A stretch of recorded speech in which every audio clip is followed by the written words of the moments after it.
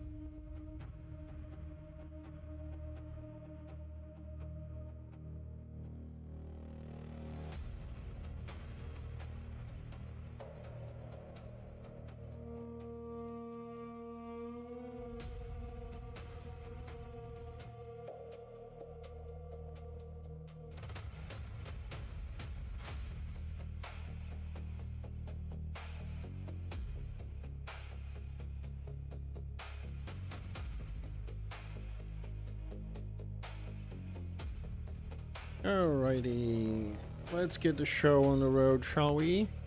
How are you guys doing? Good evening. Let's get the show on the road, shall we? Right, so Sunday. It's not Friday, it's Sunday. Sunday, and we have 632 people online, 50-50 for once. And Avalon is open, Badlands is open, Order is sieging with 20%, Rakeland, somebody hit the door on order. Okay, everything sounds normal. Right. Okay, so what we're going to do today is we are going to take another look on those patch notes. So what I kind of thought of doing today, which probably you won't enjoy it, but this is the live version we have at the moment. Okay, we're gonna go and shoot some dummies with Fixer. We're gonna strip him all the gear and everything just to get down to the basic stuff, and we'll take some screenshots of the numbers, and then we're gonna log into the test server, and we're gonna see those weird numbers we've been looking at yesterday. Yeah, those 150 plus 1.5 plus times this and times that, to see how much how things have changed, the basic stuff, so we get a better understanding and idea of that, of what is the increase first, and then we'll see. So I'm just gonna remove all these things here, everything. One naked dwarf. We also which I don't usually use this one. We're also going to remove all the tactics, and we're going to remove all the renown as well. For now, we'll put it back on in a later time. So I really want to see what the difference is. I could show you a thing or two. This one, please. Respec, yes. Respec, yes. Alright, so pretty much that's a level 40 character with no tactics, no renown, and no gear. Yep, everything is on white. So this way I can get a bit of a baseline.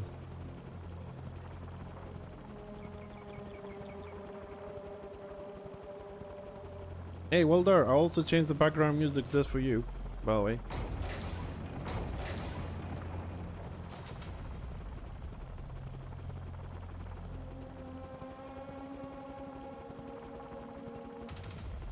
Yeah, it's not very like RPG fantasy, but it's kind of something on the background. I kind of got used to having something playing on the background these days. Okay, so I am going to need an Excel sheet so I can write some stuff. Okay, so here we have the production. Okay. And dummy auto attack. I need a gun for that. Yes. We need a gun. I need to be able to see my combat log. Right.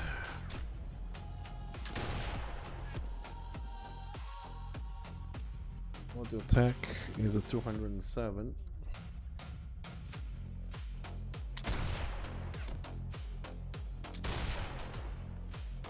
I like how I'm creating the damn thing. A gun blast.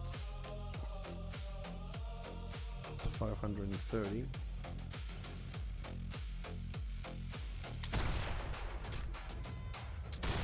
And yeah, let's do a firebomb as well. Firebomb is 374.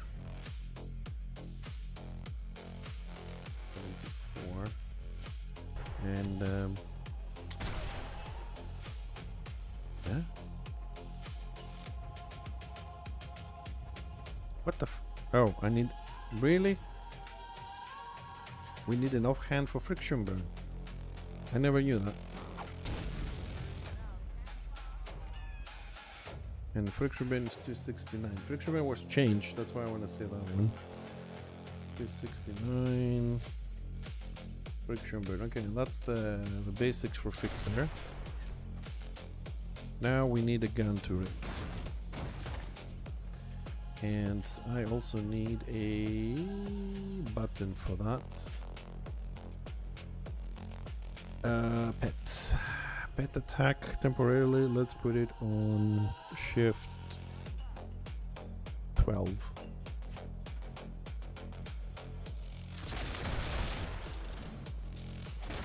Okay, so let's see. Machine gun is at 110. Machine gun is 110 a second, and auto attack is at 216.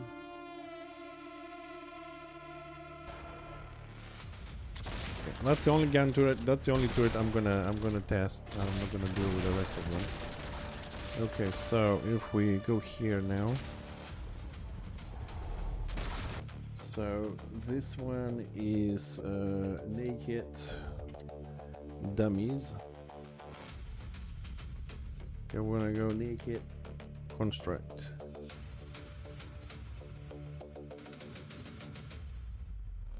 Right, so tell the pet shoot the training construct there. 69.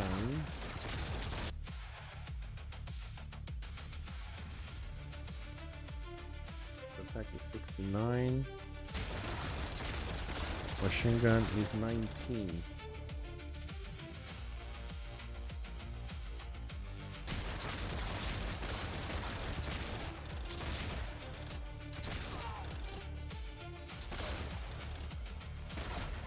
Yes, good point. Yeah, good point. Hold on a second. Thank you.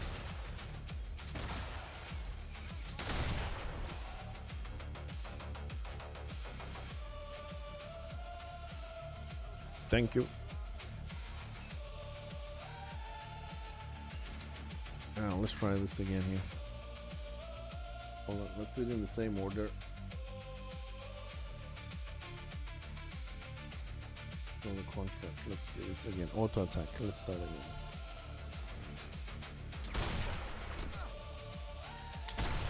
Construct is 42.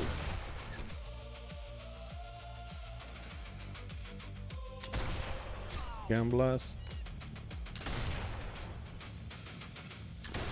119. I'm not including mitigation on this. I'm seeing just the actual damage here. Then we do the firebomb. Ah, crap. Firebomb is 224. Okay. Now we need the offhands.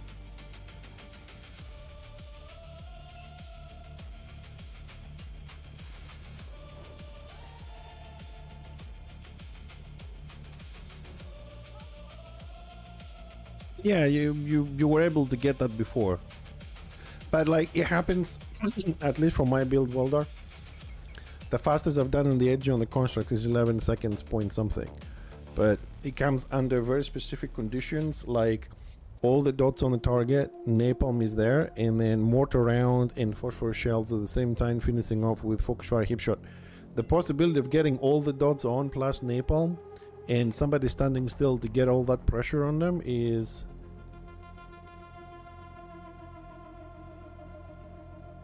Yeah, I mean, I was doing tests to see how far I can push it and what's the best combo, but you can, but the dots are... my average is about 14 seconds, maybe 15. If you don't do the perfect rotation and something misses, something gets parried or whatever.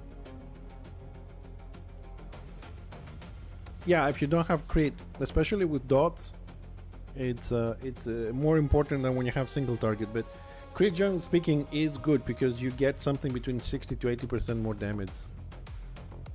But we'll see. We'll do a test. We have the gear, almost all the gear on the test server, so we have 5-6 hours in front of us. So we'll carry on with testing here a little bit. We'll see what we can do.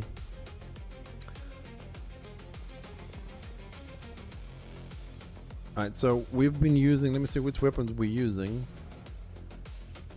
The sniper one, and we're using the defensive one here. So I know what I'm going to use on the other one. Okay, so where are we now? Firebomb we did. We need to do friction burn. Friction burn 170.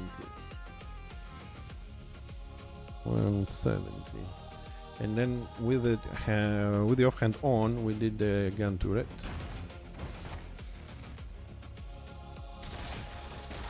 Right, so the gun turret is doing machine gun.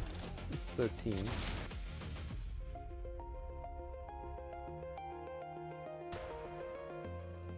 And auto attack is 69.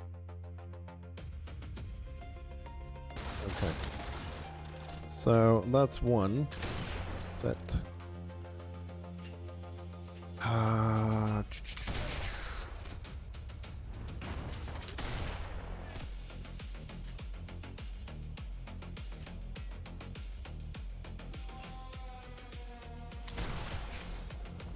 Yeah, I'm just gonna go to the bank there for a second.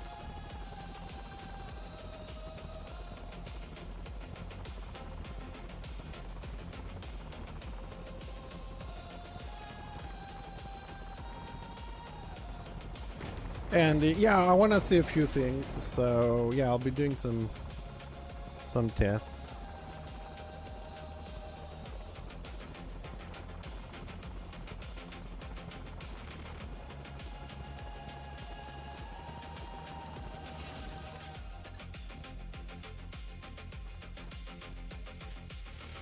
So because I'm gonna forget, and again, thank you very much to Skillworks for reminding me I had the weapon when I was testing. It's gonna, I need Sentry or Reverence here, but I forget. Plus 24 toughness on it, so we make the same weapons on the test server. The other one is Sniper Rifle. The plus 24 ballistics. Okay, that's that. Now, what I want. Oh, hold on a second, because I don't. We use that. That can temporarily go there. We don't need the event item. We finished the events. That can be stored.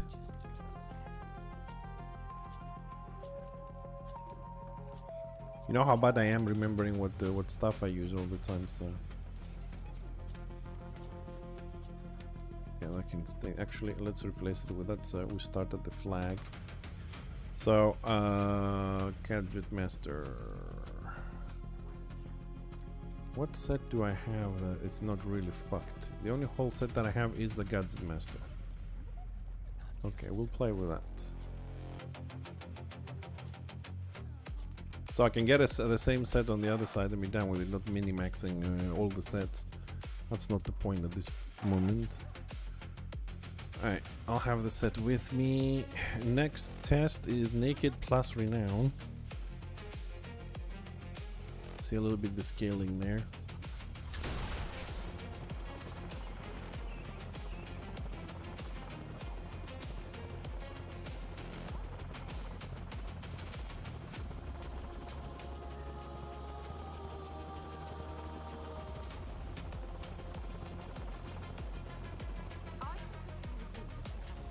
Okay, we're gonna grab all the weapon skill and all the ballistics.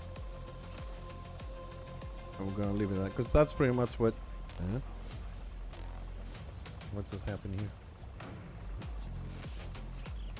Listen to a veteran a while. Okay, let's try this again. Probably a bug on the add-on. Need to update them, I think.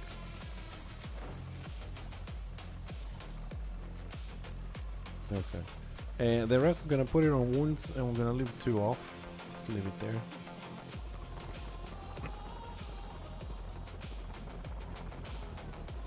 So this one that's gonna be Naked plus R. Same attacks that I care about.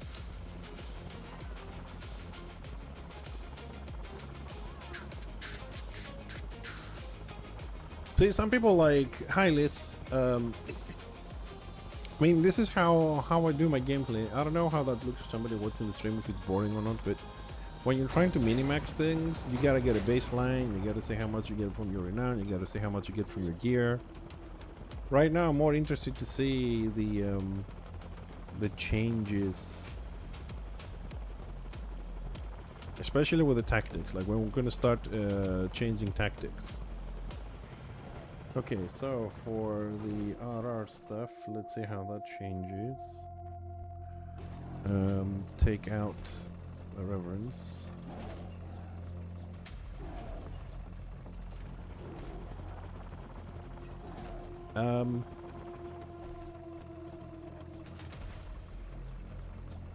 You've never been good at gearing in this game. It's not difficult, just play the game. Just, you know, like the easiest way to gear up is to get Vanquisher from the bags, which is free, save all your crests, and just keep playing with the Vanquisher. It's one of the best sets. Like, it's one of those sets you can fight sovereign people with, you know what I mean, like in a group and stuff. It's good. And then when you have enough, you buy your first sovereign set, and then you keep playing with the sovereign set, and you buy something else.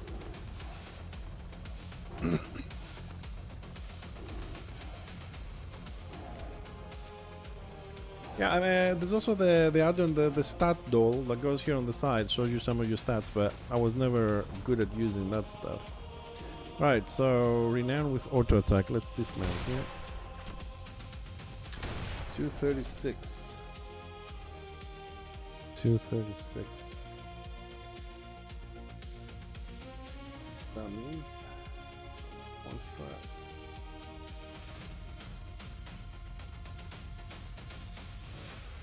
Okay. 236. Before we had 207. Okay. Gun blast.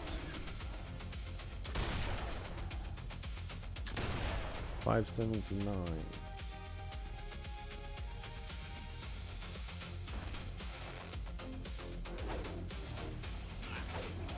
Fireball. 410.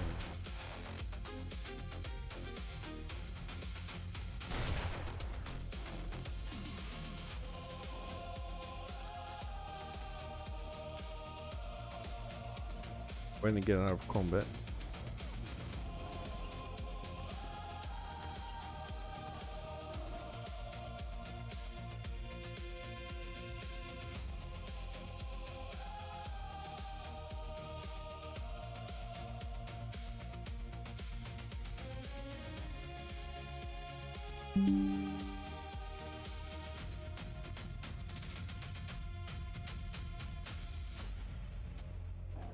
Let's go. We did the weapon on. Now we're going for friction burn, which is 288. Okay, now we need the turret.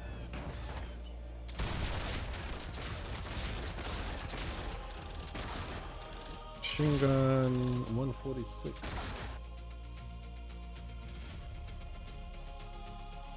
And the auto attack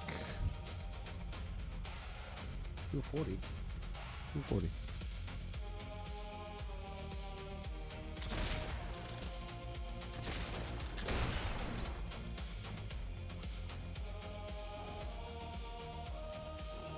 Well, Invader is a Latin, but you can unlock it with Triumphant or Victorious, I think, if I remember correctly.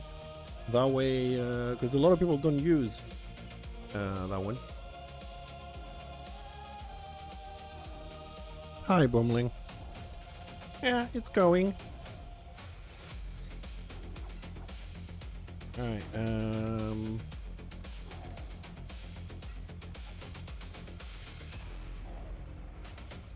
take off the gun.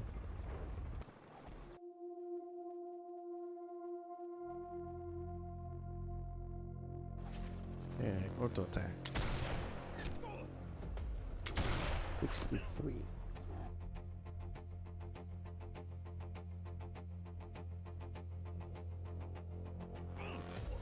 Gun blast. 166.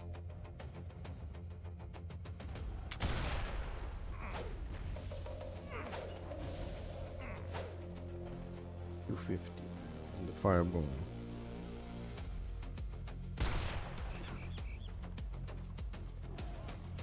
Okay, well, wait to get out of combat. Next one. Plus tactics.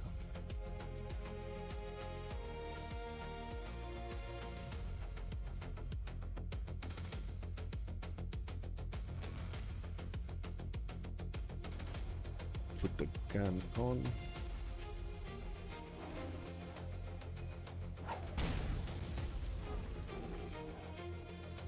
Friction burn is 184.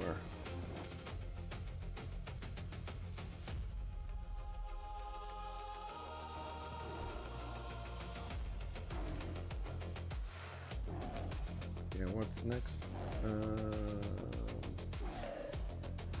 Gun turrets.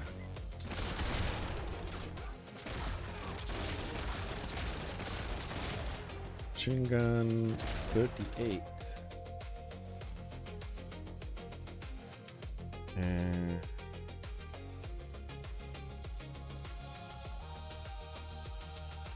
The attack. The hell? Where's the auto attack?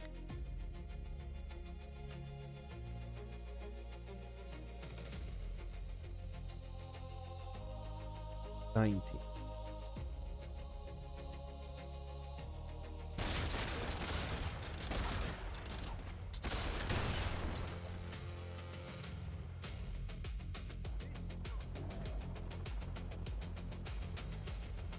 Alright, so tactics.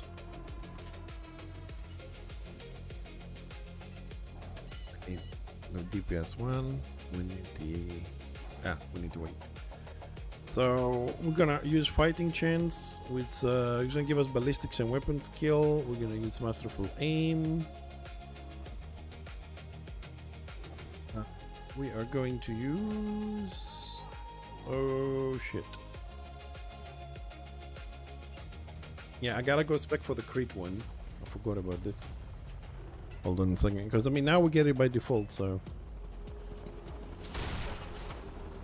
If you like the game, generally speaking, guys, all you gotta do is just play with your friends, and then eventually you get all the stuff you need. I mean, I got every single item Fixer has is from PvP. Like all the gear I have is from PvP. Later on, when people start doing more dungeons, I was helping people. I got the red dye. Like I already had all my sovereign and everything, and then I got red dye, then I got sentinel. I never went down the PvE path. All I did was be in the lake playing, and eventually I got all the crests.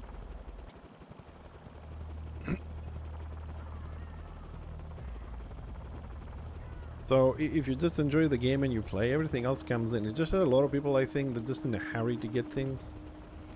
They're really like, oh, I want to level up now. What's the fastest way? What's the, you know what I mean? Yeah, just have fun. The gear will come. Like I said, if you have Vanquisher, you're golden. You can play the whole game. Yes, having a Sovereign and Invader and all the other stuff, yes, it's better. But at Vanquisher, it's a level you can chill and have fun without feeling too squishy, or you're not too powerful, you're not too squishy, and you can have fun. And then when you have this money, the currency, you can get it.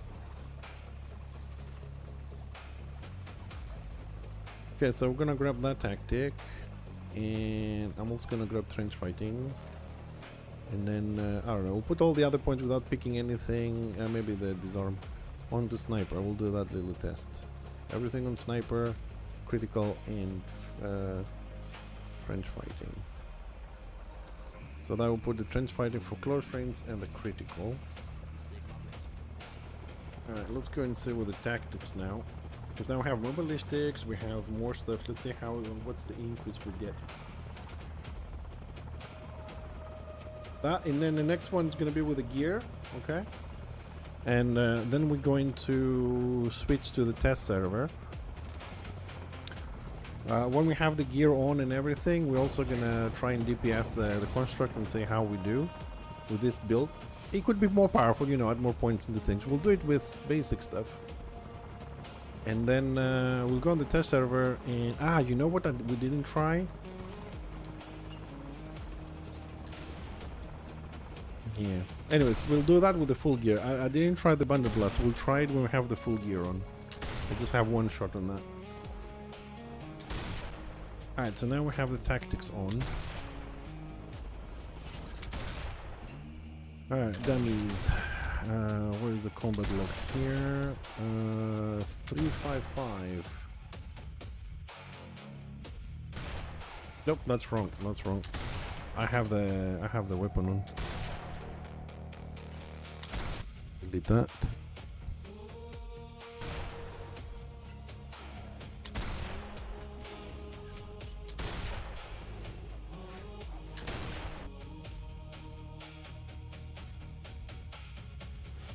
One is Thunder Blast.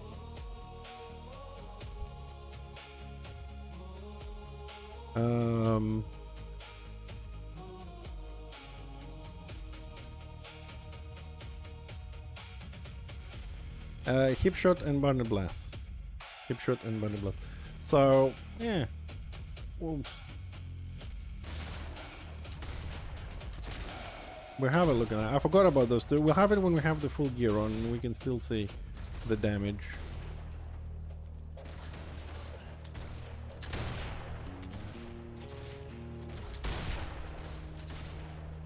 Okay, Gun Blast 966. Oh, that's a big fucking difference. Auto attack 348.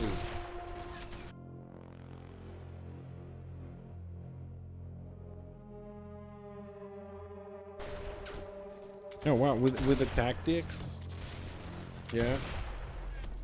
Gamblers went from 579 to 966. It jumped almost 400 points. And we don't have the crit on. What is the distance? Okay, let me see if that changes.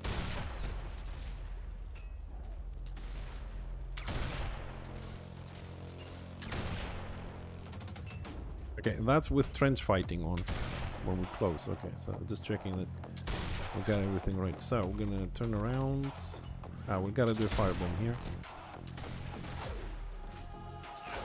Firebomb 469. 469.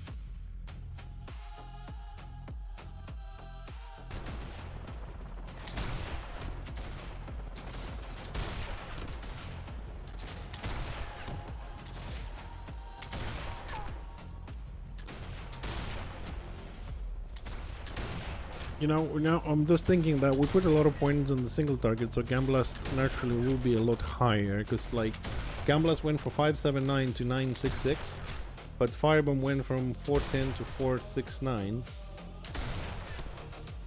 I'm going to assume that Friction Burn also is going to be low, because we haven't spec'd into it.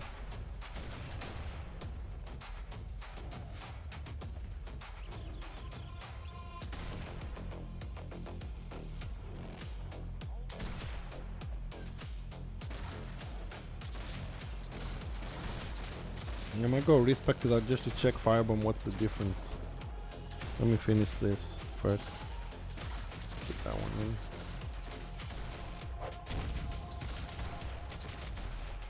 in. Alright, Friction Burn 565. 565. Sorry, that was a crit 392. 392.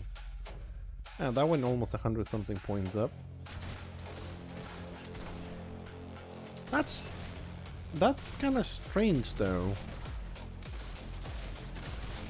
What I mean is, like, we spec'd on the sniper side, right? So from before the tactics, Gamblers went from 580 to 966, which is a huge jump. And then Firebomb only went up by 50 points, and then Friction Burn went up by 100 points. So why is Firebomb, like, why didn't even Firebomb went up by 100 points or 150? I mean, they're both spell damage. Friction Burn, I suppose, has a higher base, is it?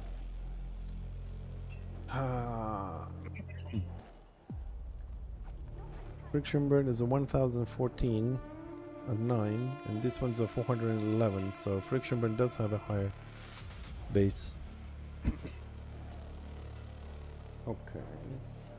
Now gotta do the turret.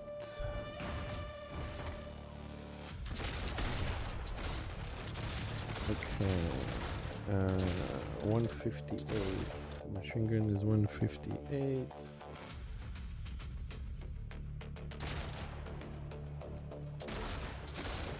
Auto attack 240.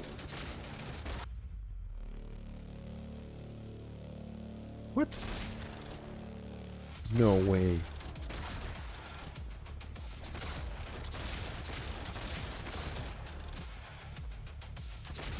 No, that is absolutely not right.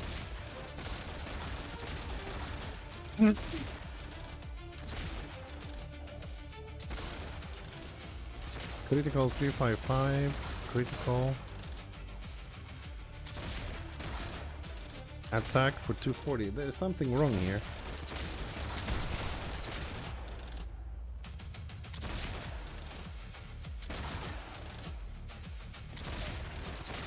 RR, you can get RR very easy, and you just, like I said, you just play the game. Just, you know, stick with warbands, do weekend scenarios, drink your potions. It comes in.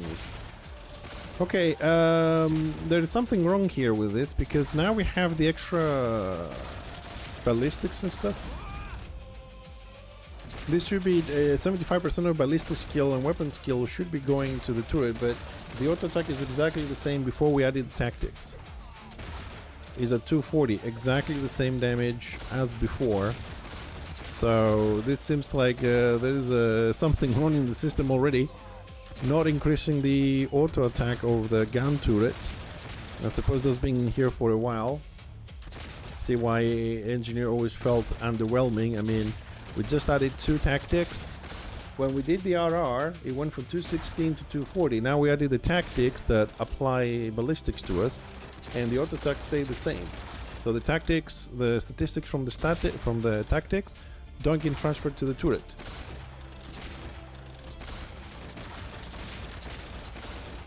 It's transferred for the ability. The ability went up, the auto attack didn't. So RR renown points affect the turret on its base attack, but tactics do not affect the auto attack. So, and if I remember correctly, on the new system, it says that all the points are going towards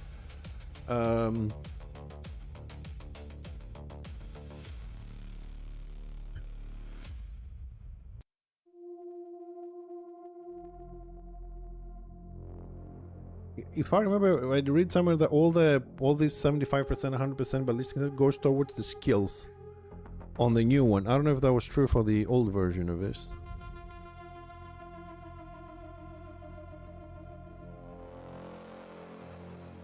I mean, it should apply on the auto attack as well, shouldn't it? Yeah, let me just put a note here.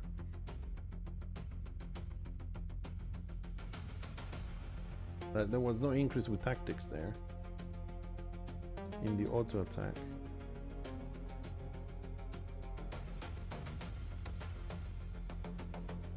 That's weird.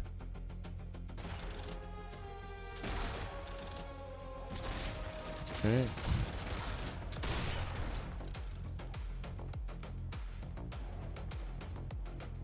Cool.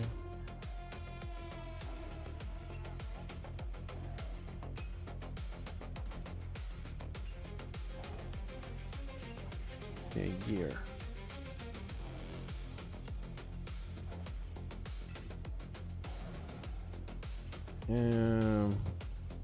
Crap. Hold on a second.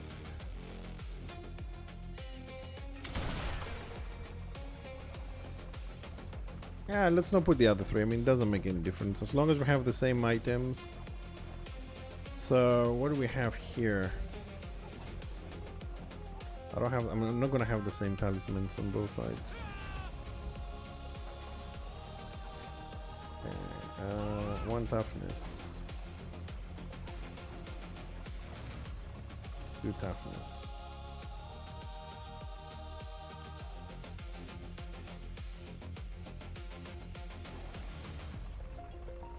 Weapon skill, ballistics.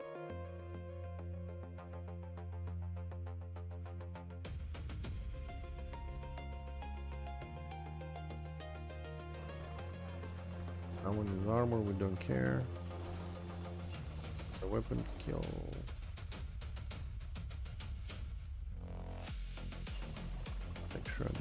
weapon skill, 2 weapon skill. 2 toughness, 2 weapon skill, ballistic. That one doesn't get one, and that one is an armor, so we don't care.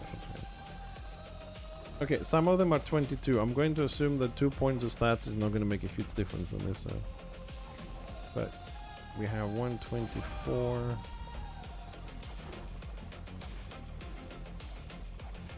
Yeah, the toughness of those 24s.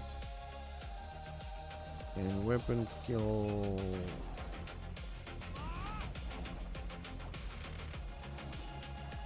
Both 22s, and the ballistic is 24.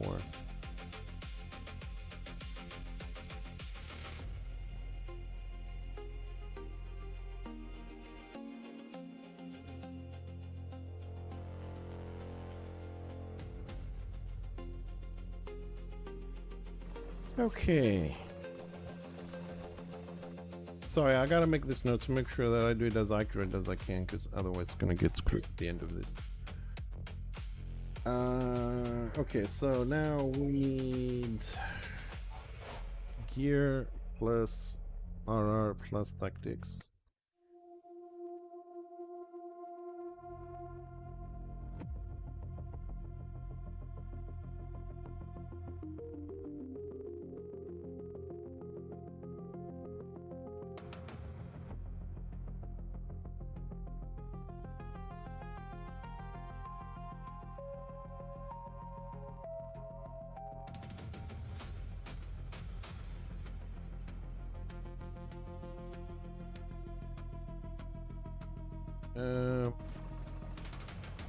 Actually, we don't. Yeah, we gotta take all this stuff out again. And that, and that. We haven't done the construct here.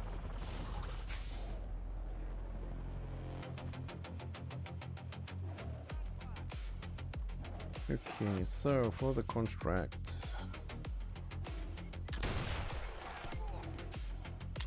117.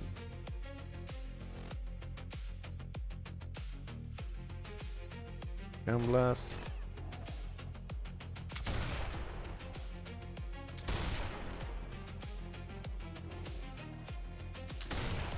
$350.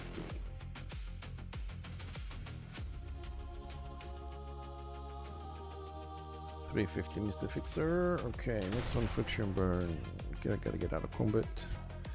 Man, I keep pressing the wrong buttons. I've been playing a little bit of Corpunk, and inventory is I, it's not B, as bag here. And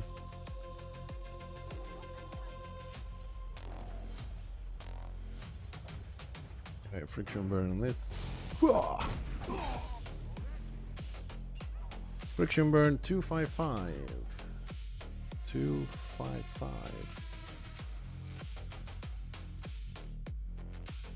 Really?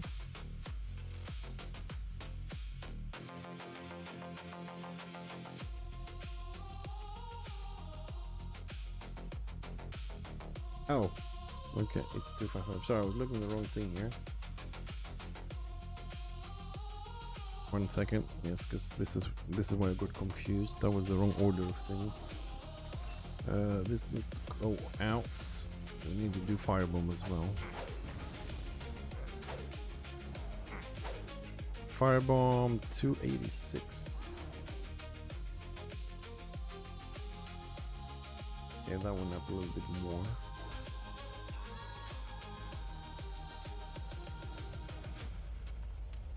Now we need the gun turrets.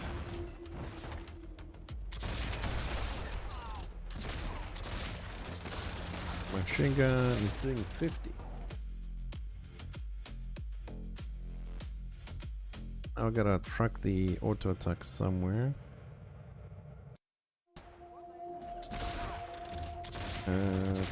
Stop shooting.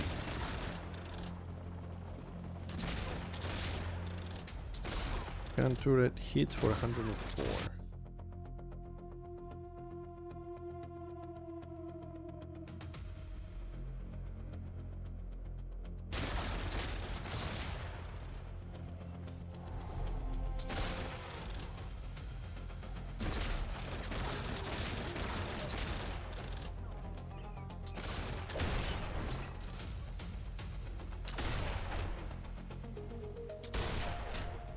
Stop shooting, dum-dum.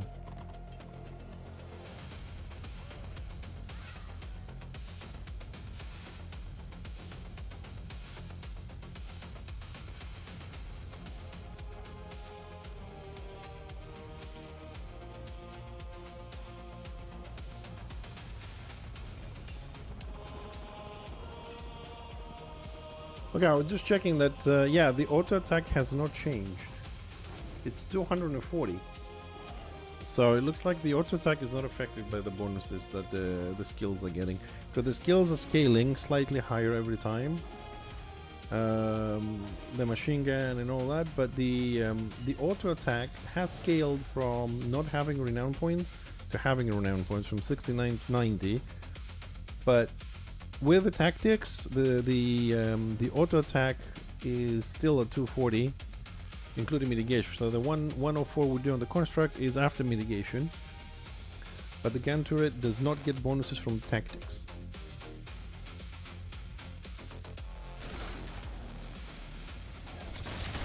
Okay, now we can put the gear on. Let's double checking it's a full set. We're going to remove that offhand. Start here. 435. 435.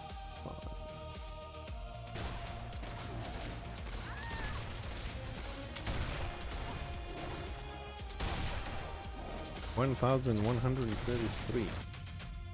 1133.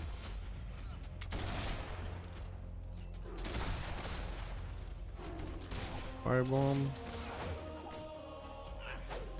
577.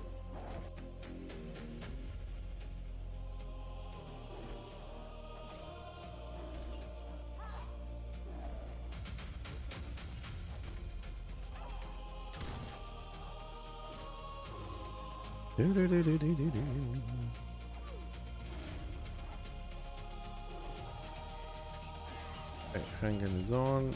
Friction burn 449.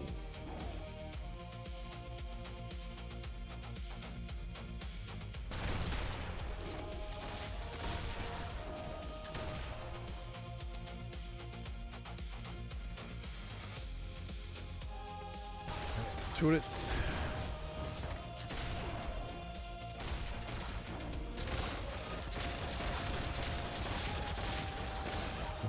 Machine gun 327. 327. And auto attack. Auto attack.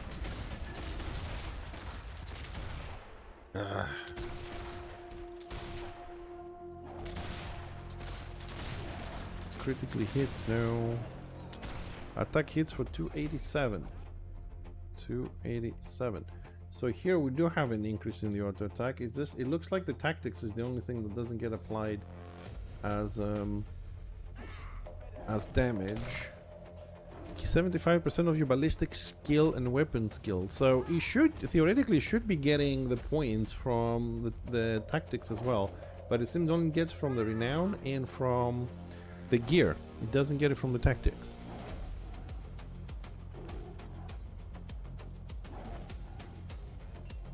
Okay, let's go to the constructs.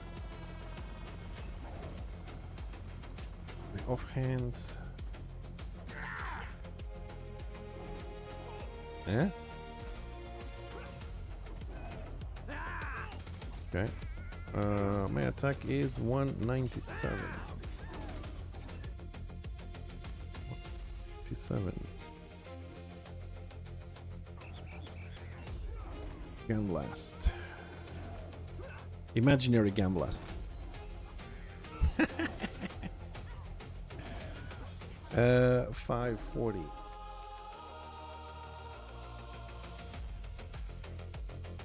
Okay, firebomb. Firebomb 363. 363. Okay, now we need friction burn.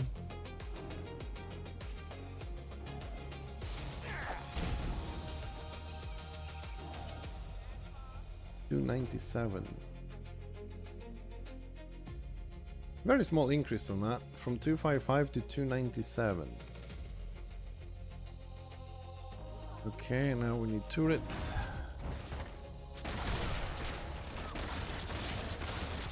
We have tactics. 73 is the machine gun. 73 from 50. Let me find the auto attack somewhere in this mess.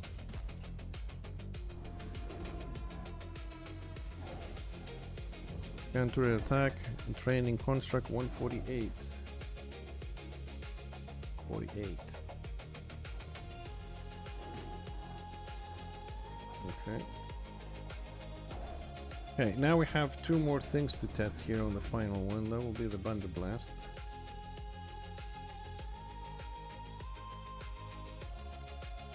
If I could actually type it properly here on the Excel sheet.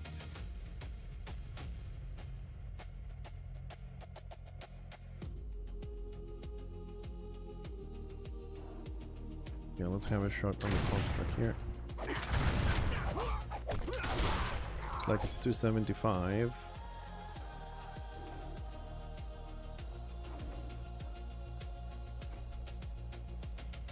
$275. After mitigation, that is. 275. 275. Okay. Let's shoot these ones. I'm trying to shoot this way, so I only hit one. 585. And one hip shot on the dummy. 227.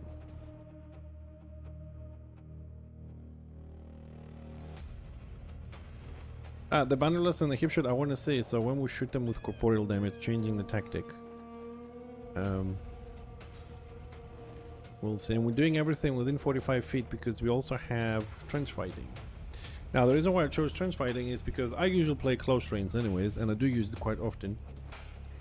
And one of the worries that I have is this: they give us this new tactics, which hold on a second, I need to just minimize Excel because it's too bright, it hurts my eye. So what I'm worried about is that from these tactics that we have here, right, this one is like weapon skill and ballistics. I use it quite often. The other one is ballistics. I think everybody uses that one. The other one is the critical. So these three is kind of like the standard ones. Now you could remove one of them to get like signal flare for 15% extra damage. I prefer the close range one, applies to everything, because before we had the cooldown on the signal flare, so I wanted to keep my damage up. The point I'm trying to see here is, hey Robert, is that if I replace trench fighting, I'm gonna lose 15%, right? So we're gonna do a comparison. I'm gonna remove the critical first because we did all the shots without the critical. It's just here to take the actual slot, because we didn't shoot anything with the critical with the skills. It doesn't work if the turret is not out. So if we assume we keep this as DPS and then we change that one, how much the damage is going to go down and how is the corporeal going to compensate? And then I'm going to start removing this and this and this to add the extra wounds, to add the corporeal, to add the extra damage on the turrets. Those are new tactics that add damage to the turret to see how much the turret is going to do. Oh, I understand. I read high anyways, Robert, don't worry. So we have those... No, not yet, Tibbs. I haven't been to the test server, not yet. Okay, so I think now we have all the stuff we need from here. So I just, hold on a second now, I just need to make a copy of all these values here. I'm gonna name this one PTS. It's gonna delete the values here.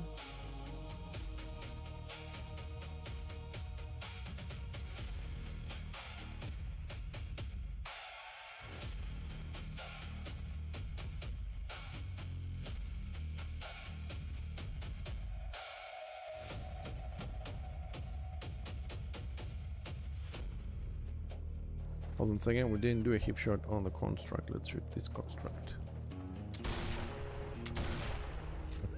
364.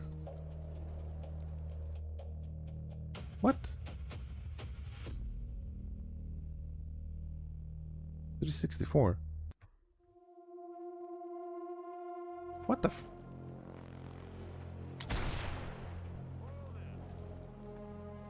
Oh, okay, now it makes sense. Okay, see, good thing I checked because the hip shot there was 770 on that one. Okay, let's save that. And one there.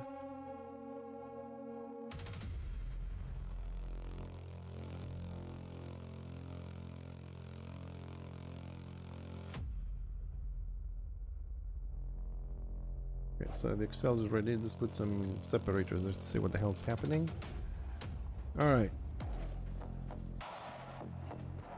Now we have all we need for a little testing here and see how this is going to change things. Now we're going to go log into the test server. Now, this might take a little bit longer. We need to find the gear, you know, fix them up. And I didn't have time to do that in advance for you boys. And of course, it would crash. Why wouldn't it crash?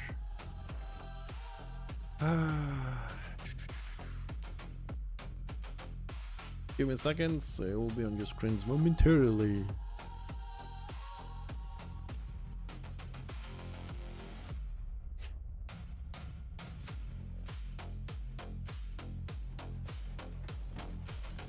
Oh no. Hold on a second, sorry, my bad. I need to go to the test server. Save. Let's go download some stuff, blah blah blah blah blah. Connect.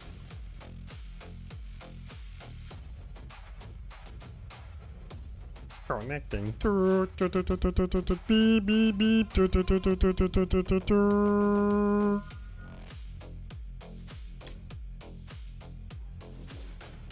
Alright. I do have an engineer ready here. We'll jump on him. It's loading.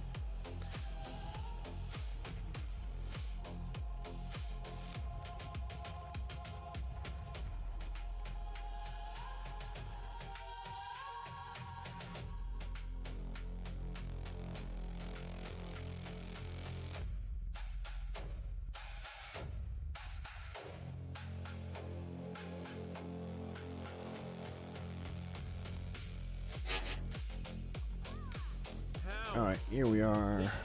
Captured me.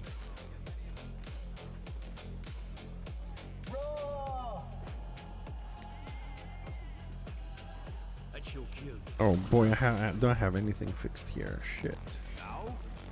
Okay, let me just make this easier on myself. We need firebomb. Unhand that dwarf, you beast. I am Sigmar. I am Vargron, head stomper. I will smash you. Hip shot. Raw!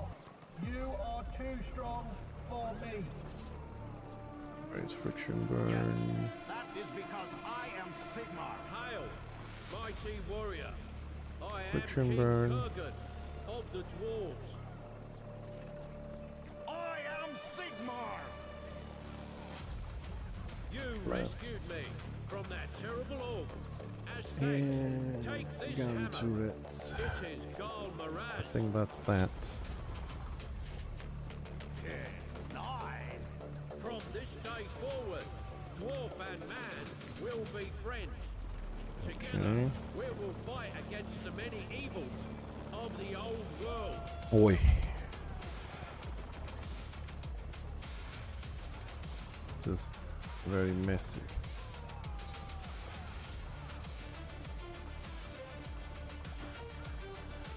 I don't even remember having all this gear on the test server.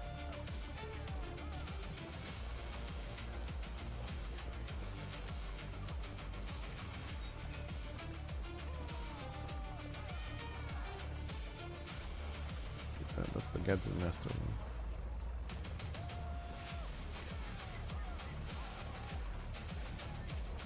Anyways, we'll get there when the time comes.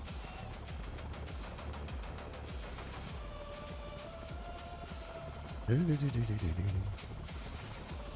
were this dude? Sealed master. Okay, let's remove everything here.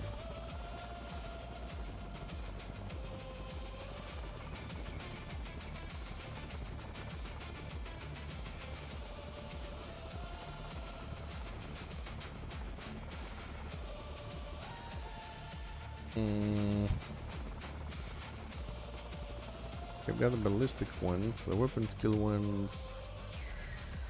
Go check the bank. I'm giving lessons.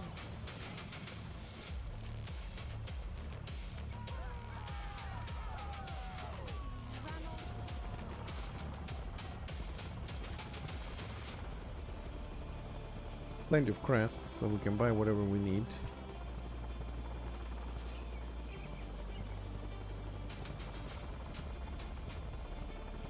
Put some stuff in the bag. I mean, I've made this guy, you know, a year ago. It'll be safe as houses with me. Okay, we don't have anything there, so...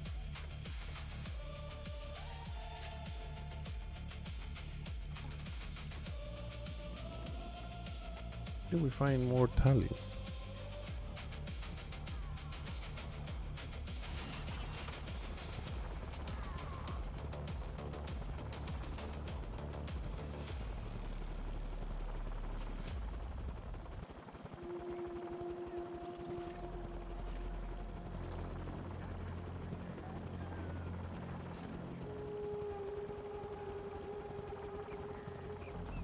Fire sale, goods going cheap.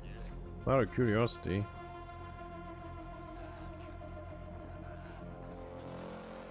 Yeah. Oh.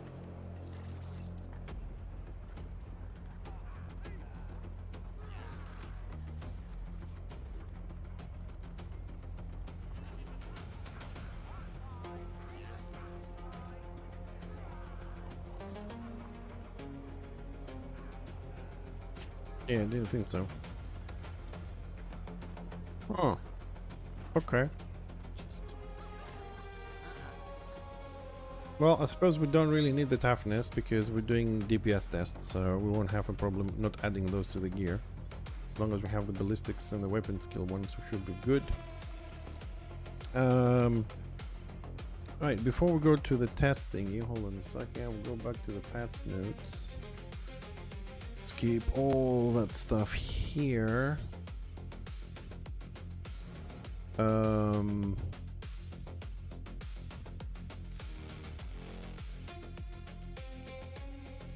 Oh yes, the Ventor should be next to the guy with the stalwart stones.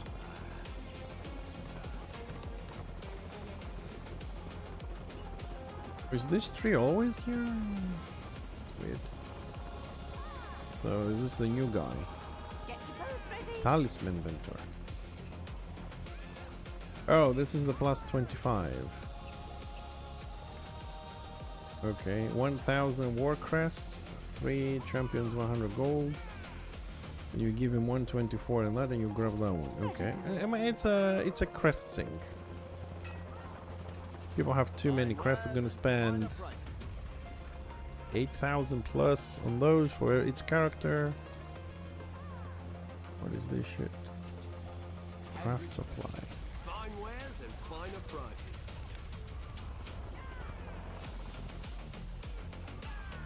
This is the sewers guy.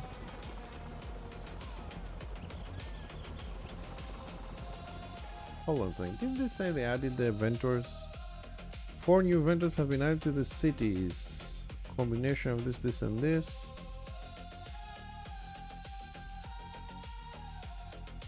The portals.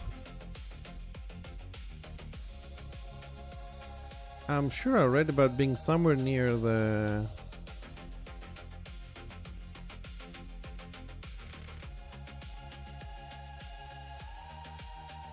This is a crate, weekend warfront, duration, flak card, don't know what the level of content, new tallies.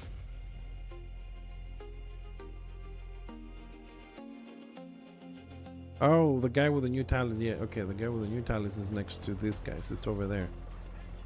Okay.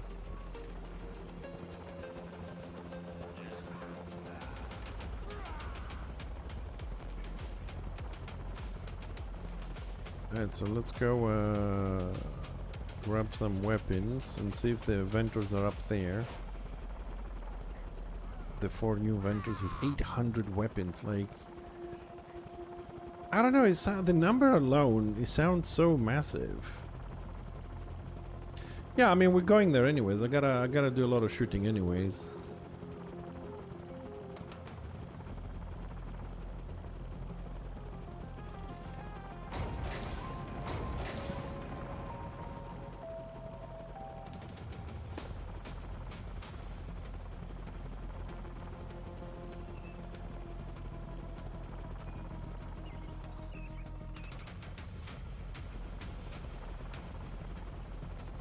Okay, these are the normal ones.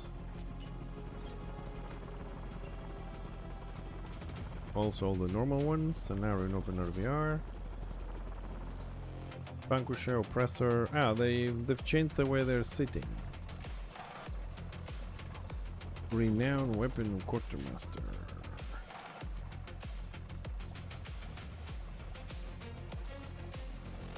Of Supremacy. Which ones are this? I don't know, 66.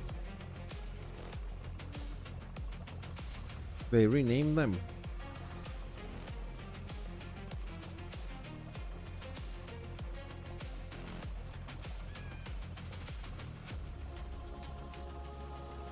Okay, so this is the defensive one. Those are the sentry ones. Called the supremacy ones.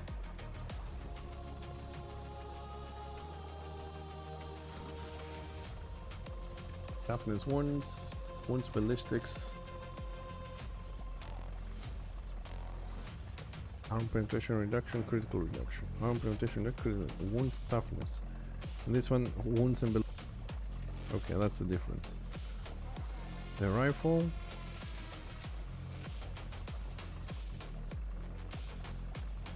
So we need the sniper. And he won't let me buy it. Of course not. Purchase.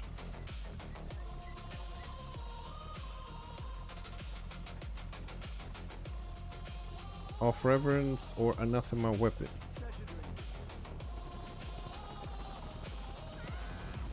Oh god.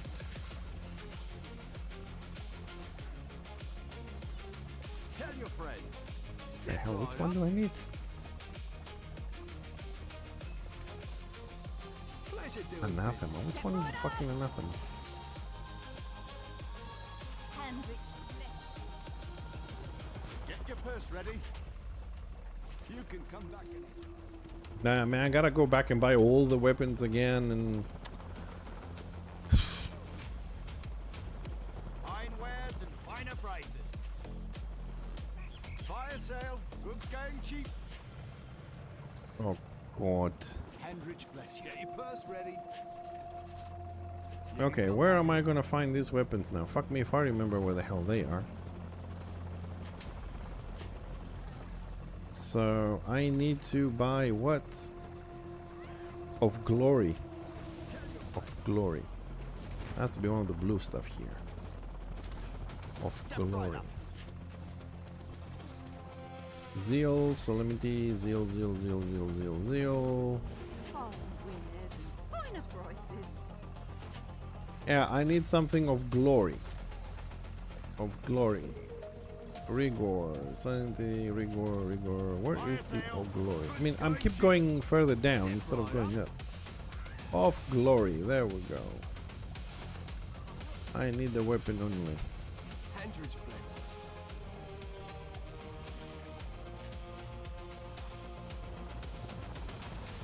you. Okay, so in theory now I do have the unlock. Can I buy this? I cannot buy it. Purchase and off reverence. Oh, reverence. Which one needed the glory? Oh, for fuck's sakes. You can come back anytime. Fire sale. Goods going cheap. Yeah, I need the reverence Finer one. prices. Of glory. I mean, I got a sniper of glory, but now it says I need anathema or. Because I want this weapon. Actually, I need the reverence weapon. Where is the reverence weapons?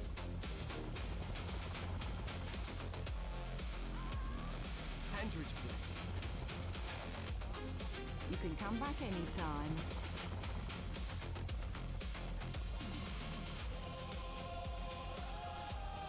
You can come back anytime.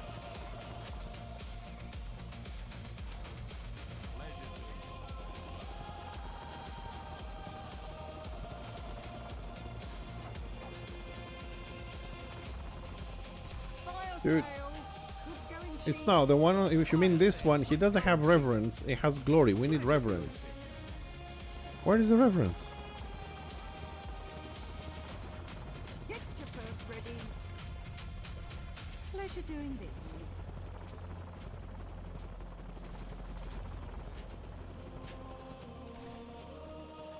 Requires Tom along. Purchased an off reverence weapon. Where is the vendor that says the reverence weapons? Because these guys have all the jewelry shit and fortress, subjugator, Get your purse ready. besieger, and genesis.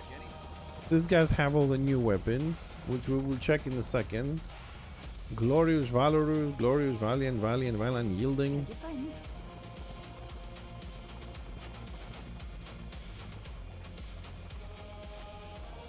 Tell your friends.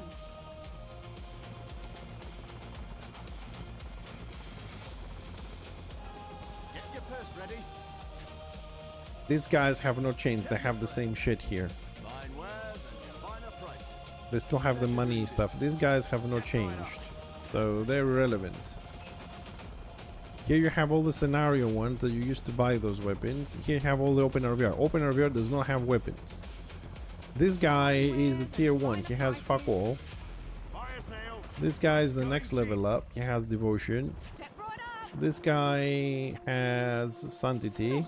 Step right up. This guy has mercenary and solemnity and zeal. This guy has of glory. Tell your friends.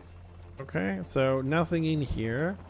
These guys have the new ones, so they don't exist. This guy has the new potions. These are the Genesis stuff. Vanquisher. Nothing here. Oppressor.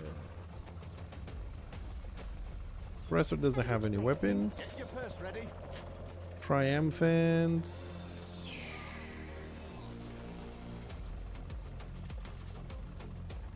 Oh, jewelry case. What the fuck is that? Triumphant doesn't have anything. Lineaments, trophies for the ranks. Step right up. Nothing. And then this guy won't sell us shit because... Oh, there we go. Reverence. There we go. Oh, they were higher up. Okay, there we go. So we get that one. Found it. We equipped it, but there's no pop-up to say that we got the unlock. Don't know if that actually works, but I need the sniper rifle reverence and I need...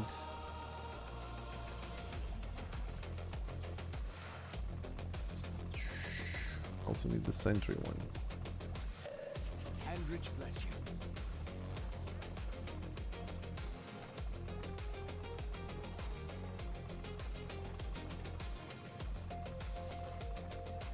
So we've got the weapons down here. Alright, the new weapons. Level 11.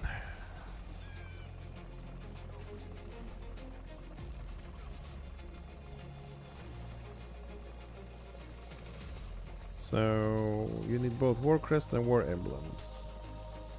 Still 70 health with parry. 1% parry, 1% reduction, critical strength and wounds.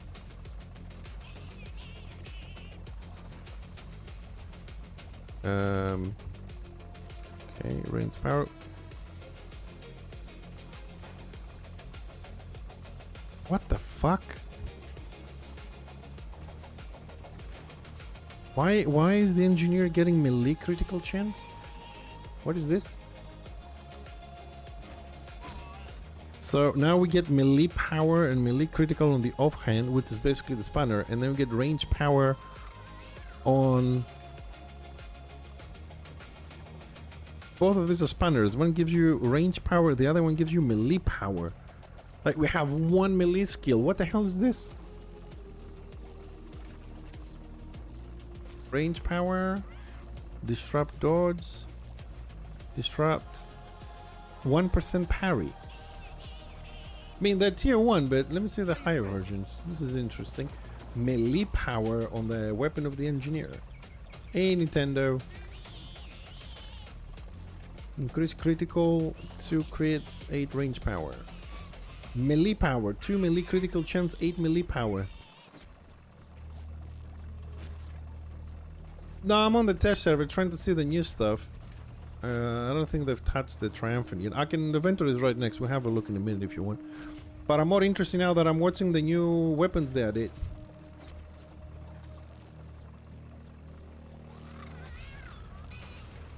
I mean, I can probably use this. But because I also have it set to useful now, so they are engineer weapons. Requires now 39 race dwarf. That's it. Range, spanner, parry, 2% parry. Unless they are for like another class and they are here and the filter doesn't work. Yeah, no, if you put show all, they're all here. So useful now shows you only engineer stuff. So it looks like we're getting melee power on our melee weapons and parry. Health steal, critical rate proc, reduce cost of abilities, restore action points. Yeah, anything that's melee here, I mean, I can't buy it because I don't have the currency. Well, suppose maybe I should have made a new character, would have given me this currency to see if it works, but it's kind of weird. Anyways, we'll see. So there's a lot of weapons there, okay. Tell your friends. So we go to level 40 blues now, which I'm assuming is the same. Yeah, melee critical chance, melee power again. You can come back anytime. Checking something, okay. And bless you.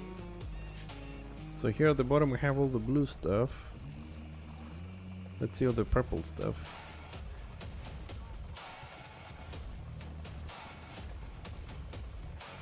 Again, 2 range screen, 10 terrain punk.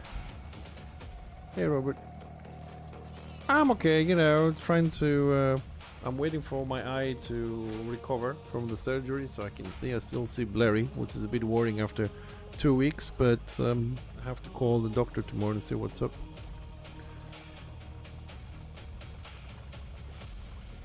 Range power 10.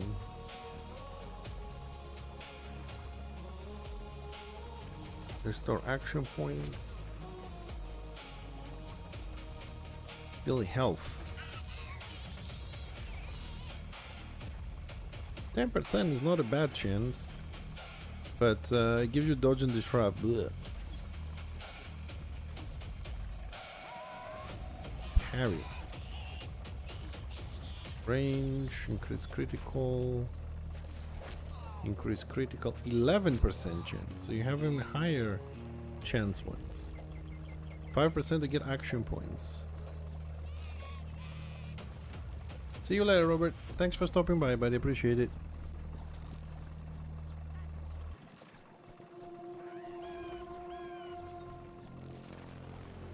Critical rate again. Do we really need these weapons?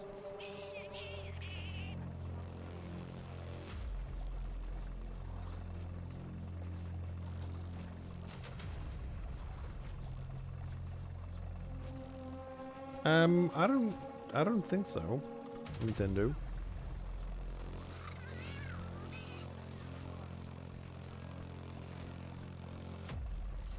Well, we have something that increases your critical chance for a bit. Action point, life stealing. Yeah, I mean, crits and health stealing weapons. I mean, I don't know. Do we really need those? I mean, the action point weapons. Yeah, I suppose. I mean, everybody has action point issues, so getting 46 back actually it will help a lot. 5% chance with it crits. You know, 5% is not bad. I mean, we'll see how often the procs happen. It's not too often, but you know, often enough, I suppose. But do we still do we need more weapons that actually give you 200 HP back? Like you deal damage and you heal yourself. Like, isn't that kind of well want like regeneration builds to go away, and they remove regeneration from the engineer weapons to what bring you this? You took the 20 HP every 4 from the engineer weapons, and now they're offering these ones.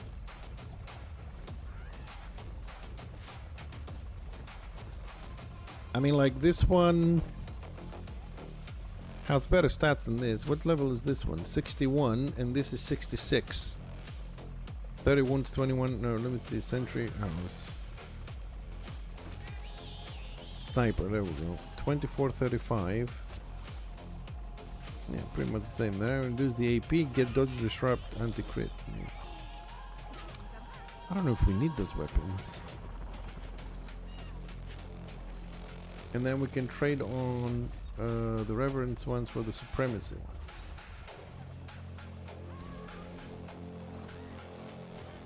$15 ranged, 1 critical. 15 ranged, 1 critical, 3 AP, 36. 24.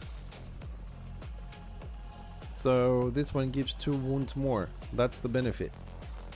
Like the sniper rifle of supremacy versus the reverence one. 24, 26. So I'm gonna go through the trouble of spending 800 to gain 2 wounds. 20 HP. Like, I'm gonna have to go through the process of unlocking this and from reverence go to supremacy to gain exactly 2 wounds. Or give 1,000 war crest to get a talisman for 1 statistic. I mean, we're all gonna do it. Yeah. Yeah, that's what I'm saying. Like, you're gonna give 1,000 crests, which, to be honest, if you 40, 88 plus, you have plenty of them. It's not an issue of the crest for the people that be playing for a long time. Probably for a leveling guy trying to minimax everything will be an extra thing. And I said, yeah, having some crest sinks for the end game is not a bad thing. But somebody, let's say Tosh, because you'll know Tosh anyways, okay, to shut the kid up. He probably has like 60, 70,000 crests sitting in his bag. So he can go buy 8 tallies, give 8,000 crests, which is not even going to put a dent on his supply of crests, slot them in the same day, and say, yeah, I only play 1 character, fuck it, I'm done. Do you know what I mean? Like, some of us are not alcoholics, so we only need to make 1 character, we're good, the rest is just for fun. So, and then you get this one to get 2 wounds more.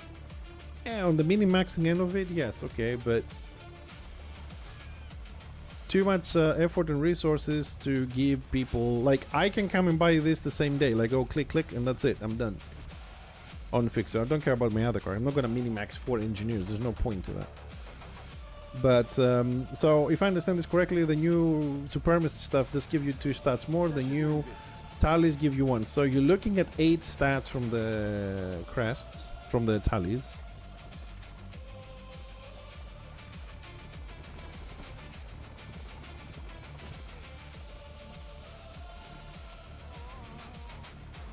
Yeah, but yeah, I mean, not so much, Bumbling. Really, not so much, because like you can run speedrun on HV to get them. You can run speedrun on Gamba to get them. You can run speedrun on Crypts. So you can do those 3 in 1 day because they are 1 hour and a half, which is nothing. And then plus whatever you get from there, and they're gonna add them on the weekends and weekly scenarios and stuff. So for some people, yeah, it might be a bit of a bottleneck, but it's not like a huge thing. Within a week, you're done. It's not, and now it's going to be easy to find speedruns as well. Hey Facundo, yeah, the 2 wounds will be useful against the salmon dots, yeah.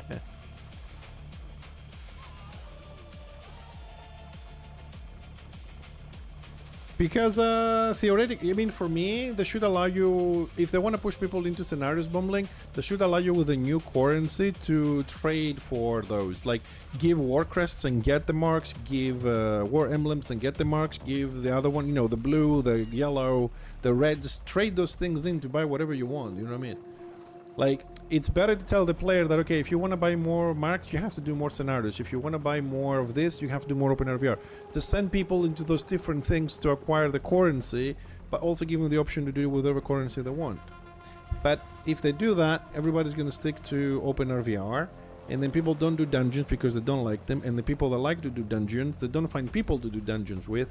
It's a cycle, you know what I mean? They gotta push the PvPers to the PvE so they don't lose that population. And then they have to push the PvEers into PvP so they don't lose that population either, you know what I mean?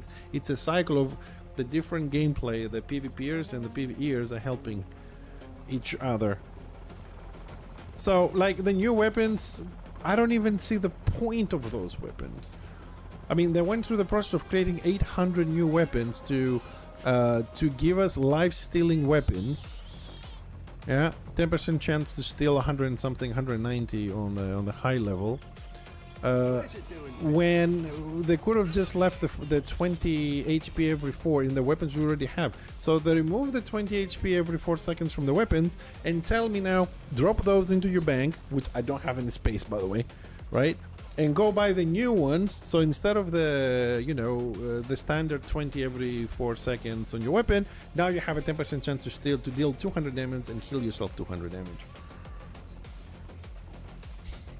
I mean, I thought we were trying to remove regeneration builds and stuff from the map, and now we're just switching to life tap instead of regeneration.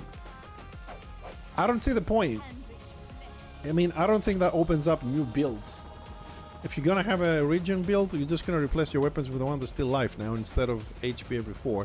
I don't, you know what I mean? And personally, I'm not in a hurry to change to, you know, all my tallies and stuff like that.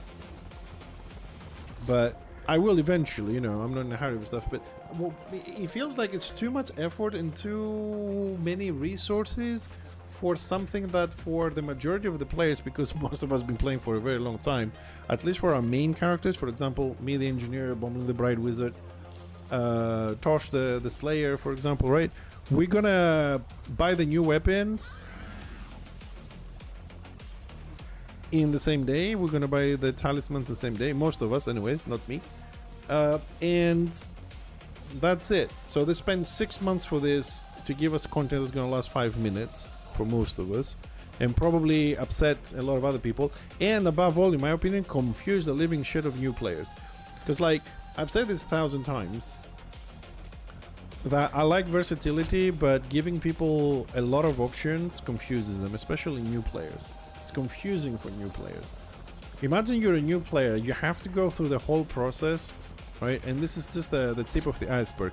So you're gonna have to come and play like with these Ventors, and then you're gonna have to come down here and, you know, go through the, do I pick the open RVR stuff or do I pick the scenario gear? Blah, panic. Do I get these weapons or do I need to get these weapons? Right? And then, you know, the guy's gonna be like, do I need to grab these weapons first from the scenario stuff or do I need to grab these weapons?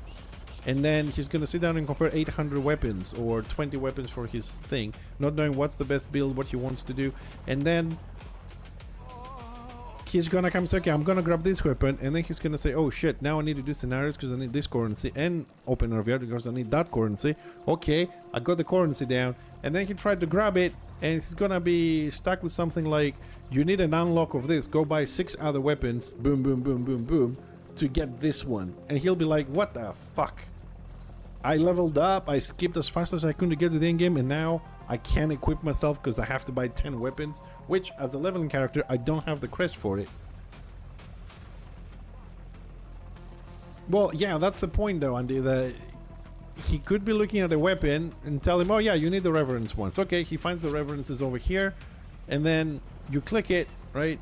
Tell him you need the supremacy, that's the beast, whatever, and then, oh, now I need to buy reverence, and okay, let me just buy reverence, and to buy reverence I need to buy the weapon from here, and to buy the weapon from here, I need to buy the weapon from here. But I'm already past the level of this weapon. Why should I spend my crest on this to get the next one? Because a lot of people will come like 40, 50, 40, 55 on tier 4, level 16, because they stay long and this and that, and they can skip these weapons, but now they're forced to get them because you require the unlocks again. Same thing as the gear. You can skip a set. I used to skip sets. Like I would save up and don't get the Annihilator, for example, and go straight to Vanquisher. Just get the Renown and get it. Didn't need the unlocks before, then they put the unlocks in.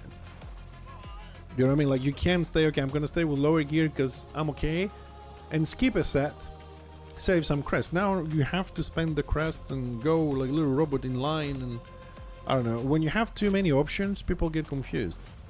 And then we have another problem. People don't spend time to learn the classes and the gear and the specs, and what they do is, right? And what they want to do is just level up as fast as possible and get that. And then we give them the weapons, we give them what they have to do, we give them the rotation, and when we come to the end game, all of us, including myself, we wonder why this guy doesn't know how to guard, because he never actually played. We told him follow the warband, do AoE, grab these weapons, and then join the warband, and you're good to go. So that's what he does. Press the AoE buttons, gets the gear we told him, and keeps doing that, because that's what we told him to do. You know what I mean? Anyways, you'll be surprised how many people are level 40 and they don't know how to use guard. I even had people say, why should I guard you? I take damage. I'm not gonna guard you because I take damage.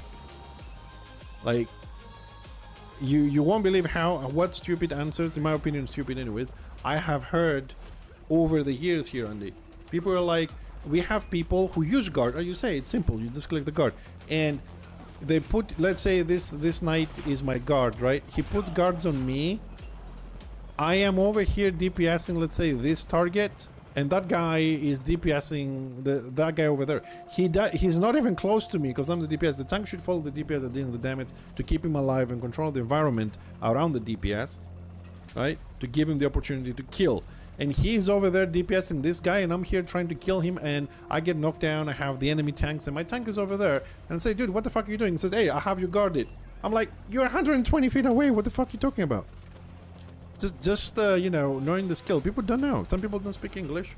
This game comes to other languages as well, but, you know. Anyways, let me start shooting some shit here and see what we're doing, all the new stuff. So, okay, so we moved everything there. Where's my Excel sheet to start here? So we can get over with this, and then we can go and do some killing on the live server. So we're using this weapon. Where's my combat chats?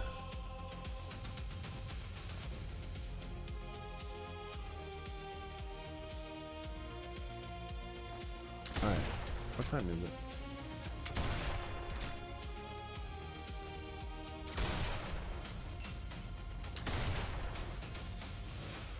$5:31.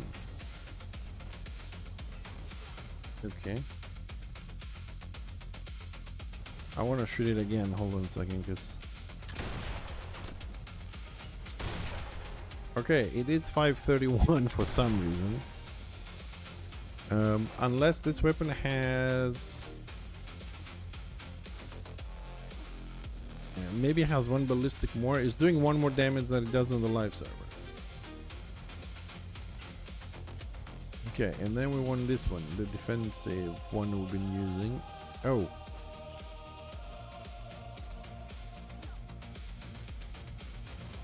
Okay, it had toughness on it. Okay, so that's it.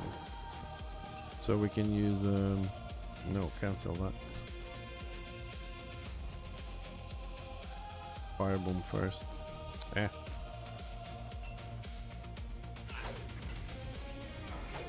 Firebomb 381.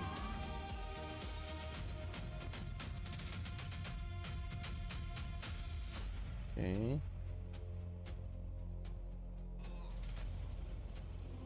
Wait, is this the same weapon or did I fuck up somewhere?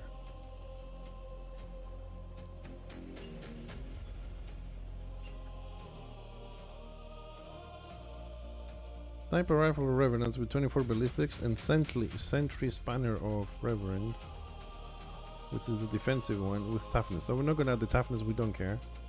So these are the right weapons.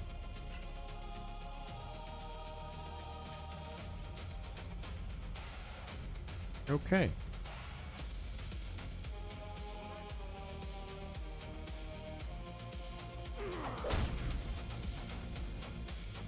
Okay, friction burn 236.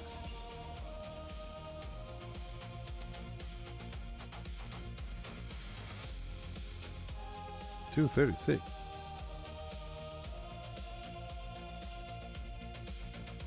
The hell?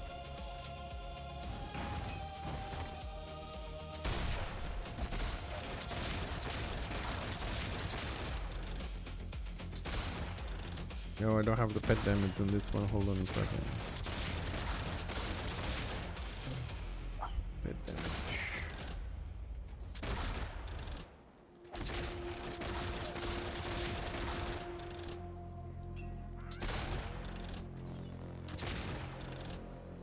Okay, turret is doing, machine gun is 130.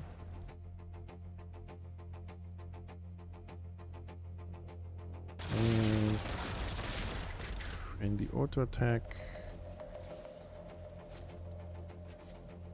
220. Okay, so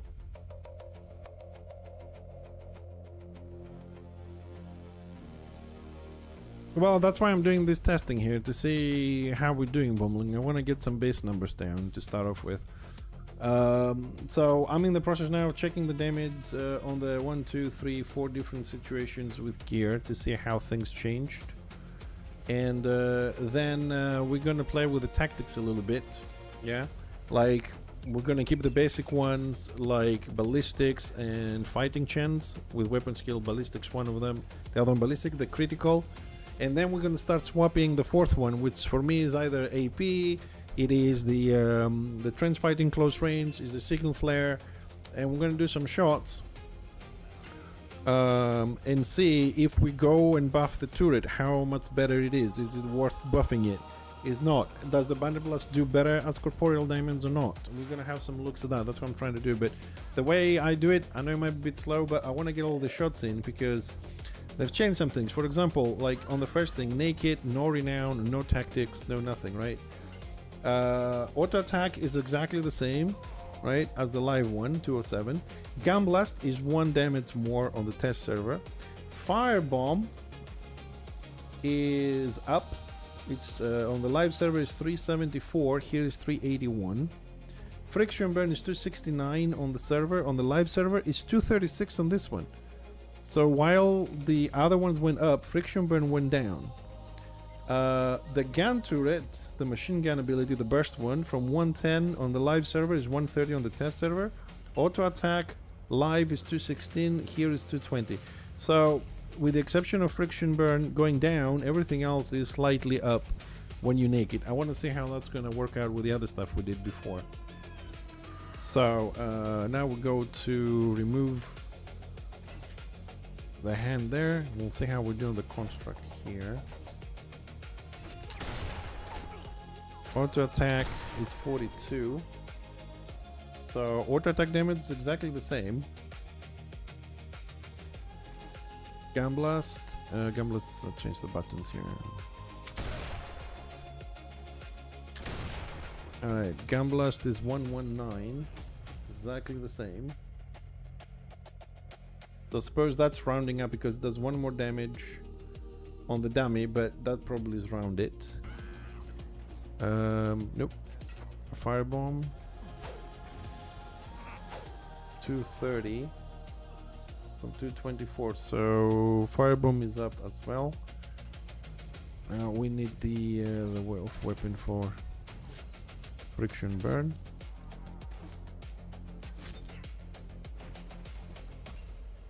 Yeah, and I'm so used on the different buttons that friction burn is 152. It's down. It was 170, 152. So the dot went down and the direct damage went up.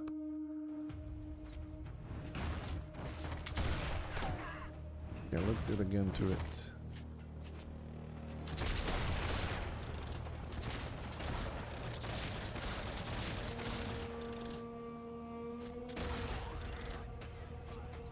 Okay, normal attack is 71. Up from 69, and the machine gun is doing 44.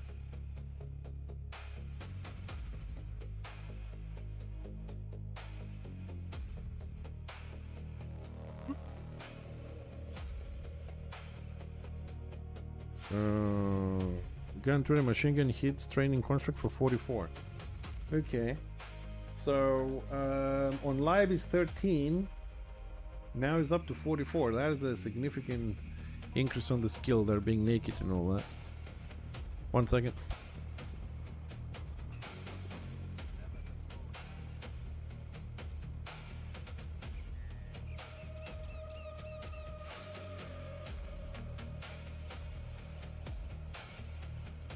Right, sorry.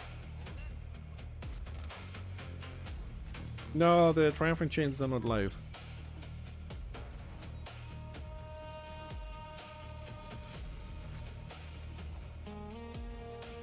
Well, so far the damage is up on the direct damage, but it's down on the dot, especially friction burn, which I freaking love friction burn. Alright, so let's go and put the renowned stuff on.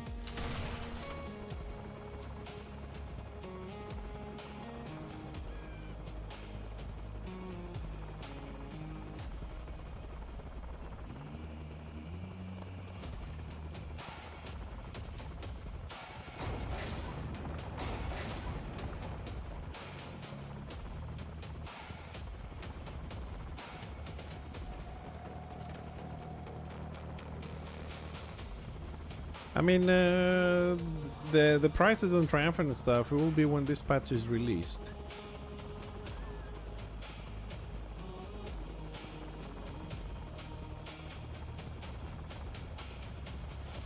Alright, so here we want all this,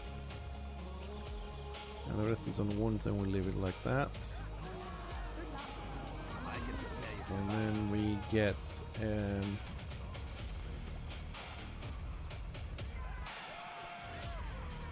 all the points there, and we want to take that tactic, friend fighting,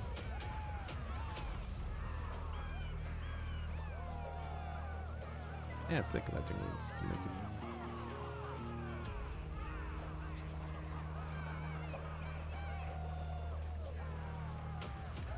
You know what, Bumbling, you know what I didn't realize, I just realized now, because I was pretty sure that it was every 2 seconds. I always thought that the keg was healing every 2 seconds. Now I've read the tooltips on live and here, and it's every 3 seconds. I'm pretty sure it was 2 seconds. Like, I would swear on it that it was 2 seconds. And now I checked yesterday, and it says 3 seconds. That means that the keg heals like 99 HP a second. Like, it's so insignificant, and they increase the range. Yeah, but the point is 99 a second. No, I mean, it can help out in a pinch sometimes if you manage to deploy it and all that, but 99 a second, dude, there's no dot in the game that does that. You know what I mean? Like, it feels so low. I was expecting to increase the healing a little bit on that to make it useful, you know what I mean? Like, it feels like a waste, especially when you have pushback, when it's affected by healing debuff, and all that kind of stuff. And it's a nice feature for the engineer. Alright, let's start this again. We have to do this a few more times, then we're done.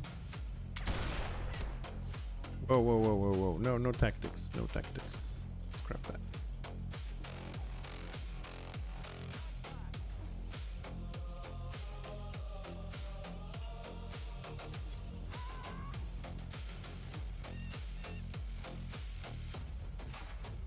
I mean, if they're gonna leave the heal that low, might as well leave it as a out of the party healing. Alright, there we go. 242. 242. And blast.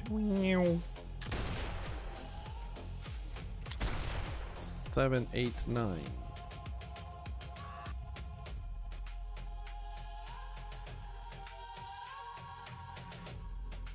Was that a critical? No.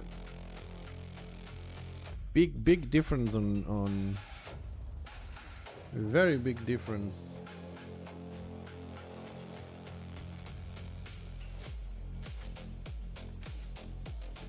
Why is so big difference? It's the same renown. Make it renown.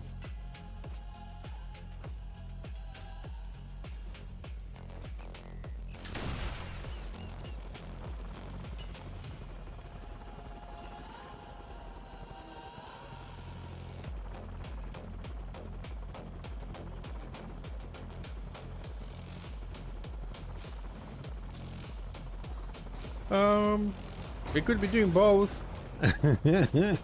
I mean, why does the chopper get a speed buff, a damage, a speed buff, damage, interrupt, pull, and disorientation? 5 things in one button. Why can't we get it to heal if you're standing there and also pushing people backwards from the shockwave, from the fumes, so that you can use it defensively, like full defensively? Why not? Listen to a veteran a while.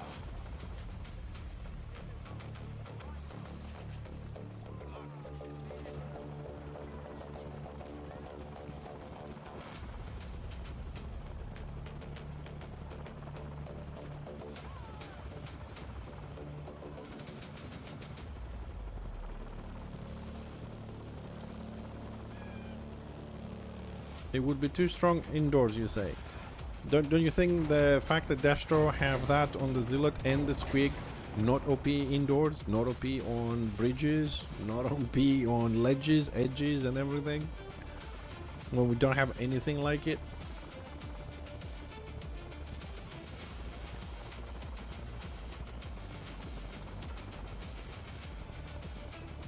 Try this again. 242.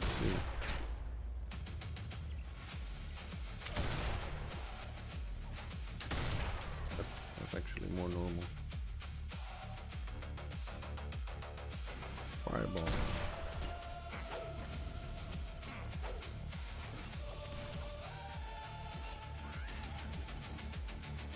Firebomb 494.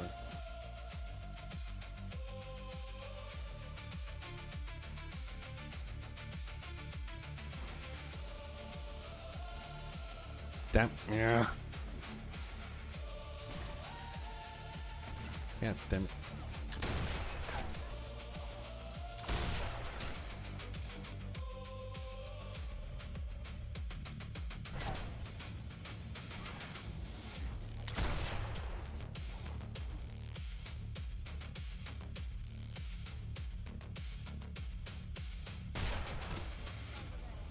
Now we're getting to the right number. Sorry, I keep forgetting the spanner on.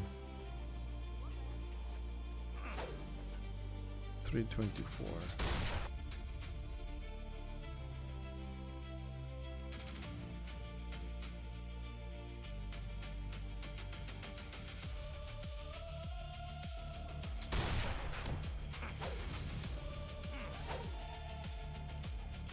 Oh, Firebomb is not doing well.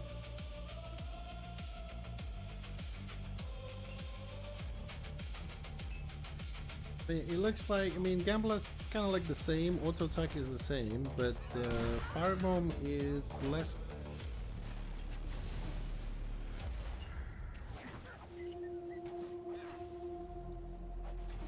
The same. Gotta check some numbers again later. I will need this for friction burn. What do I have friction burn for? Friction burn 215. Yeah, friction burn is definitely down on the test server by a lot.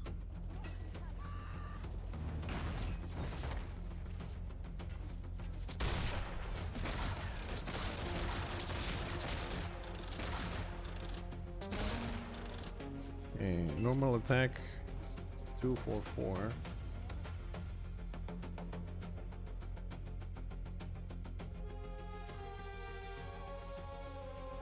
And machine gun 142.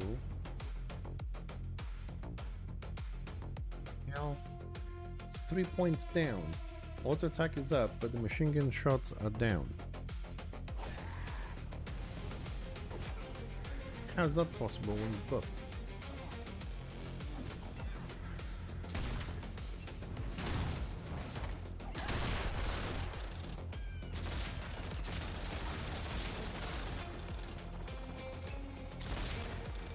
Yeah, the numbers are constant, but why, I mean, it gets more of my ballistics. And it does less damage now than it did before. It was doing 146 on live, it did 142 on this one.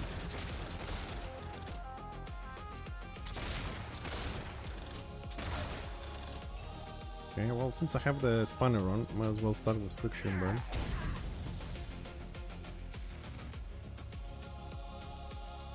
$37.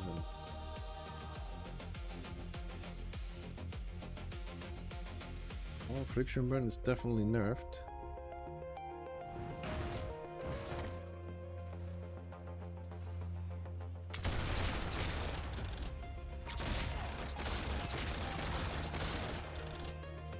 So normal attack is 92. Now is up.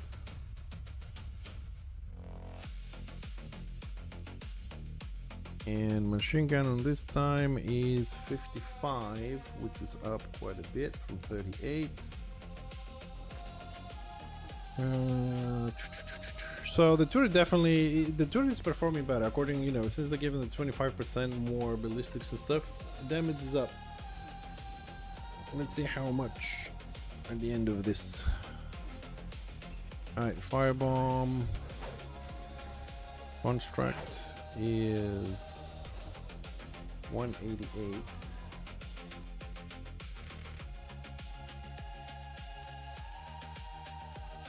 I'm gonna have to check the firebomb again because on the live it says 250 and now we're 188.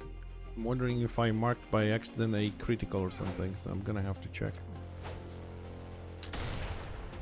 188.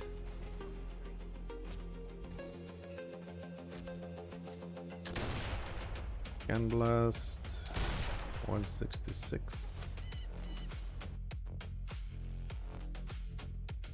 Same as live, and auto attack is 63, which is the same as live. Yeah, I gotta check the fireburn, but friction burn is definitely down. Everything else seems to be going the same. And the turret is up. So turret is up, friction burn with the dot is down, and then the direct damage is pretty much the same so far. So now we need to add the tactics for the next round, and we said we're going with masterful aim, fighting chance, treasure rounds now is the default,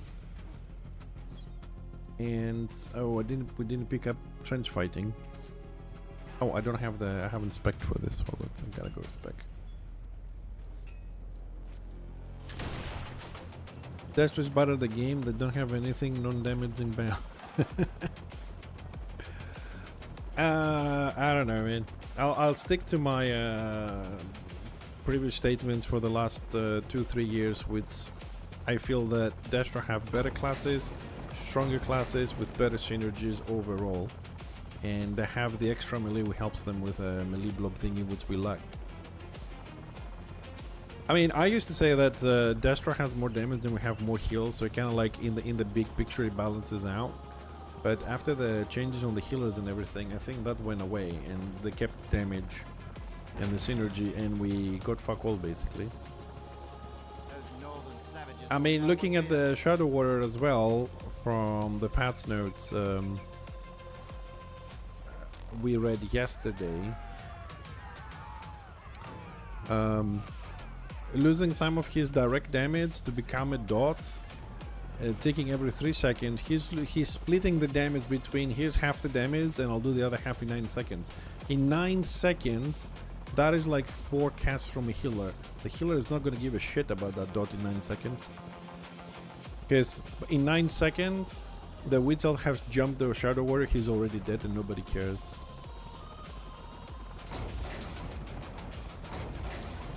I mean, he can move and do it, but he's losing half his damage.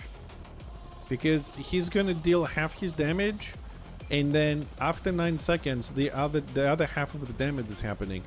So we have no Slayers. Okay? We have no Rupriests, because I mean we have no Slayers for melee. The Shadow Warriors players range, we have no other melee. So who exactly is going to burst a Shaman down and kill him if the Shadow Warrior is doing half the damage while he's moving, and after 9-10 seconds the other 50% is happening? That is the problem. It's not the mobility, it's the fact that he lost all the damage being directly done into being split in two. Imagine if I was to fight a Witch Elf and she was to do, instead of 2,000 crits, it was doing 1,000, and after 10-15 seconds I was gonna get the other 1,000, I would have killed her and just have a healer spamming shit on me. I wouldn't care. The burst wouldn't work. That's the problem, I think.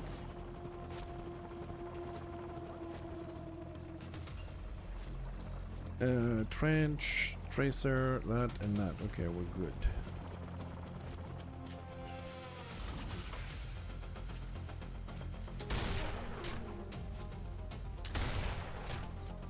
$348.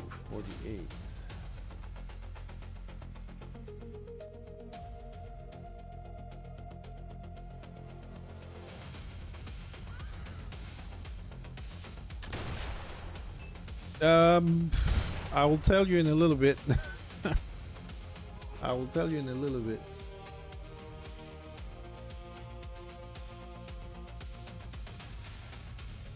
I'm getting some numbers down. Some basic skills. 469.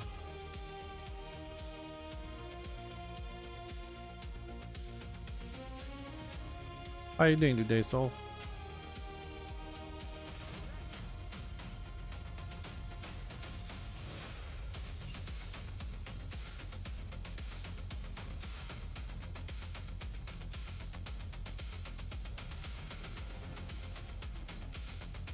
I've seen that it's possible, I just don't know where you get them. The double spanners.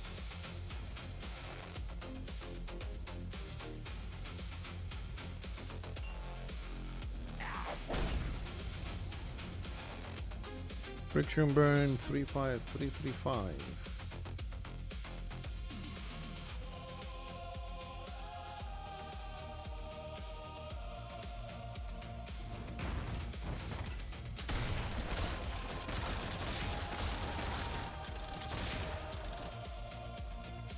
Okay, machine gun 192.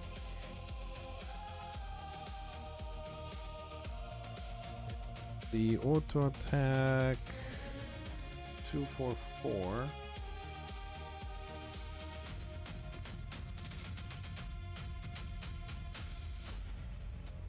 Okay, let's go on the construct. Start with the turret since we're here.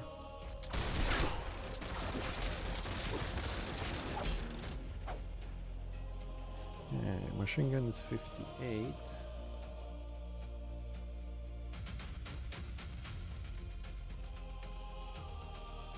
Auto attack. Where is the auto attack? Oh, it dodged me. 54. Gun turret attack training contract for 54.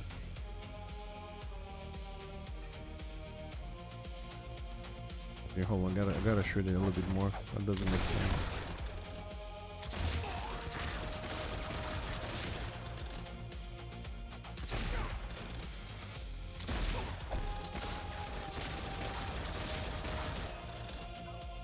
Okay, this is weird. So, machine gun now is doing 90. This is not crit.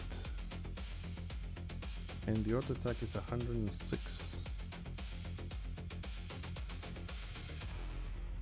The auto attack is normal. Oops, here is okay.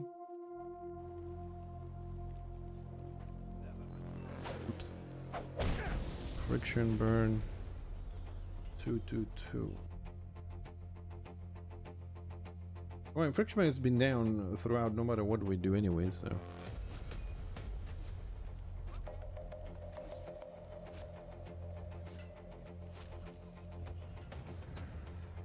The eye is getting there. I mean, still everything is blurry. I'm a bit worried because it's been already 2 weeks.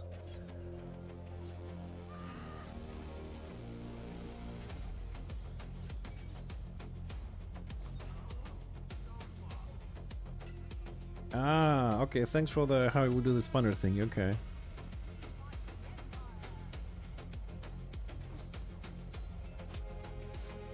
Okay, I got it. Thank you. Let's take this one out. Auto attack. 117.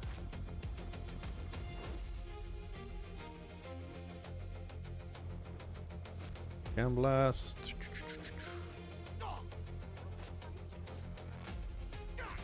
350.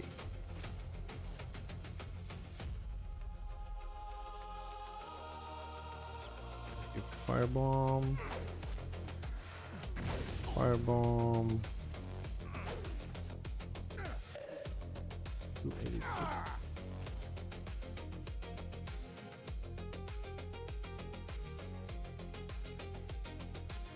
Okay. Alright, and now we're gonna do the test with the gear, and then we're done with all this testing, we can play a little bit. Hey Jorgen, how you doing, buddy?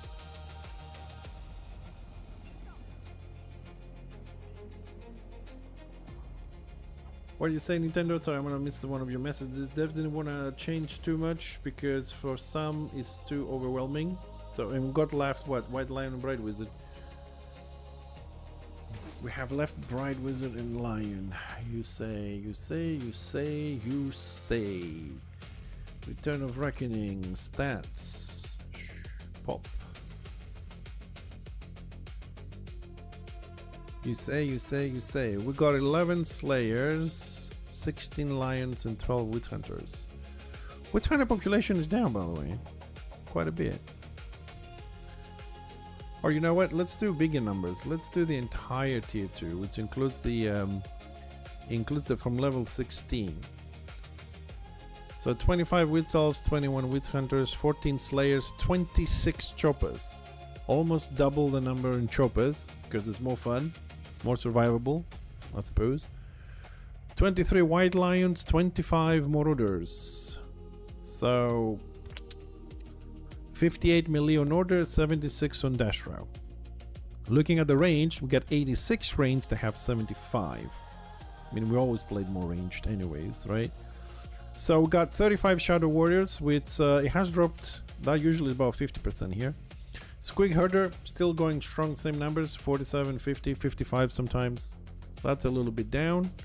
16 Bright Wizards, 16 Sorks, and 24 Maguses, 35 Engineers. It looks like a lot of people are excited about this update. So we have a lot more Engineers. 41%, I haven't seen this in a while. Suppose people want to level up after reading the patch notes. And when it comes to heals, we got 72 and they have 90. It's a big difference there. 37 Shamans, 17 Archmages. I wonder why. 28 Zealots, 18 Rune Priests. And 51 Warrior Priests, 51%, 37 over 25 Kings. Why? Because Warrior Priest is the best healer there is at the moment for Warbands. But a lot of Shamans. Now, how many of those are DPS? We don't know, you know what I mean? And this is from 16 to 40, says everybody on the server. Order seems to be split more or less equally to what they play. Dasher is a bit heavy air on the Greenskins and Chaos. The poor little Dark Elves, as long as people don't play Witch Elves, it goes down. So, yeah. 14 Slayers, 26 Choppers. I would prefer to split, like, lose a few White Lions to get some more Slayers, but it's not gonna happen. And that is if we count from level 16. Some of them may never be played. If we go to only 40s, 11 Slayers, 22 Choppers, 12 Witch Hunters, 21 12 witch hunters, 21 witch elves at level 40, 18 marauders, 16 lions. See, when I tell you sometimes the bumbling that I don't see bright wizards, level 40 bright wizards, 10 on the server. It's split between shadow warriors and engineers. It's the lowest percentage. Sharks 22, Squiggies 43, 35 maguses. Level 40 bright wizards 10, and 10 slayers. So we got left with white lions. Now, if shadow warrior can play in the warbands, I don't know what to tell you. So I need to put the gear on now. And we went for Gadget Master. Gadget Master.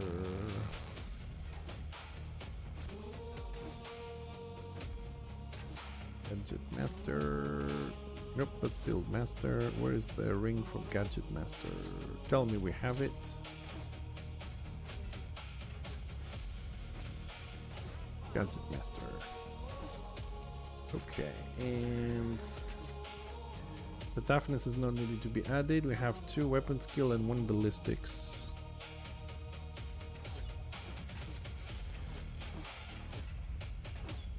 Oops.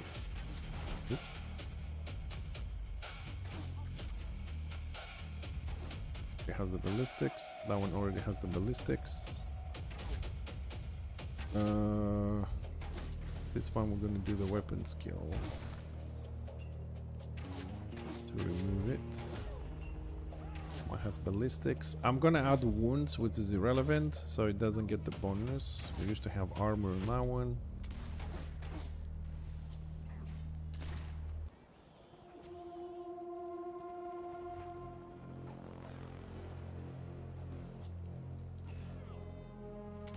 Okay.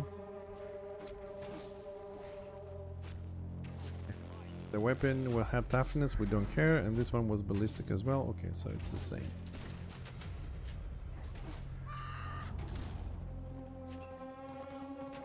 Okay, so let's see. Same tactics. The build is on, the renown is on. We'll start with the dummies. Checking we don't have the weapon. Auto attack. 441. Oh, this is the last line of testing. Then we'll have a look and see. Then we're gonna play a bit with the tactics, the new tactics they put on, to see how the turret behaves.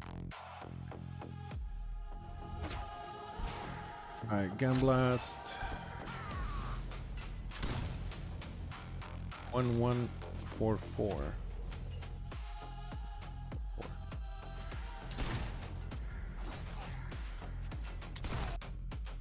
Firebomb. Firebomb is on 3.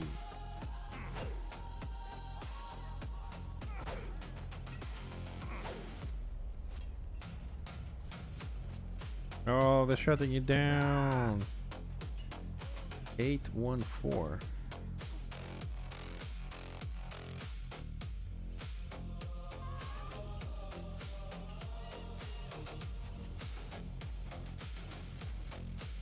Oh, 586. Sorry, that was the critical. 586. Okay. Well, they're gonna boot us in a minute. Might as well try and get some shots in. No.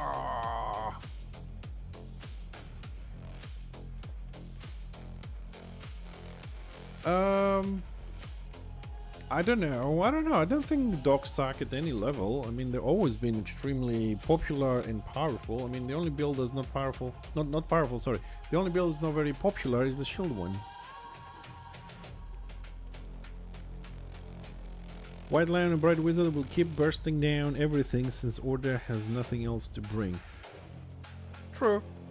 The question now for me is how long it's going to take for them to restart, to reboot and do a backup. I hope it's not going to be too long because I really want to get those numbers in.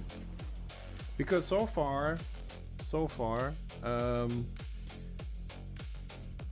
on, just make this a little bit smaller so I can see them all together here. So far the auto attacks are pretty much the same. Nothing has changed on the auto attack, so it's not affected by anything. Gun Blast is when you start adding the tactics and stuff, it goes a little bit higher on the test server. slightly when you have the gear on. Firebomb is doing okay. It's more or less on the same level. Friction burn is down as a dot.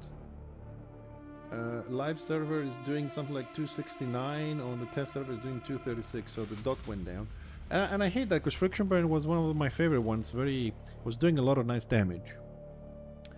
Then the turret is the damage of the turret is up from like 158 on the live server up to 192 on the test server on the dummies. That is on the dummies, because on and that is on the dummies, no armor, nothing. But when we shoot the construct, that's where things get fucked up. The gun turret is doing 50 on the current server, and on the test server is doing 90. It's an increase, but from like what is it? On the damage is doing almost 200, and it drops 50% on the construct, like the damage. And the construct is not even like super tanky, it's average sovereign tanky, somewhere in the middle of what a normal person would have. So it's gonna be doing probably again 50 damage. It's better because before it was doing 10, but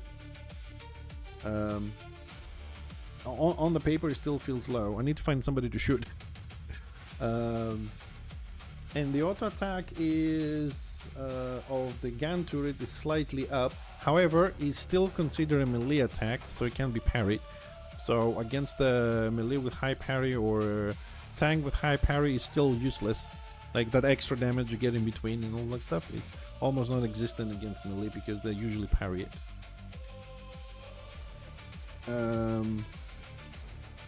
So the damage on the gun turret is up. The overall damage of the engineer, I don't think it has changed. It's shifted, I think, to a little bit more direct damage, and it goes down on the friction burn. We'll see. I mean, I gotta do some other dots. I just didn't want to go through, every single skill today. Just the usual ones that I use, firebomb, friction burn, gun blast. We didn't do focus fire, but I don't think that's gonna change. If you know gun blast, you know focus fire as well. So we have a few more just to get the rest with the gear, because like with the gear, auto attack on the test server from live, like it was at 435, it went to 441. Gun blast was 1133 on the dummies, it went to 1144. So it is a bit up on the direct damage, but we're losing on the friction burn. We might actually do a couple of shots. A couple of shots with the dots before we leave the test server, and we'll go and play on the live in a little while. We have the same gear, we'll just throw a couple of dots and see what's the difference there. Just one run, just 1 dot, 2 dots, 3 dots, and we'll go.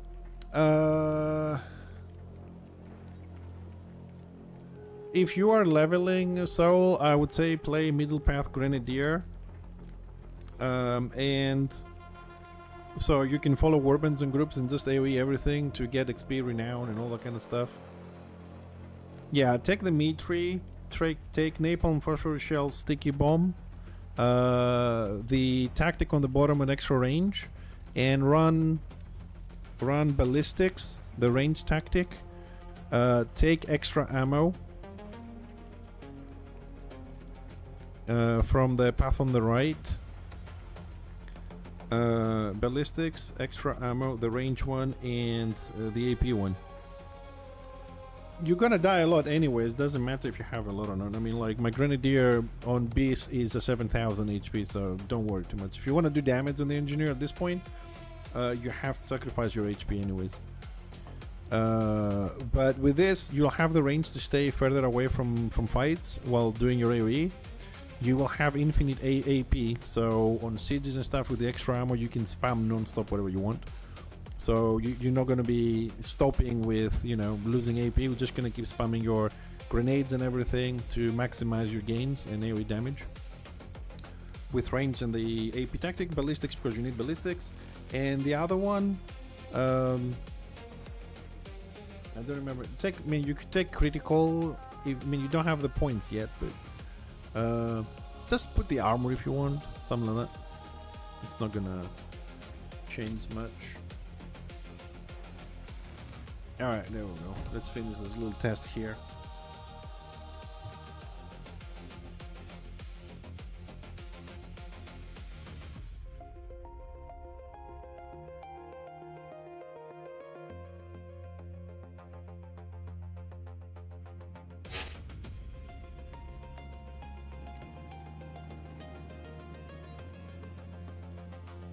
So, where did I leave this? Okay, we're going for friction burn on the dummy.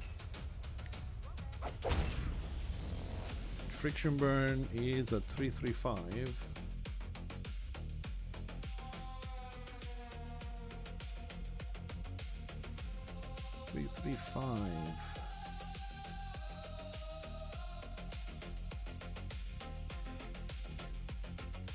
Way down.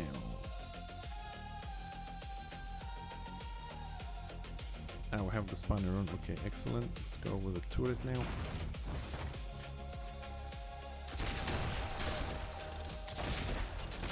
Go pew pew pew pew pew pew pew pew, and then we stop it. Gun turret hits attacker for 187. That will be the auto attack. 187. And machine gun hits a dummy for 192.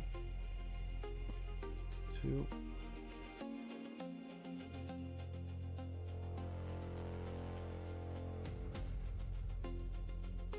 Okay, let's do this again.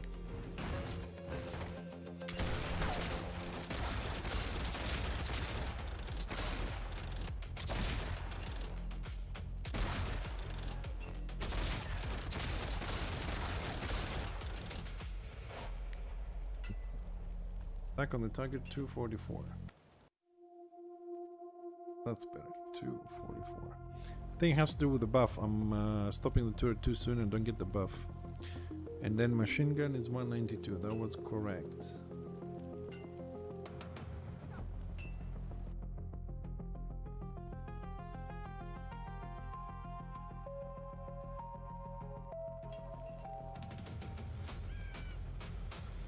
Ah!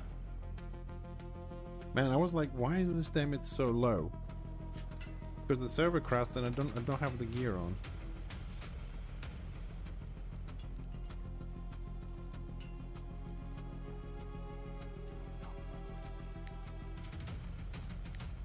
He didn't save. I was wondering, there's something wrong there.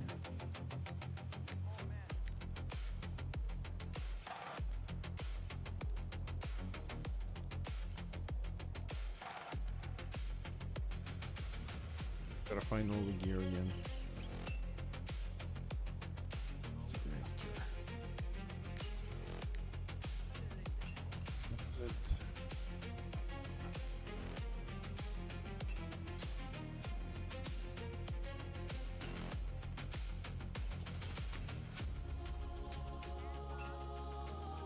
Okay, now we're good.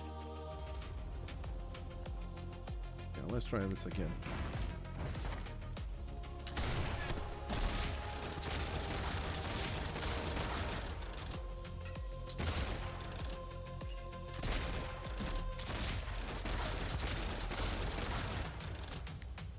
Alright, now we have normal now. Okay, so machine gun is 232. Machine gun 232 and auto attack 312.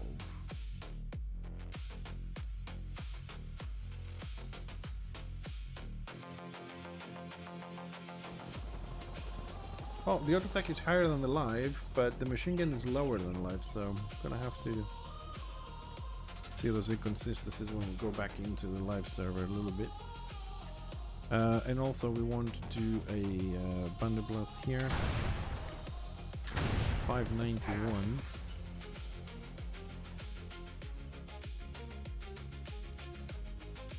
Higher than live, and let's do a hip shot as well. 448.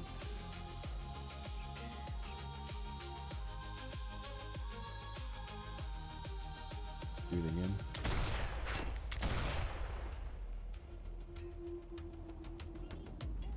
Well, it's a critical 1177. I don't think we're gonna count that one. Yeah. This is kind of weird. Because, like, the first hip shot that I did, Oh no, it's correct. It's 778. That's the normal number. Okay, there. 778. So it's a bit higher than the live one. Okay, so that's that. We'll go to construct. Let's start with the easy stuff. Thunder Blast is at 272.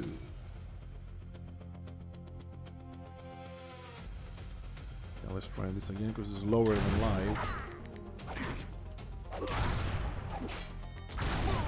It is 272 consistent, so that's the damage.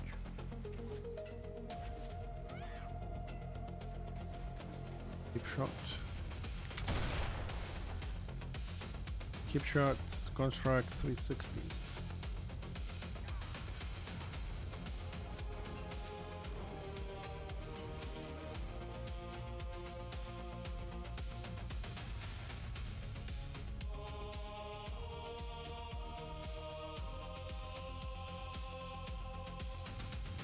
Do friction burn since we have spanner on. Friction burn 255. 255. From 449 down to 255. Sorry, no, from 297. 297 down to 255. Okay. Let's remove spanner. Ah, no, keep it on, let's do the turret stuff first.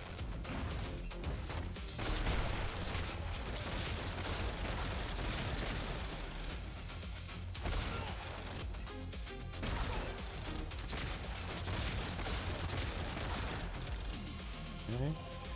Counter attacks, he's training construct for 162. That's the auto attack, 162. And machine gun hits construct for 126. 126. Well, definitely is up. Machine gun was doing 73 on the live server, is at 126 here. It's not a crit. And auto attack was 148, is up to 162. What am I missing here? Auto attack, Emblast, and Firebomb. So we need to remove Spanner. Auto attack is at 196. 196. Same as on live. Emblast is 534. 534, which is slightly less than live. I mean, there is some inconsistency because the damage is always the same. It was 540, it's 534. I don't think that's gonna make a huge difference there. And we'll get Firebomb. Firebomb. Firebomb is... Don't do crits, come on. 371. 371. Firebomb on construct was 363, 371. There's a small fluctuation there, but okay. So we haven't done any of the other dots just to see a few things. So let's do one dot of each. And write them down.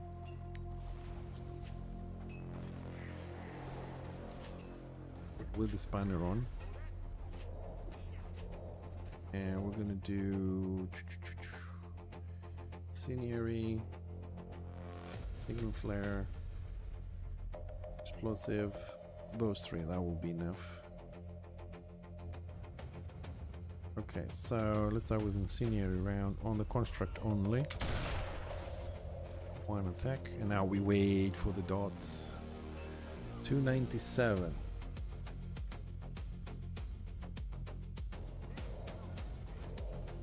It's gonna wait until it runs out, so don't make any mistakes on the numbers. And we'll double check some of the odd ones on the other side when we go in. Okay, signal flare. 212.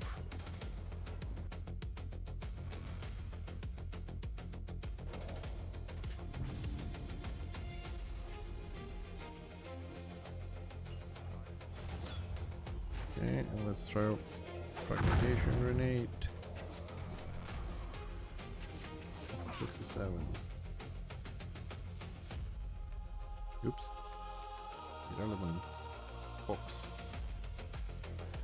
167, 85 mitigated consistent. Okay.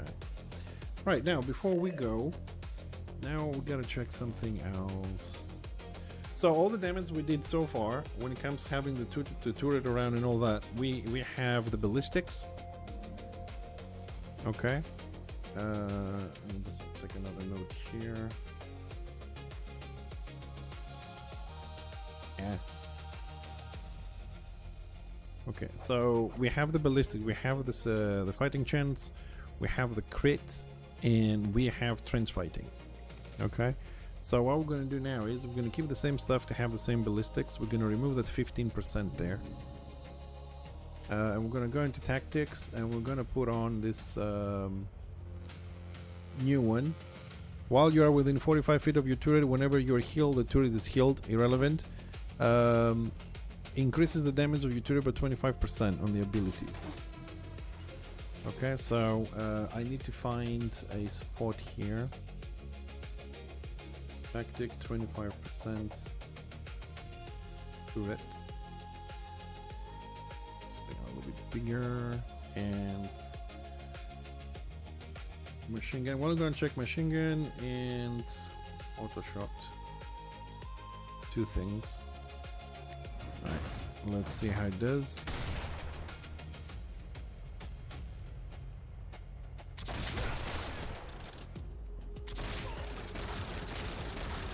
Just gotta let it shoot it a little bit.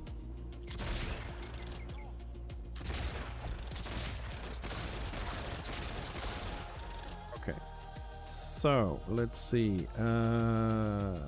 Gun turret attack hits construct for 202. That's the auto shot, 202. And turret machine gun hits construct for 157. So that's actually consistent there. 157, yes. 157. 157, not 167. Okay. So let's see. What was the number before? 162 was the auto attack. It goes to 200. 126 was machine gun, 157, so 25% goes at that number. Did you get any crits?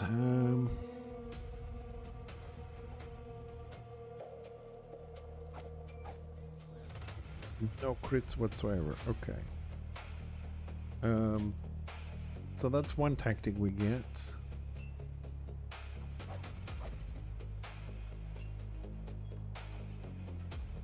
Adds 160 ballistic skill and wounds to your turret. So for this, I'm gonna take out treasure rounds because we don't do any damage. So that adds ballistics to the turret. So that's tactic.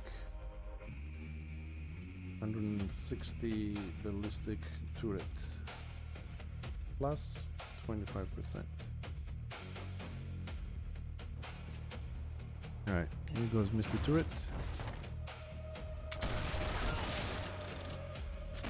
Alright, let's see what the numbers are now.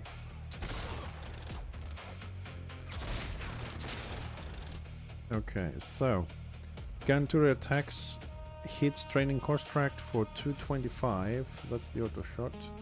225, so it went up 23 points. Machine gun hits training construct for 169. 169. So it went, what is this? 12 points up. 160 ballistics, 12 points of damage. 12 HP. Call it whatever you want. See you later, Angrim. Thank you for stopping by, buddy. Okay. Just out of curiosity, so my auto attack, how much is my auto attack? 174 from 196. So buffing the turret with 160 ballistics and 25% more damage on the abilities. My auto attack went from 196 to 174. Gonna put that number here, 174. How's Gamblast?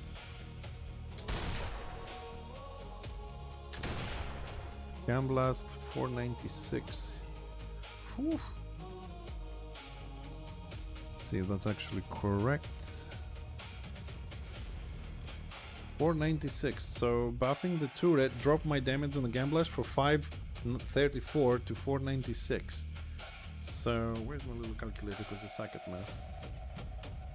So 534 minus 496. I lost 38 damage. That's what we lost. And the turret went how much? 169, 225,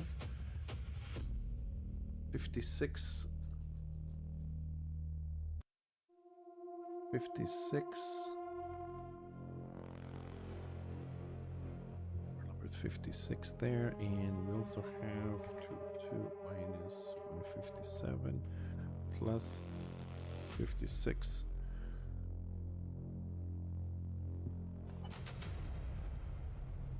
I lost the calculator. Okay, so the two tactics.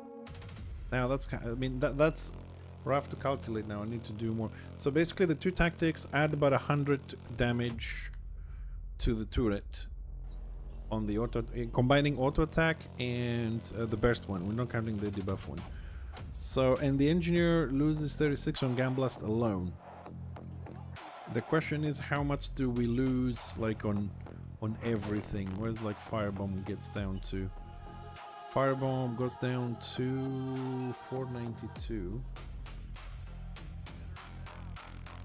And that number doesn't make sense. Oh, it was a crit. What the fuck?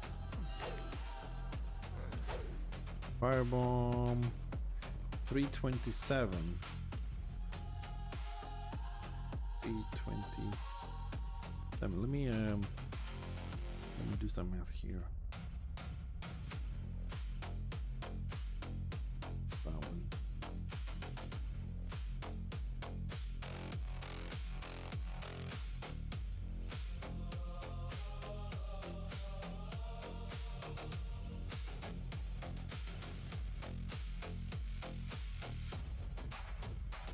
Okay. So we did Firebomb, we did Gamblast, we haven't done Friction Burn.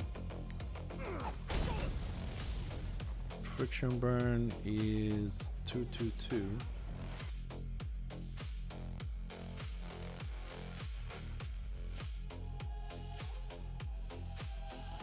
Okay. So if we let's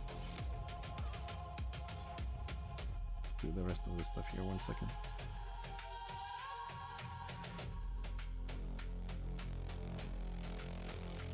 So if we buff the turret, it does 100 damage more, but if we do our 4 skills that we'll be testing, Auto Attack, Gamblast, Firebomb, and Friction Burn, those 4, to the same target, that comes out to 137. So if we buff the turret to say, yeah, we're going to play with the turret more, and we do less damage, just 4 skills, we're losing 37 damage.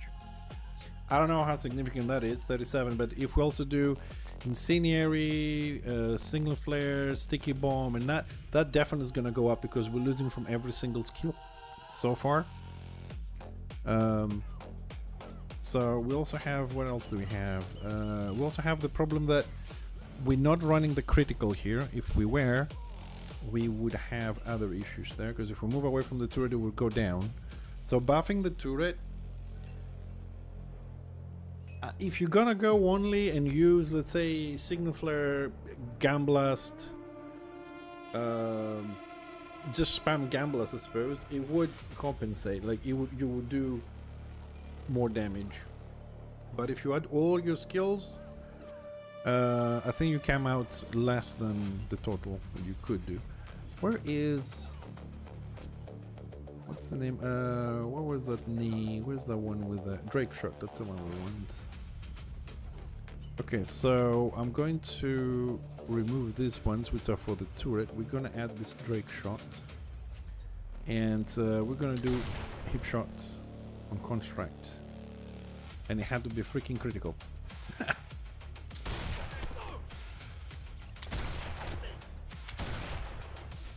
Hip shot hits training construct for 443. 443. Where's my hip shots?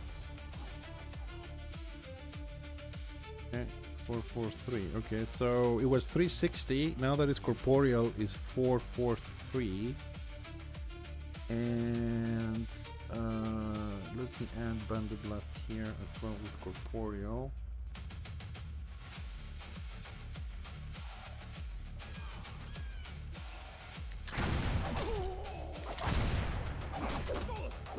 Okay, Bandit Blast hits training construct 335.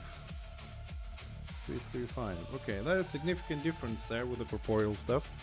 So Bandit Blast was doing 272, now that it's corporeal is 335. Hipshot was doing 360, now that is corporeal is 443.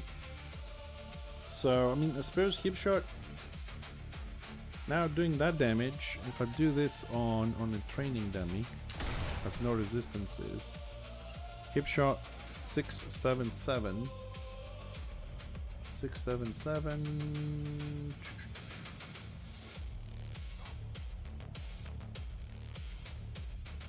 Try this again. Hipshot critically hits for 1000 damage.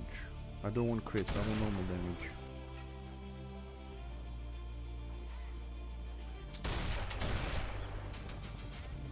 Six, seven, seven.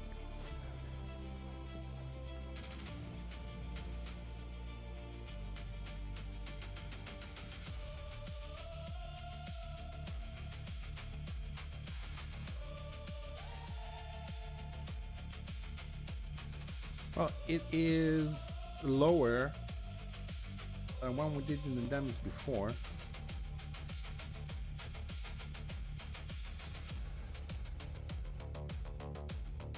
Gotta see if I took the wrong number on the other side.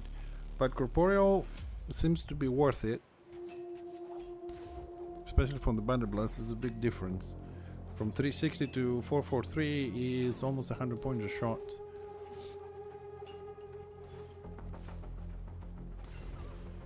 And that is not buffed either. What I mean is we don't have a lot of points, like we can go higher on this to buff it a little bit. Now if we add corporeal and trench fighting, which increases the damage by 15%, and we'll shoot this guy.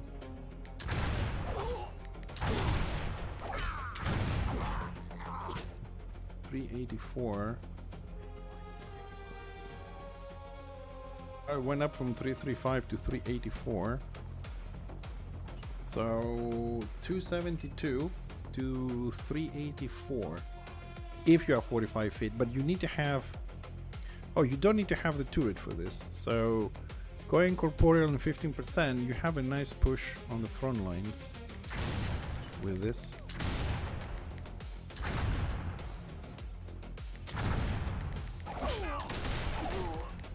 I mean, this is by no chance maximized, but I mean, it does crits over 700, so that's good. So the corporeal thing for the hipshot also, I think we have to incorporate it into our builds as a finisher for more damage. What other tactics do we have? So it's just a Drake shot that changed. This one, oh, this one applies to a lot of things, doesn't it? Let me, as the change that, it's the pushback. Man, if you want to play, man, this is gonna go like,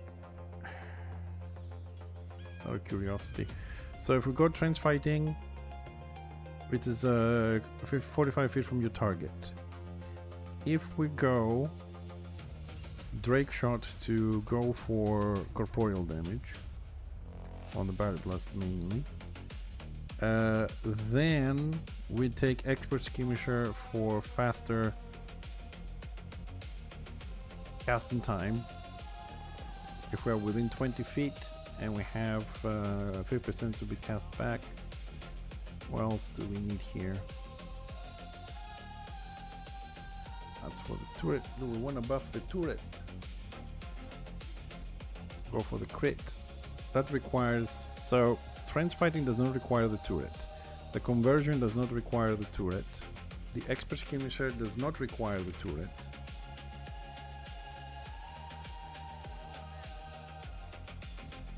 The critical, however, does. So I suppose we'll go for some ballistics there. So if we actually go close to the target.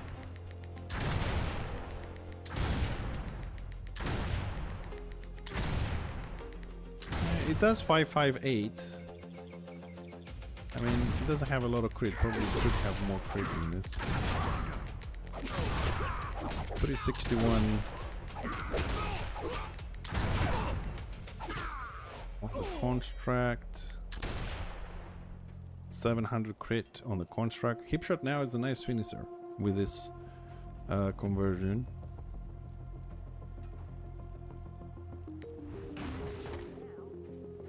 Speed buff works.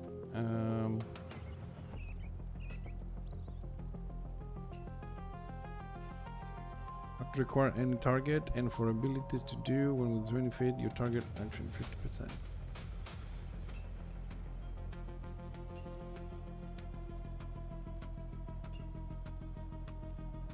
I'm just thinking, if you're gonna go Tinker, you need the keg, so you do need the extra skirmisher.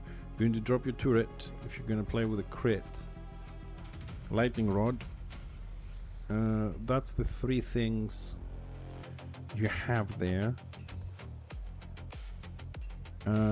After that, magnet 4. I'm looking at the speed buffs. So keg, magnet, lightning rod, and turret. That's the 4 things. You need the speed buff and to have the less chance to be set back. So you're gonna need that one. You're gonna need the conversion if you're gonna go Bandit Blast at the front for warbands. Definitely some ballistics, because otherwise you're gonna be too low. And then trench fighting. It's gonna be, I mean, Bandit Blast has what, 45 feet? 40 feet. Well, definitely now you can have a frontline warband build. Get a guard. You can go in. You can drop your turret quickly. You can do a magnet, lightning rod almost instantly, friction burn for the damage, possibly napalm if you wanna like have it already there, and then just spam button blast on that. It should output damage. I mean, we don't have all the stuff here, but still, even without having all the tallies on all wounds, although we do have all the 120 extra from Renown because we put everything on weapon skill and not for the test here. Yeah, we'll see. Okay, I'm gonna log into the normal server now. So I don't know. I have to wait to go live to play with my real gear and take it out to real situations. But it doesn't look. It doesn't look as great as people described it, because yeah, we get some tactics to buff the turret, and the damage does go up, but your overall damage goes down. Like the single target is gonna hit one guy, and you gain 100 damage points of damage, 101 to the numbers we did, right? But then if you add up Gunblast, Signal Flare, Incendiary Round, Fragmentation Grenade, Sticky Bomb, if you play with Sticky Bomb, let's say the Disarm, Focus Fire, all that, it's gonna lose damage because you use 2 tactics to buff the turret. I don't think it balances out. And your turret is not mobile either. To say that, yeah, okay, I'm not going to be doing as much damage, I'm going to lose like 200 points, but I can focus on kiting and my pet is going to be doing all the work, I'm going to force them to detaunt it or whatever. It doesn't feel like that. Because we only get to convert some damage that we do into the pet, so we lose more. We lose like 300 points of damage to give the pet 100. It doesn't feel fair.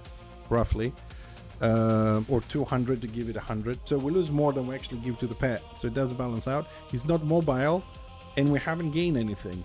Like the Magus got the same buffs for the pets, but he also got a teleport and a 50% speed buff morale. We got nothing, and I don't think the turret is going to balance out things. But you can do, from the looks of things, you can do a Warbin build spamming Boundary Blast at the front. The question is how useful that's going to be. As soon as this comes live, I'll make one. Gonna have to change all my gear and stuff. We'll make one and see how well it works. That's the only build that might have some interest. And of course, to lose one of your tactics. Like if you play, when we play sniper, I play with fighting chance for the weapon skill for armor penetration. We play with signal flare for extra damage on the single target, the ballistic one, and critical. So which one would you remove here, right, in order to convert your hip shot only into corporeal to have a nice finisher? I don't think it's worth it. Which one would you remove to add 25% damage on the turret? Lose the 15% on a single target from the entire server, lose 160 ballistics, lose 120 weapon skill as a single target, or lose your critical, which is essential for bursting people down. So those skills don't work on this one. If we go into a Grenadier, tactic wise, again, I mean, I play with very high ballistics, so we go ballistics, we go of course with a critical. I add more ballistics on fighting chance and weapon skill because I have all the dots and I want to burst with focus fire hip shots, so I need to have some armor penetration and the single target or pierce defense, depending, you know, if I'm doing small group or whatever. No, it was removed. It says, I remember from the patch notes, it is removed. And then on tanky builds, we go with armor, we go with toughness, we go with a little bit of ballistics, and then here AP or 15% more damage with trench fighting. You don't have the flexibility to modify the Corin builds. And it's not, I don't think any of the tactics we got with the pet is worth for the sniper build of the Grenadier. The only thing that thing works for is if you go with a new build, which you're going to be like medium HP, 8,000, 7.5, whatever, you need a guard there or something like that.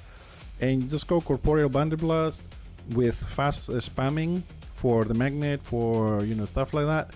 And you just spam Boundary Blast, Friction Burn, Lightning Rod in the front lines, and that's it. So we're just going to get an extra build, I think, nothing else. We'll look into it as we play, we might come up with ideas. But so far, I think that we haven't really gained shit. We're just getting a different Warbin build, which it's the same as we had before, because I mean, the build is the same. The only thing you're going to change is one tactic. So you do corporeal damage, which increases your damage, and that's it. Because you always needed the expert skirmisher. Now at least it works properly. The corporeal one, and then you're going to need a ballistics and a critical one. That's it. You just get a little bit more damage, but the build is almost the same. It's more functional now because you have the less pushback and the faster casting time, and that's it.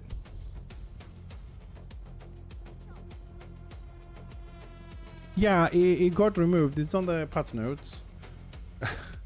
But see, this is what pisses me off. That for me, that was like one of the useful things. Like, you had the choice to go extra AoE with this one or to use the armor to defend. Like, if you needed to defend your people, you get this one. If you were more offensive, you get the other one. And the fact that we pride ourselves that we don't have mirror classes and somebody has something extra and you fucking remove it, right?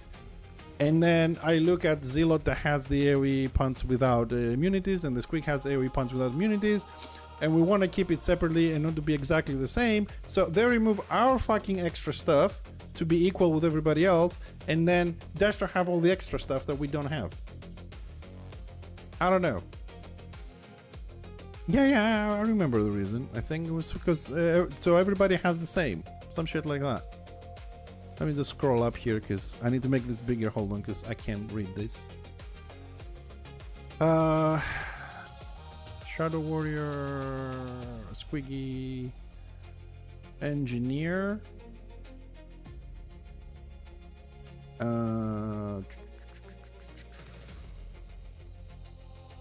Abilities, morals. Removed, so all classes have 3 morale, 2 options. Yeah. It's not that, you know, it's removed because we want everybody to have 2 options. Whether it was good or not, we don't give a shit. We're just not gonna have it anymore. I don't know, man. What to tell you, I really don't know. Like I said, all this trouble, I think we're just gonna get a boundary blast skill that deals more damage so you can be viable in the front lines with the extra speed. That's it. So the gameplay stays the same. We actually got no new skills. Magus did get new skills. When you get new skills, we got some tactics renamed for this build specifically, and that's it. So I don't see where the mobility is. I don't know where the survivability is, and we got more damage on the pet, but we have to sacrifice the tactics. So the actual engineer character loses a lot of damage. So I don't know what we gained. We gained options. Make the turret do 100 damage, but lose 200, 250 because you lose damage from every single other skill. What's the fucking point? It's not a mobile pet. It doesn't have increased range. What is the benefit? Buff the turret. So what? It shoots somebody for 1 second when I'm knocked down.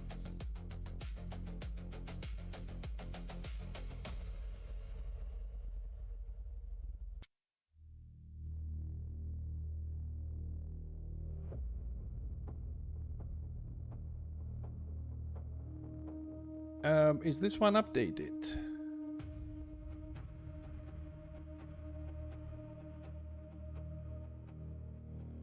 Yeah, hold on a second. We had 1, 2, 3. Focus mine, the armor, and mortar, and they removed it. So all classes have 3 morale 2 options.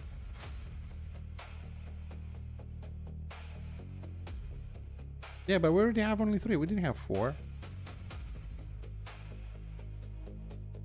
Yeah, actually, very good catch. I didn't realize this. I just said mortar round removed. Now, like, oh fuck this. So all classes have 3 morale 2. Yeah, we do have 3 morale options. Where's the 4th one?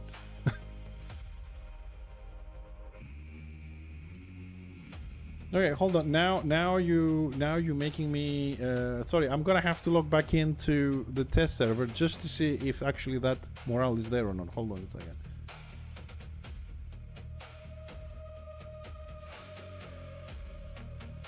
I mean, it's a kick-ass morale, that one, dude. It's really kick-ass morale. Hold on a second. I'm just loading the test server again to see if they removed it, and if they did, what's the 3rd one we have? Because let me just see that. I prefer to see it rather than just try and figure out on the patch notes. Ah, you know what? Actually, I'm gonna switch. I have a Magus as well. I want to see this new teleport skill as well, since we're here, right? I forgot about that. We can see that new teleport skill. Hold on a second. Let's see the engineer morale first, and then I'll log out and back into the Magus. See the teleport thing. Okay, so morals. So armor plating, which is the M2, is here. Okay. Crippling barrage. Targeted area deals 900 damage over 3 seconds to all enemies within 20 feet. Snares them for 60. That's the second morale 2. And then we have... So, hold on a second. The reasoning is completely out of order because we had 3 morals anyways, and they just wanted to change it. What the fuck? So why change it?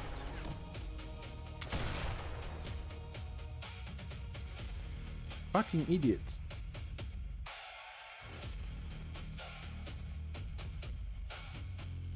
$300 to the target, and everyone with 20 feet every second for 4 seconds. So 3 times 4, that's 1,200 damage. Okay, so you hit one target and then everybody around them for 4 seconds. That's 1,200 damage. And they changed it into area. So oh fuck. I had a target. I want to see because this says targeted area. I just pressed it and it targeted the target. So that one does 900 over 3 seconds. So we lose 300 damage to gain 60% snare. Who gives a shit? So we had 3 nice morals and they changed it. They took away 300 points of damage to add 60% snare, which we really don't give a shit because you're not killing with that shit. And so that's a nerf for us. When we already had only 3, they thought we had 4. Why change it? It was such a nice fucking... So if I don't have it... Oh, I need to keep DPSing so I don't lose moral. Hold on a second. It does say ground targeted. Target area effect. Targeted area. So I can't cast it. It has to be used on an enemy. So it's the same mechanic. Even the tooltip doesn't make sense.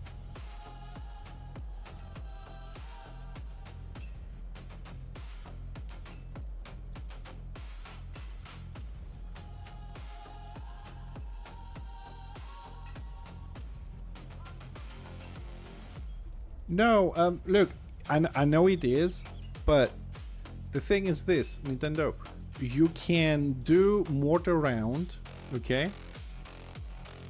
Like what you could do before, because this one we lose damage here. You could do mortar round and then follow it up with phosphorus shells, which by default slows the target down constantly. You know what I mean? Where is it?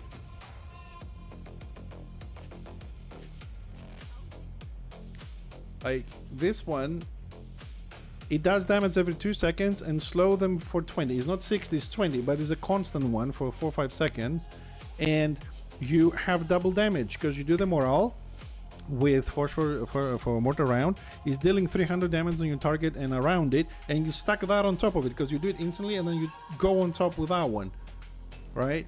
So you can do exactly the same thing here, but you lose the 400 damage. And in this morals, you usually use them very effectively onto funnels, so people are not running away. You know what I mean? So I don't know why do we need to lose more damage? I don't know why we lost those extra 300 damage.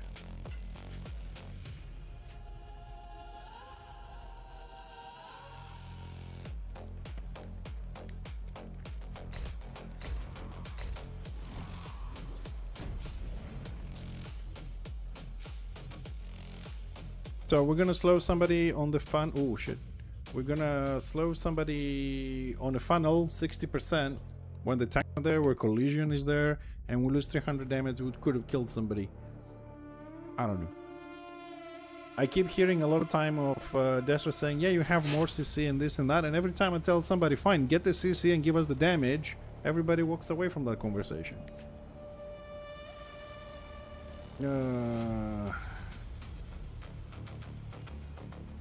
Is there... Of course, there's no fighting anywhere, so...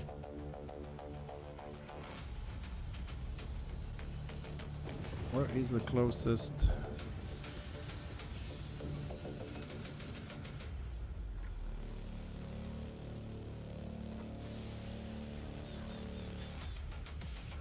Alright, so... We got here... It's morals, those things, isn't it?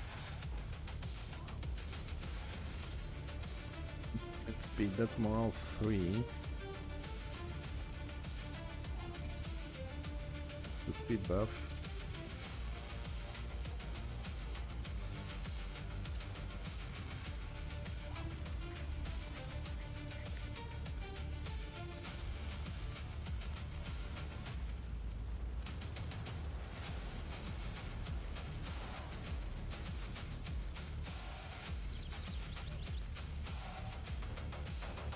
Ah, there we go, that's the skill.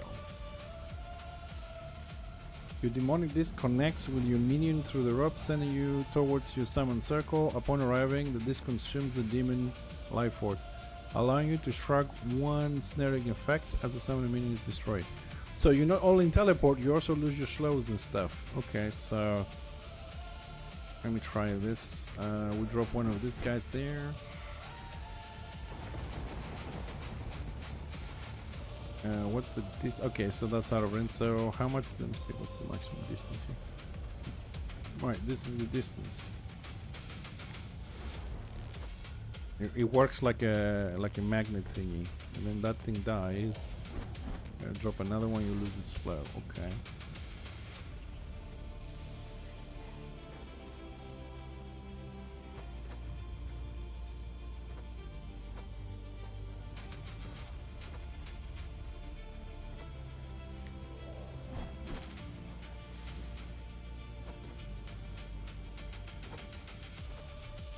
Nah.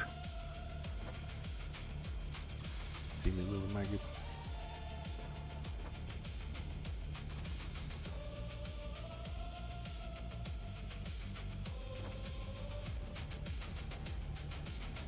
I want to try to see a few things how this thing works.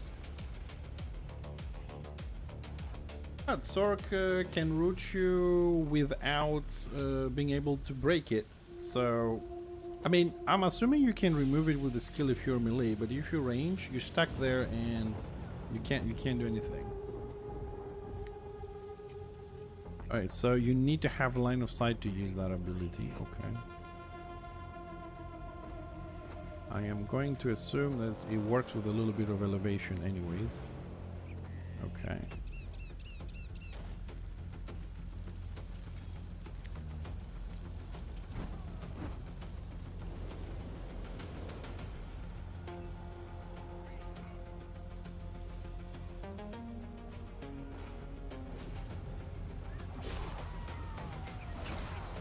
Yeah, I gotta find somewhere to teleport. I wanna go and try some stuff on the keep. So if I remember correctly, chapter 2 further down has a flight master there.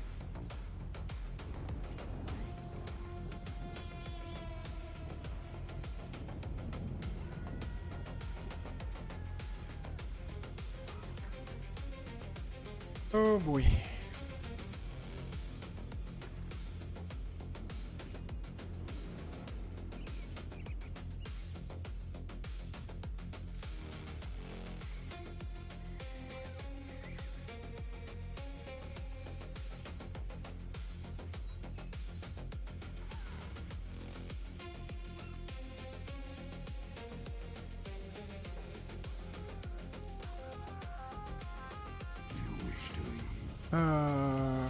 Which one has the closest keeps?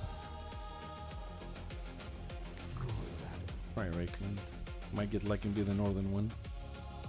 Hey, Jensen.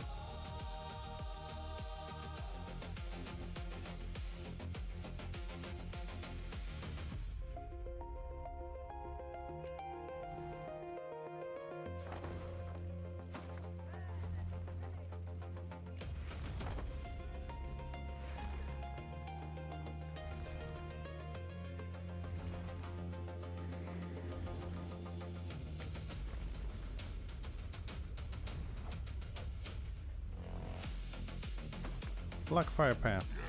They have close keeps today. Yeah, I was trying some stuff from the engineer. I just want to try this teleport from the Magus. And I just want to go on a keep and see if you can go up in the walls. Just out of curiosity. Okay, let's go Badlands.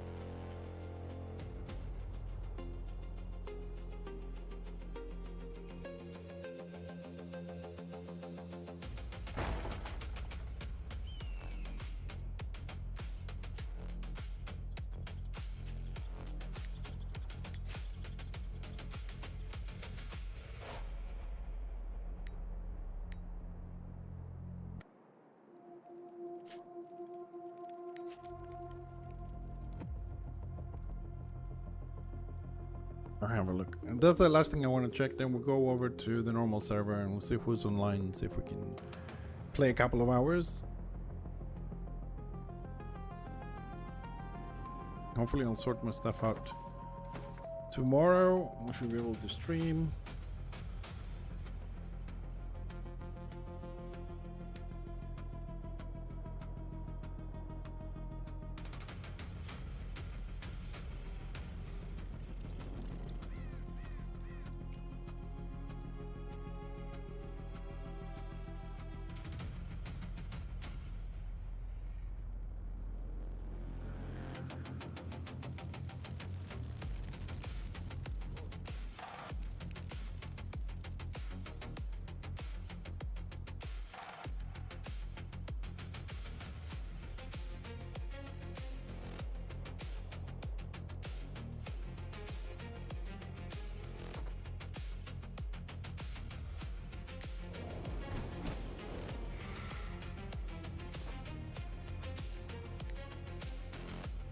The difference is too big, okay.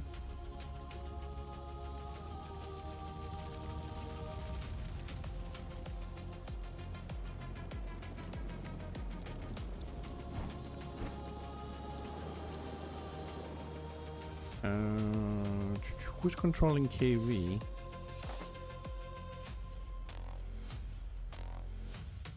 Sure.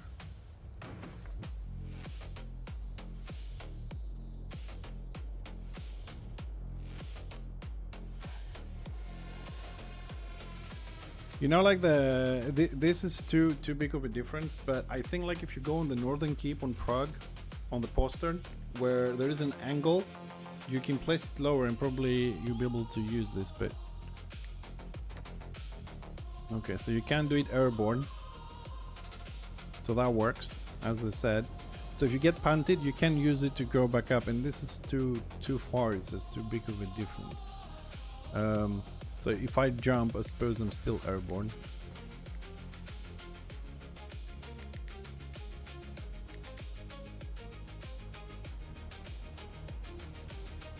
But you mean like it works like a magnet. It pulls you upwards, so you should be able to, as long as you can see it. So in theory, if we place the demon here, as you can see, we can go through this. In theory, if I am within range here, go to max range actually, just gonna, there.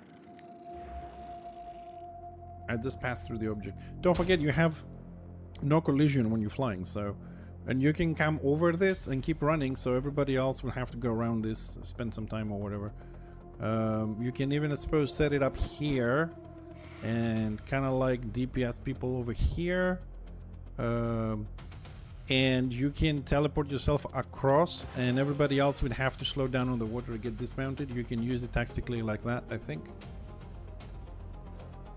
and to jump over objects, since it's a punt, so you have a curve to go through. You can go up in the walls, but the difference is too big. But the thing is, I need to see, like, what about here? Like here maybe it's big and here is not. Like, people will find the sweet little spots to use this, especially on the posterns that are sloped, like Prague, which is lower at some point. I think you'll be able to do that. You land downstairs, you press, and you'll be able to go upstairs. Prague is contested.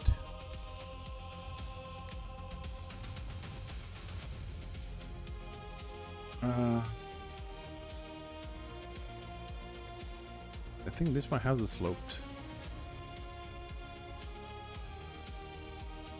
I don't know where my book is bound. I suppose we're gonna find out.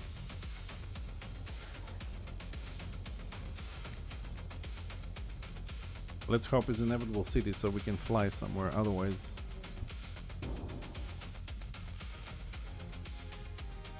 No, NG doesn't have that. No, we didn't get shit.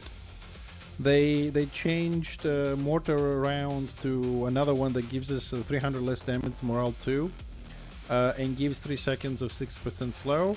We got one tactic that converts Thunder Blast and Hip Shot to corporeal. We got a tactic that gives 25% damage to turret pets.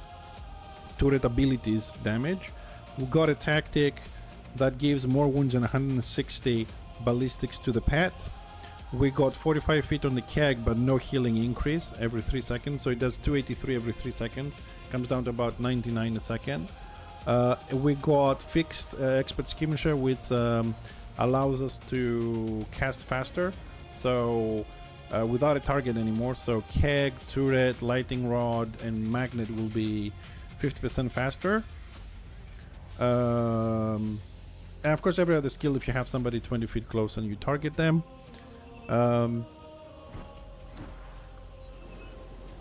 And we got some skills with a little bit more basic damage, and that's it.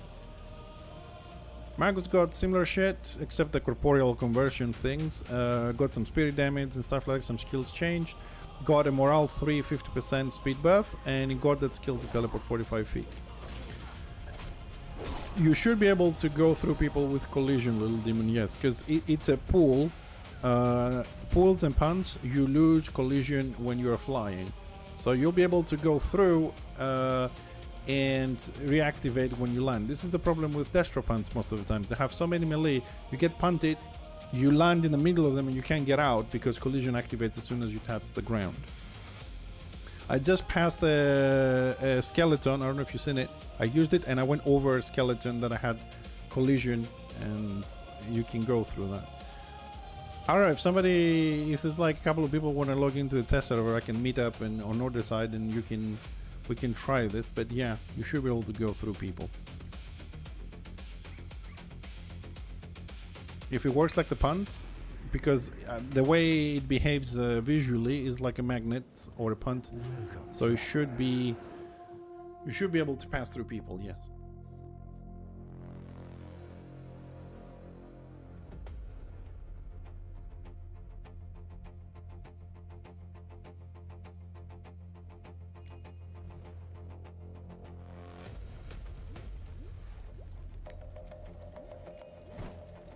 What skip do we actually have? We have the bottom one. We can go this way.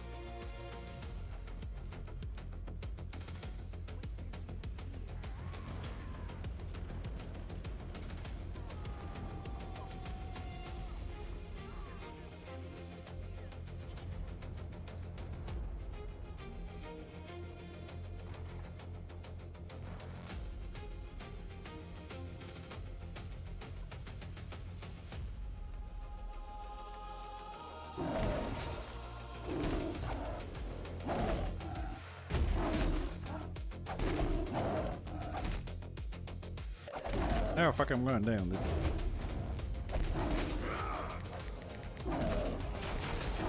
Ha ha ha ha.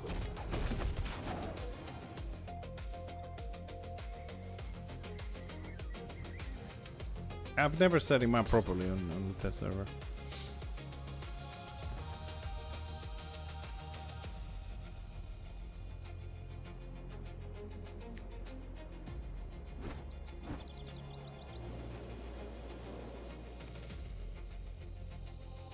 Yeah, let me try this.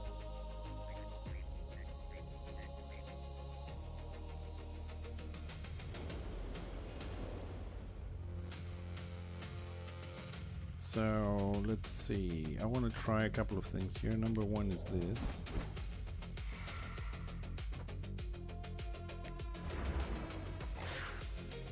Well, that's one way you can be down there, I suppose. DPS, when the bridge, you can instantly teleport up there. That's the first thing. So you can go to safety almost instantly.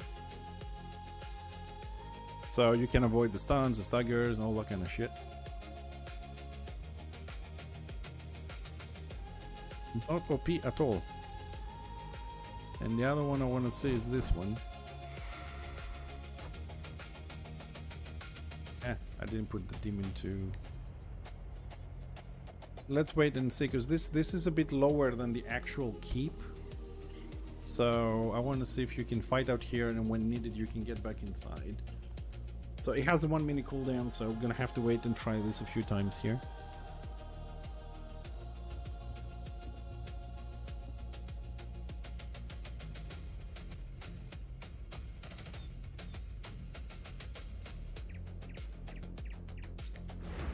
Yep, on the lower keeps you can go back in. Yep. Like, so you don't, like, from here, which you can get in, you can get in from here, you can teleport. So you try and get in, somebody punch you, you land, you press it, zoop, you're inside. If you dropped out and stuff there. It does kill the pet and removes one of your debuffs. Let me see exactly how that is phrased. I closed the window. Hold on a second.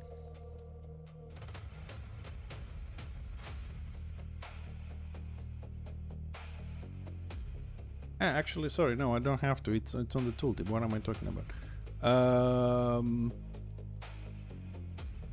Yeah, you destroy the pet and you remove one snaring effect.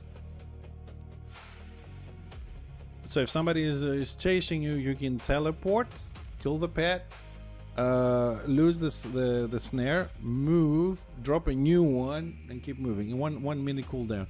And you can go over water. You can come back on lower keeps. You can... it's good. Hold on a second.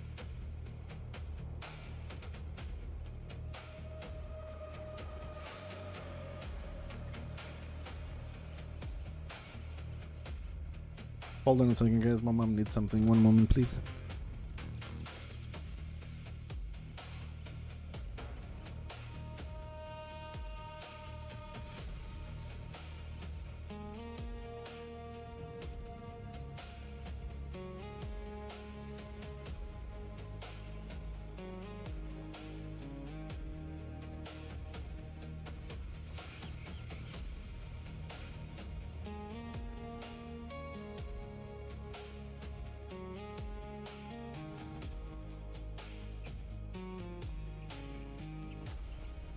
I'm back.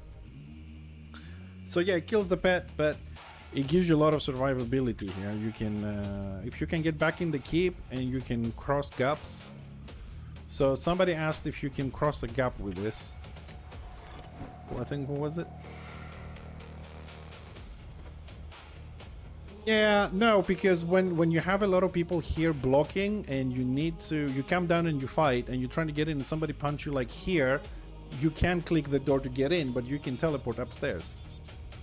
It's like a secondary thing. Like if you're here, you can't get in. If it's, you know, you get punted, you can't get in, but you can teleport up there. That's the thing. You have now another escape mechanism. What did I want to do when I fell down here? Oh, the gap. I wanted to check the gap here. So.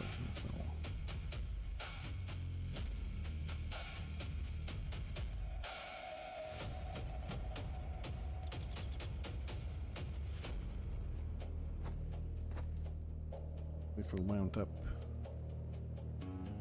I cannot summon a mount here. Why not?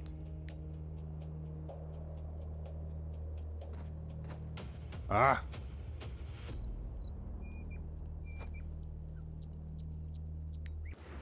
Yep. You can pass gaps. I mean, it's like a punt. So you can set up a single target magus with a pet a little bit further back. You still get the bonuses at those distances. Can be 30 feet or whatever. And yeah, you can jump whatever. No more pet stacks. You get instantly the bonus. As soon as you drop it, you have the full bonus. That's it. Now you have it. It's 100%. That's for the engineer as well. There's no more waiting. You get that 20%, which used to be 40 for us, but. So yeah, I mean this is a great mobility and ambushing situation there for survivability and mobility. But it's okay. We got 25% damage on the pet abilities on the NG using a tactic. Right, so it can be used to get back in the keep on lower parts. You can jump over gaps, you can jump over water. So the Magus really, right now, he gains a lot of mobility. It's gonna be a bitch now. I mean, it was a bitch to when you were getting kited by them. Now they gain another tool towards that. Anyways, I've done my little test on the NG. Fuck all, except one build for warbands, which is gonna cost a lot of tactics, and that's all we got, in my opinion. Nothing else.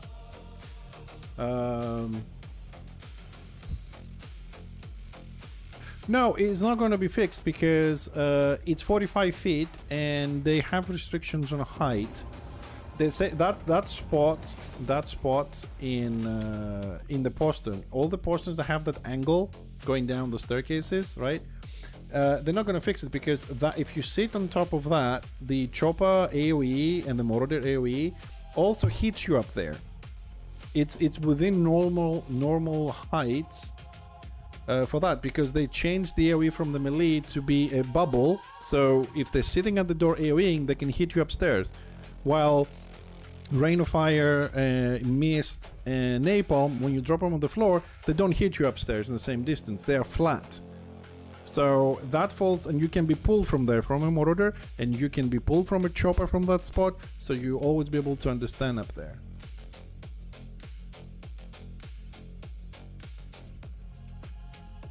No, he will not be able to get in. He has to have the pet inside. He can only get into his own keep. He has to be inside, leave the pet in, and then go out.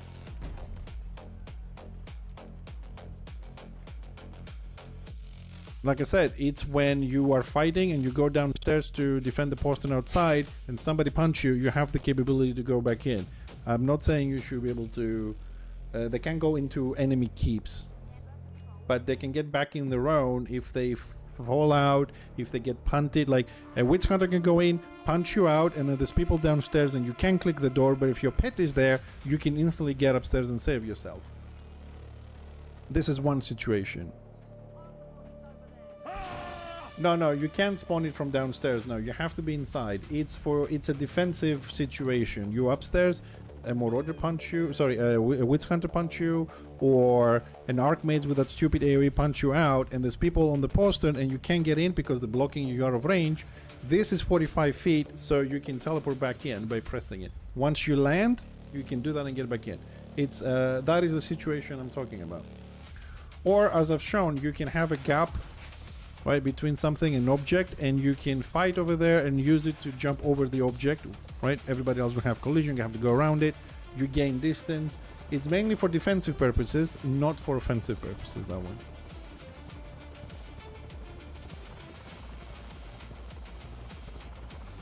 And I mean, if you're fighting long enough, then, you know, if you really need to get away, you can also break that morale 3 with 50% speed buff. So they got a nice mobility buff.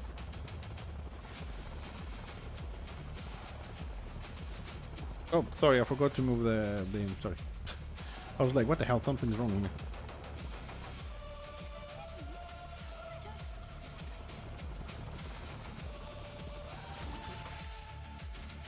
What are you banging? Alright, let me put the stuff back.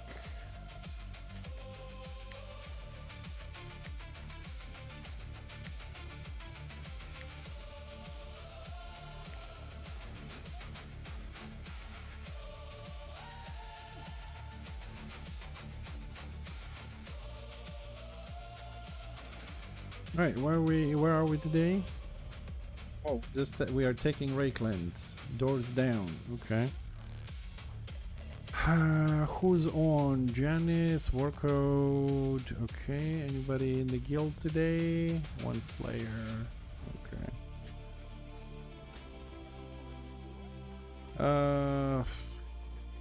Fuck it. Let's play this.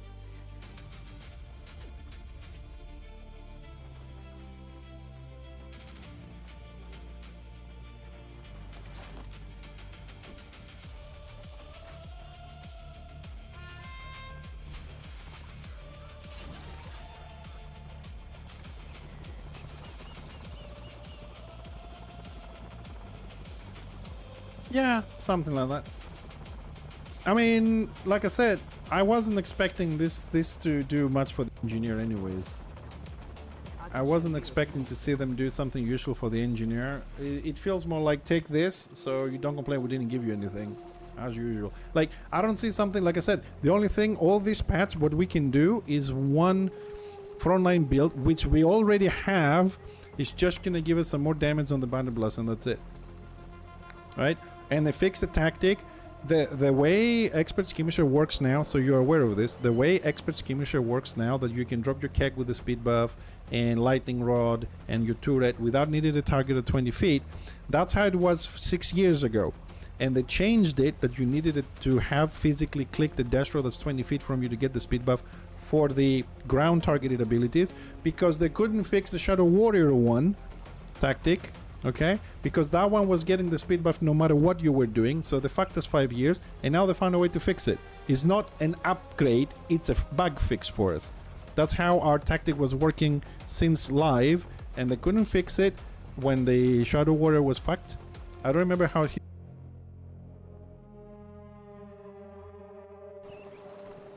Yeah, we're back. Malmar, I'm assuming I'm back. I don't know. It seems like when I reach 3 hours to 3.5 to 4 hours, the OBS just crashes completely. I need to figure out what's up with that. I really need to figure out what's up with that. The camera. No, I don't use the camera for a while, Malmar, because I'm doing a lot of eye drops and stuff like that, so I don't like it. So, as I was saying before, the stream crashed, which I have to look into that at some point, see what's up with this. So, the Expert Skirmisher tactic is not an upgrade, it's a bug fix that they couldn't fix 5 years ago and screw it.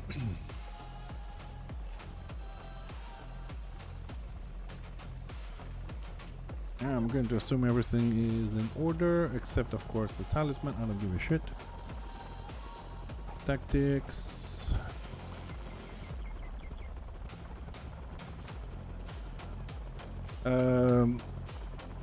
So yeah, we didn't get anything really. I see no reason why they changed mortar rounds. They buff the pets, but if you use the tactics to buff the pets, you lose a lot more damage that you gain. The pet is not mobile for you to use it undercover, like get behind something and let the pet chase and do stuff like that. So it's wasting tactics in my opinion at this point. We'll look into it more, but the initial thoughts is this. So the only thing you can do is just change one tactic, maybe two, lose some damage on everything else to buff Bandit Blast, and just do the mindless warband thingy. Go at the front, magnet, lightning rod, friction burn, Bandit Blast, Bandit Blast, Bandit Blast, Bandit Blast, Bandit Blast, teleport turret so you don't lose your crit, Bandit Blast, Bandit Blast, Bandit Blast, friction burn, Bandit Blast, Bandit Blast, Bandit Blast, and either you're dead or you kill them. That's why we gain more damage, significant damage on Bandit Blast with the tactic, but that's it. We gained no mobility, no defense mechanisms, nothing new as gameplay, because like the whole thing with the teleport on the maggots and the speed buff is a new gameplay. We didn't get anything, any of that.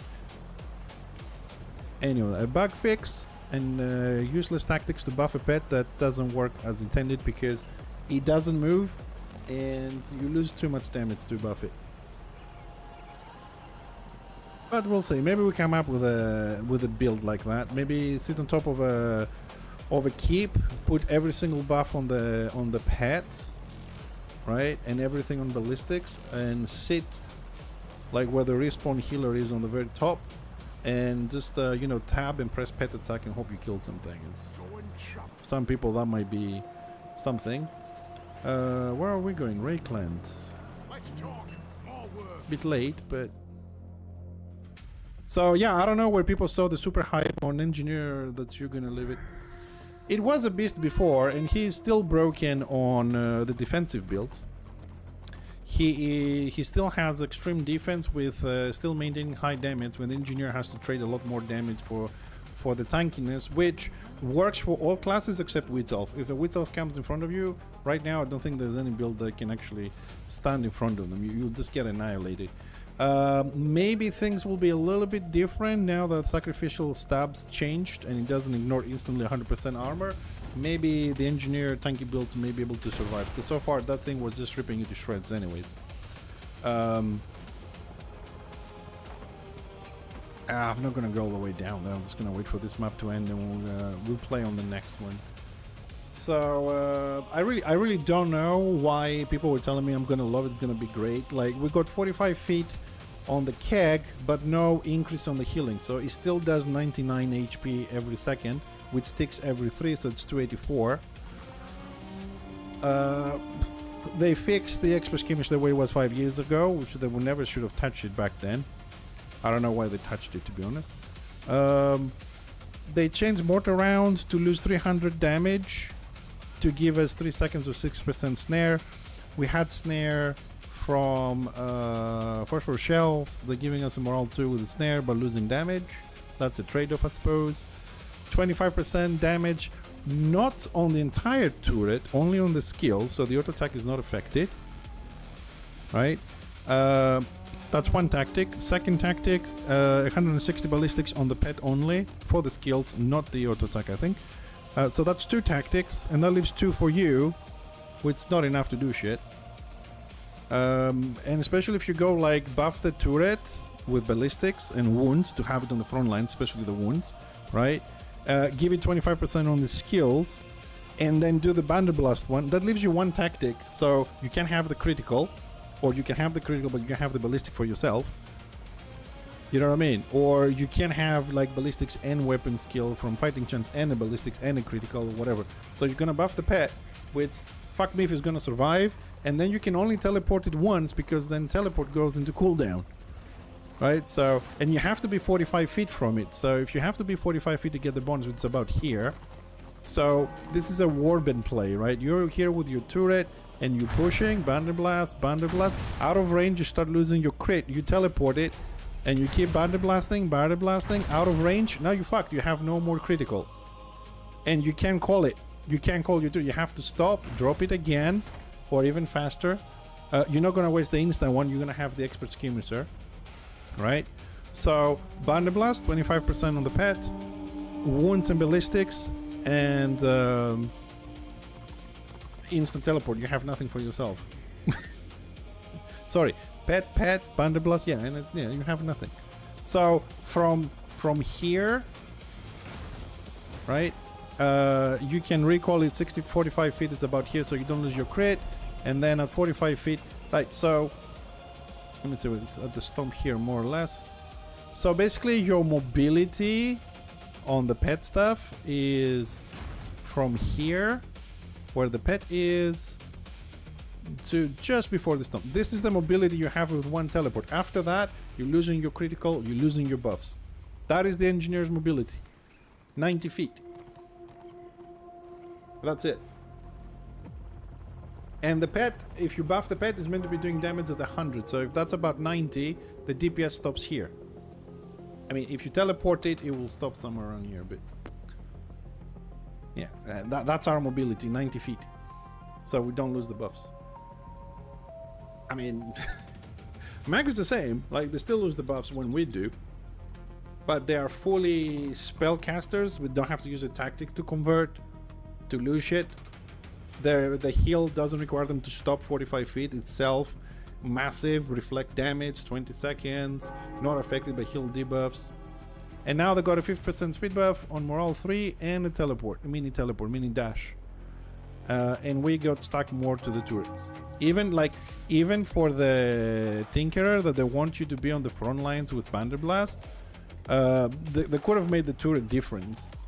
Give it something else so you can move along with it, or like on the Tinkerer tree, your teleport every deploy doesn't have a cooldown, so you can keep summoning it. It still costs 60 AP, by the way.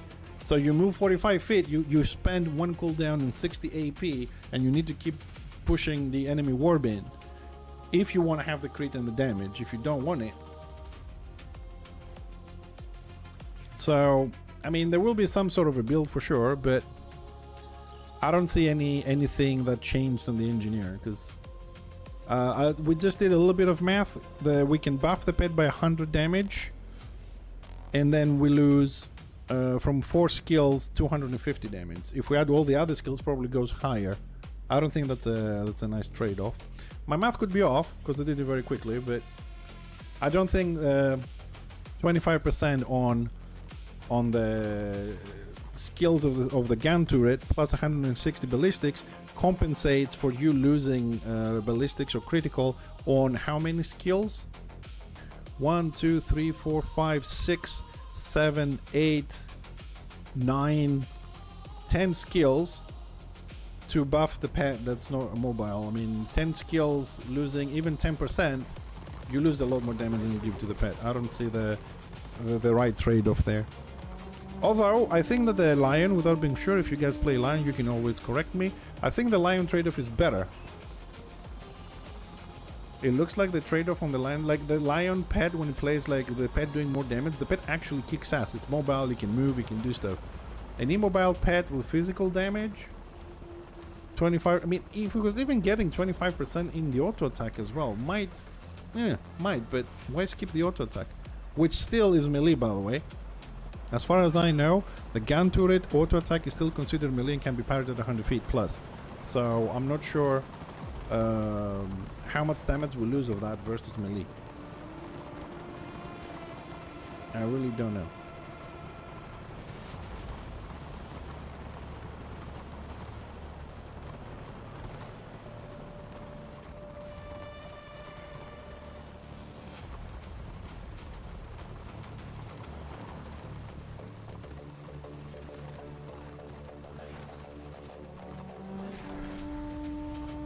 I'm just waiting to see where the fight is gonna go. Well, I'm sure a lot of people will play more Magus's as soon as it comes on, I think. Probably we're gonna see a small increase on Bright Wizards.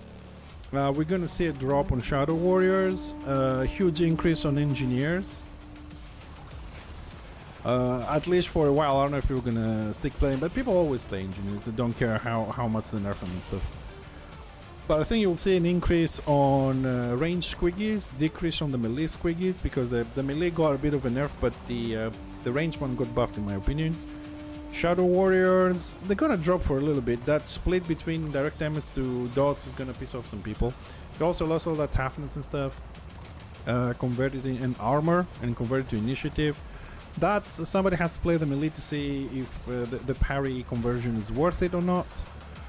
So Bright Wizards up, Engineers up, Shadow Warriors down, Range Squigs up, Melee Squigs down. Bright Wizards, yeah, up. Sorks might, with a new like route, people might want to try it for a little bit, whatnot. Yeah, definitely loads of Maguses.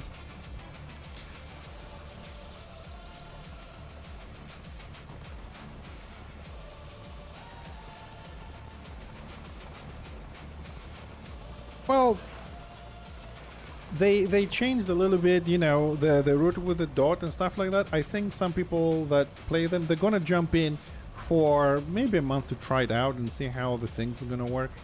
Because where is the little pattern? Sorry, I have to see a little bit the patterns because it's huge. I don't remember every detail. So the new mechanic here, right, where ignition reduces corporeal resistance because they do corporeal damage. Like in the past, Bright Wizards were working very well with an engineer because we debuff corporeal damage massively and they do quite a bit of corporeal. Now they have their own debuff, right? So in that and they changed a little bit the skills here, so you can do some new combos to get more damage, and they got a better slow, and also they got a little bit of extra heal somewhere in here. So that thing, if you play it right, probably gonna increase your survivability a bit and get your damage a bit higher if you do the combos here, right, with the debuffs and everything. And that's kind of good for them because a lot of the warbands don't get engineers to do the corporeal debuff, so now they have their own. People will start playing them again to at least test it out for a little bit. The increases that I'm talking about maybe a month, when people are gonna jump in and see this little new mechanic here, the different rotation, if you like, how it's gonna be played. So we're gonna see an increase on that. The Squiggy, the range Squiggy, in my opinion, got buffed, so people are gonna play it more. The melee got nerfed a little bit, so it's gonna go down. Maybe we'll see them the same number when doing warbands. Magus is gonna go up with this. Everybody wanna try this new teleport and, you know, things like that with the pets, especially the solo. There's a lot of people who play solo.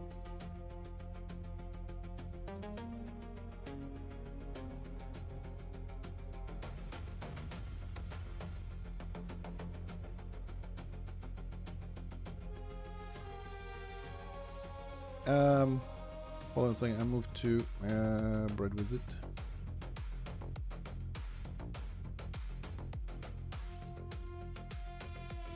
Yeah, it's on the tactics, but now minor ignite also reduces corporeal resistance.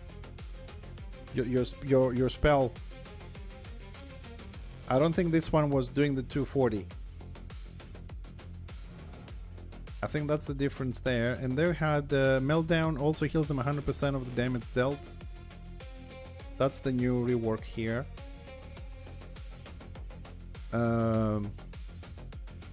They also have on the tactics, it's the extra stuff on the tactics. They changed the mechanic a bit. Debuffs, every debuff stack if they are from a different source. For example, a tactic like this one, right? Or sorry, this one, which is a tactic, right? Tactics. This one will stack with my ability debuff. So you can have an ability, a tactic, and a morale. They will stack. If they are from different sources like that, they stack. So if you use your mine or ignite to reduce that, and I do an acid bomb, it will stack.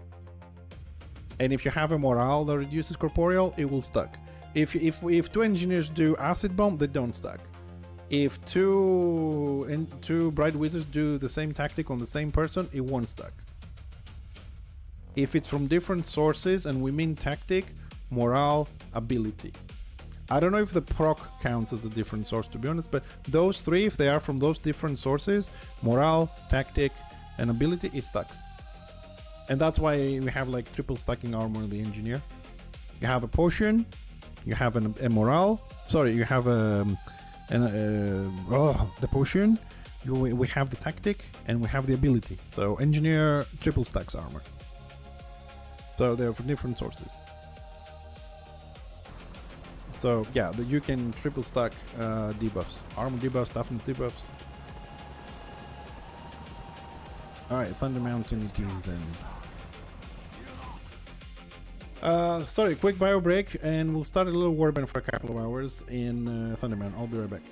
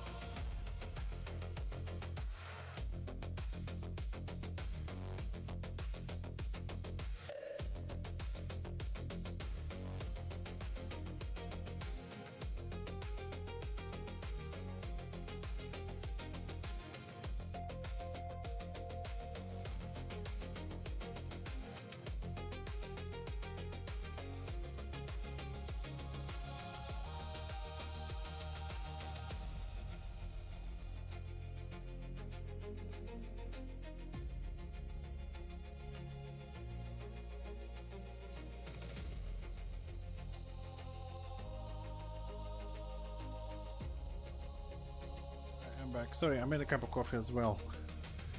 Taurus. I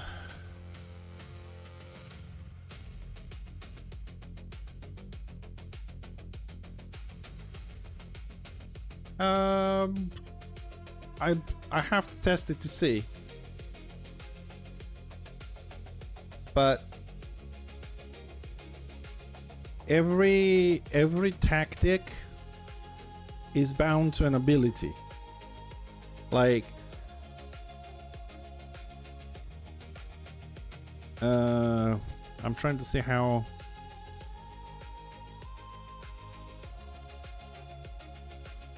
For example, what one do I have here? So, like pierce defense, right? Enemy blocks, dodges, parries, all that. They lose that thing. So that is a tactic that works. So this is a passive from the tactic. Okay. So do I have another one just to illustrate the example here? Like coordinated fire, for example, right? I do signal flare, and because of the tactic, somebody gets 15% more damage. So it's bound to the skill, but it's a tactic. So if you add another, right? If you add another ability from someone that deals damage, it will stuck with this. I don't know if I'm explaining this correctly. The fact, I mean, you have to use a skill to apply the tactic buff. But we can test this. It's not.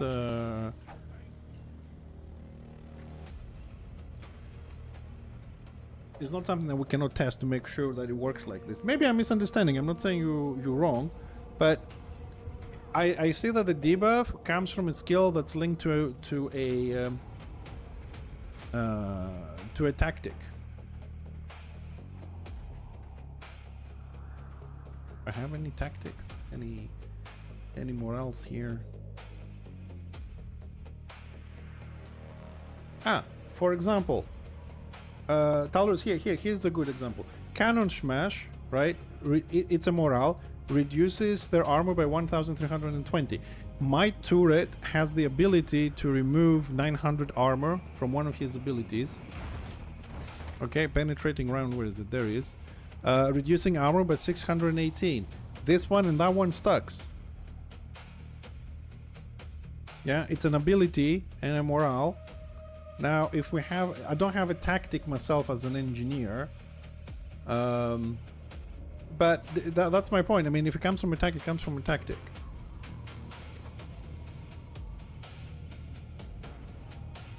It has to stack somewhere in there, but we can test it at some point.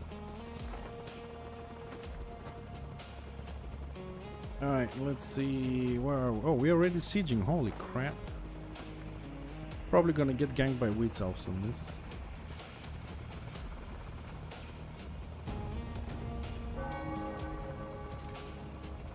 Okay, let's make a little warband.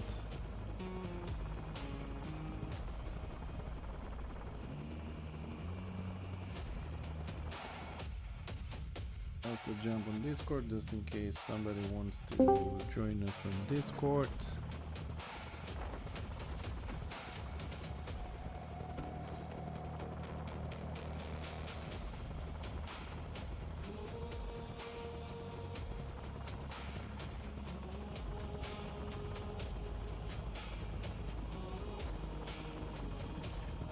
Open.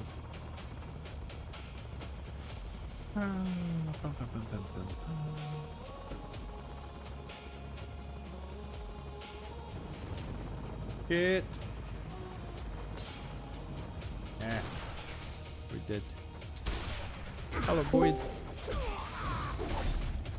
Hello. Okay.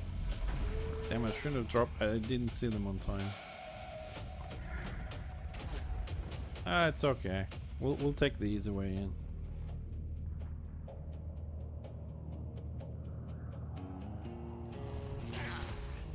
Dude, since you don't lose anything, I'm not worried. I play, who's that?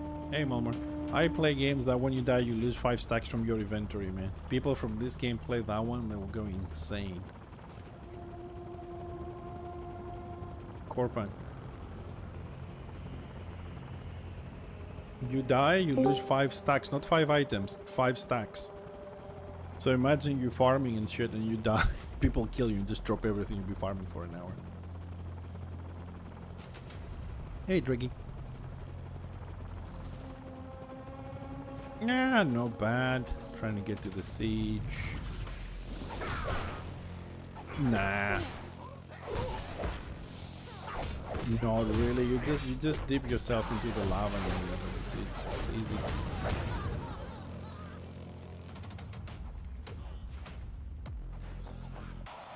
Jensen, jump in the lava, man.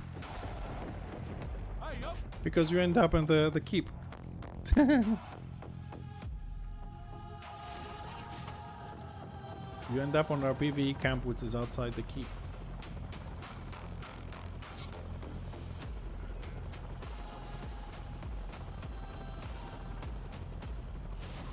Yeah. It's good when you're attacking or defending. You came here quickly. Apparently now we have some incoming on the main. I'm gonna move around, just advertise the warband a little bit again.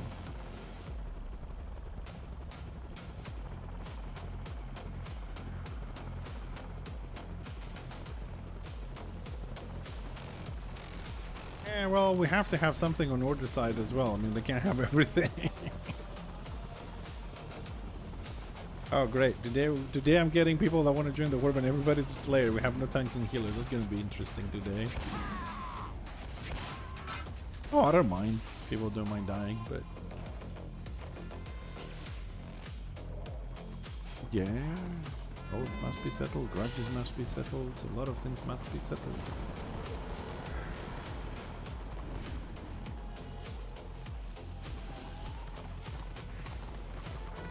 Always. I mean, we have 102 members and 3 online. So of course we.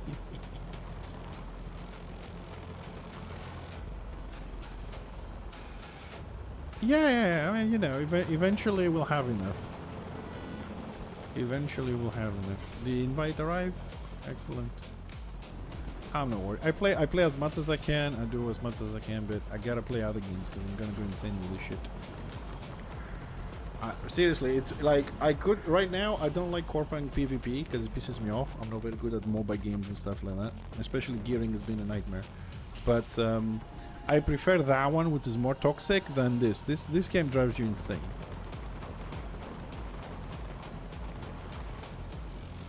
What, this game? Well, you know, the patches don't feel fair. People are a bit weird, as always in every game. You can't do what you want when you want. You're really depending on bigger warbands, other people, moods, politics, you know. Corpang, I don't like it because you die, you lose a lot of shit from your inventory. People fully geared have been playing for a while, ganking, leveling players at the NPC. They're trying to get your quest and you die instantly. And if you need to resurrect, you have to go back to your body and they kill you again. If you resurrect on the resurrection point, you lose stats for 10 minutes and you can't remove that. You know, and there's a lot of solo stuff, solo dungeon, solo this, 2v2 arenas, which I don't like arenas. There's no true open world PvP, but I like questing, dude. I like the world that cut trees down and shit. It's kind of, I find it very relaxing and nice. And of course, you know, I mean, that game is still early access for the last 5 years. I don't think it's going to release. It's missing 12 classes.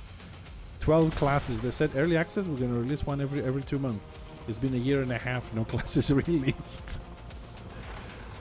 Yeah. I'm waiting for the dwarves, man. If they're good, I'll get better at mobile fighting. Because like mobile fighting in that game, what kind of like I said, I like the whole you know, oof. 1 second. I like the whole farming stuff like that, but when you have a lot of mobs, it's like 1 skill, 2 skills, 3 skills, and then run around the mobs until your skills come out of cooldown, because that's mobile, you know what I mean? And hit them again, and then circle them for a while again, and then it's not like here you go in front of 10 mobs, you tank them, block them and stuff like that, and That's it.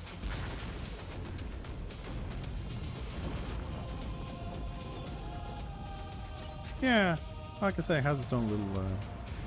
I'm going inside because we don't have any food.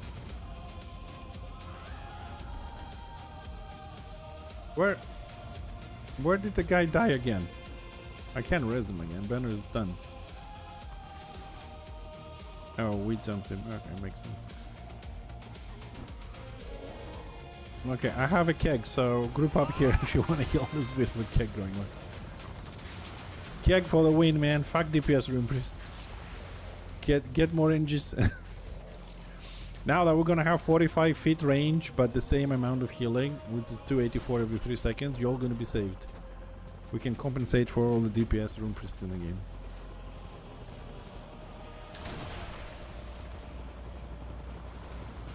Me? No, I'm using Grenadier at the moment.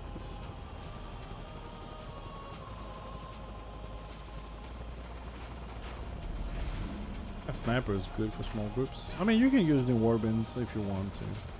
There's too many variations, so you're good either way.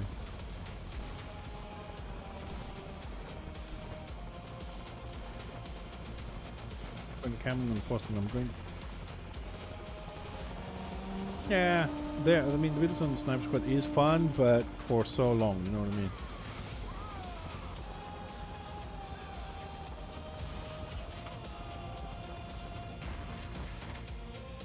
No, I've been to a couple of them in the early days, and it was fun. Like the first time, the second time, the third time, but after that, just, you know, waiting for the command to do one snipe.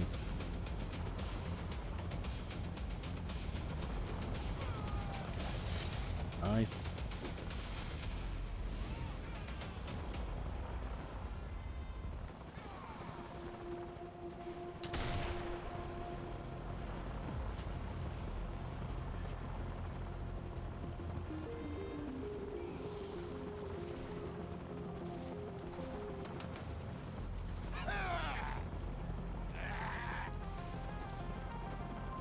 I haven't seen the warbinds coming in. Level 6 Rune Priest. Sorry, buddy. Yeah, well, people just see the warband, they click, they don't know what they're doing. It happens.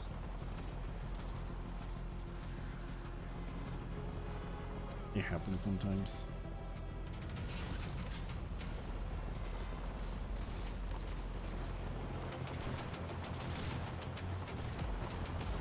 Nice. Congrats. Another 40 to go.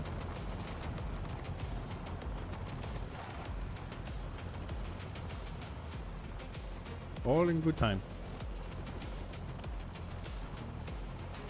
Oh, there's a couple of Dasher that are trying to get people pulled and punted into the Warcam down there to get easy kills. If you want to fight, they can come inside, as far as I'm concerned.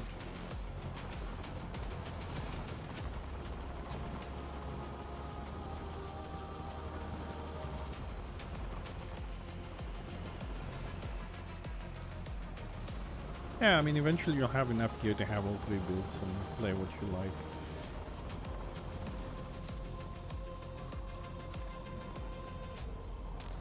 Yeah, I mean, if you like the game and you play, eventually you'll have everything.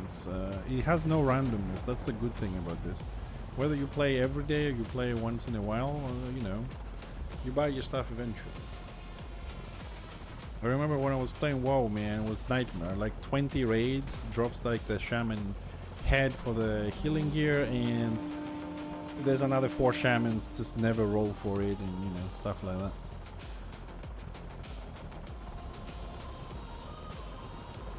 Yeah, and new when you get it, and then you get it, and then new parts is out. I mean, talking about raiding like every day 10 hours, you know, stuff like that, and almost never getting it. I mean, eventually I do, because it was a guild, so every time somebody rolled, it wouldn't roll again, but it's still, you know. No, I don't like playing World of Warcraft anymore.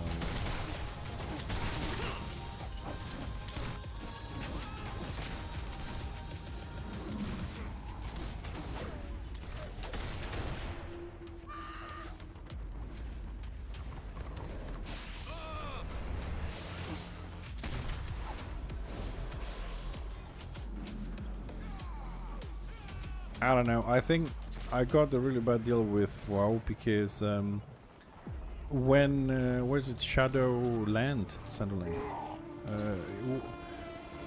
Yeah, but listen to this. When Shadowlands came about, I stopped on Pandaria. And when Shadowlands came about, I was looking for a game to play. I was a bit upset in this game as I am now, you know, stuff like that. And somebody said, well, you know what, the new expansion comes out, why didn't you get it and we play together? You know, he was on the stream and all that. I'm like, okay, so I checked what I need. I had to pay 100 euros to buy all the other stuff I was missing, right? So I paid 100 euros, I buy everything, I install it, the guy comes in, we play a couple of days, helps me to get my character through the levels and stuff I was missing, right? Get him ready for Shadowlands. I never played it. I never played it.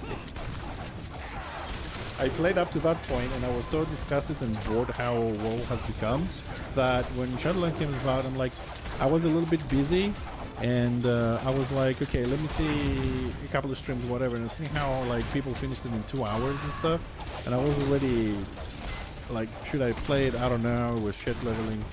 That little bit that I played 3-4 days to get there, it didn't feel right. I'm like, oh fuck, I got this. And we fixed the group shield because we got tanks with no slowers and stuff, so I move myself out of here. 2 tanks, 2 slayers. I'll also give you the baby healer. I'll keep one for everybody else there.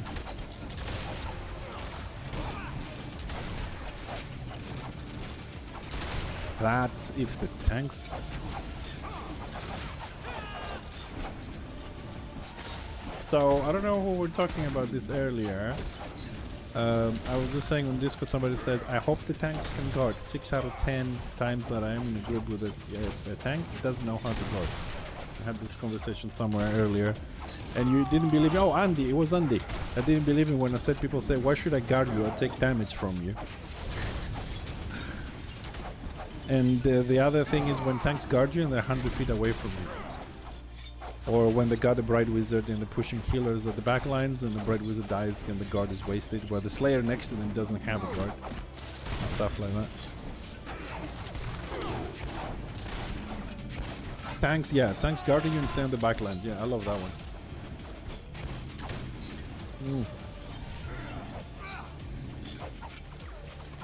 Yeah, and the eternal question, does the tank follow the DPS or the DPS follows the tank? Depends who has the biggest ball.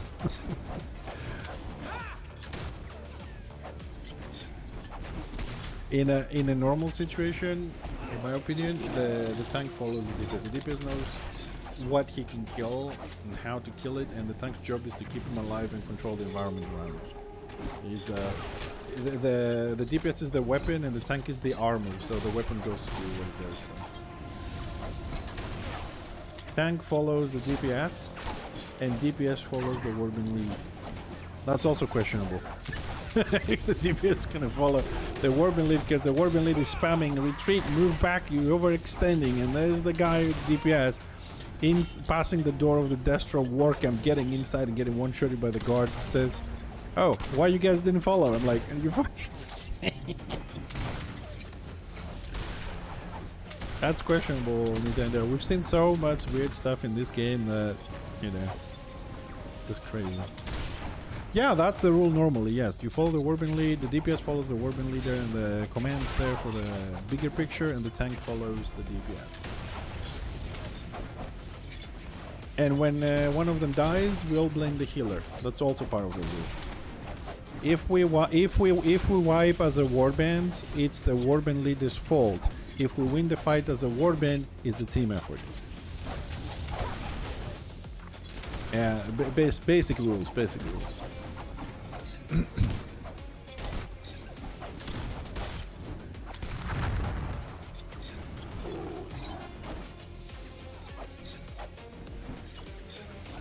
Congrats. Yeah.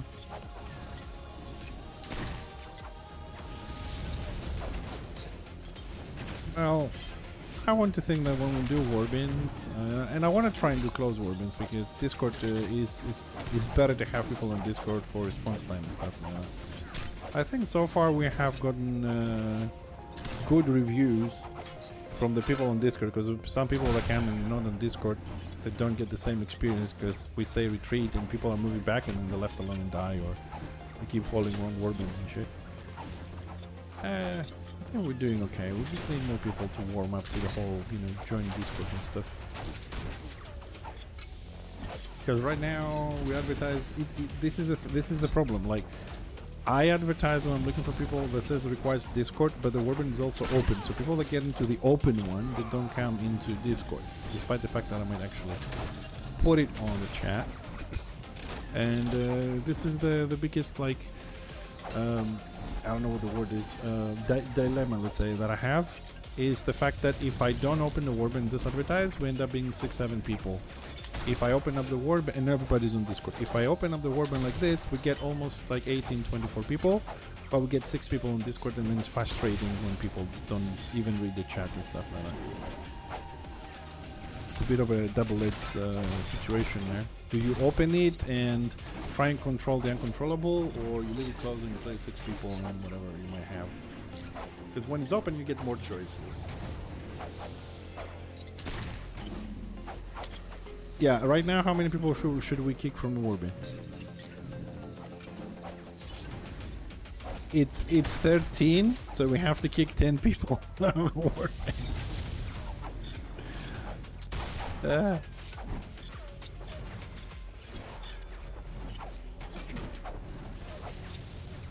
No, what I do is sometimes I do open warbands to get people to see the gameplay, you know, playing with dwarfs and stuff, and sometimes we do them closed. It depends. Especially like if I get a couple of people from the guild, like 4 or 5, maybe 6, we do closed warband and we advertise. We'll be on Discord or we'll pick them. And if there is a siege or something, we open it up and then we kick them in. Try and vary it as much as we can for a better experience.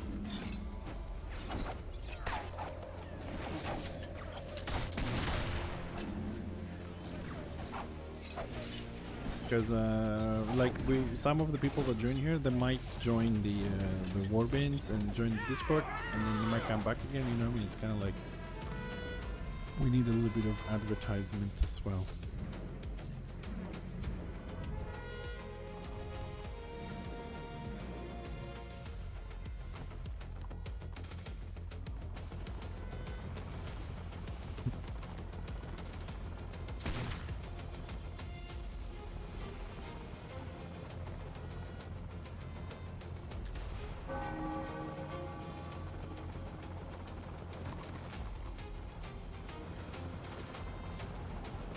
Oh yes, I mean I'm an engine. I still get bored. No, here we try to do, you know, a proper dwarf warbands with different formations. I mean 8 tanks, 8, 4 melee, 4 ranged, or you know 6 melee, 2 ranged, whatever we got on that one.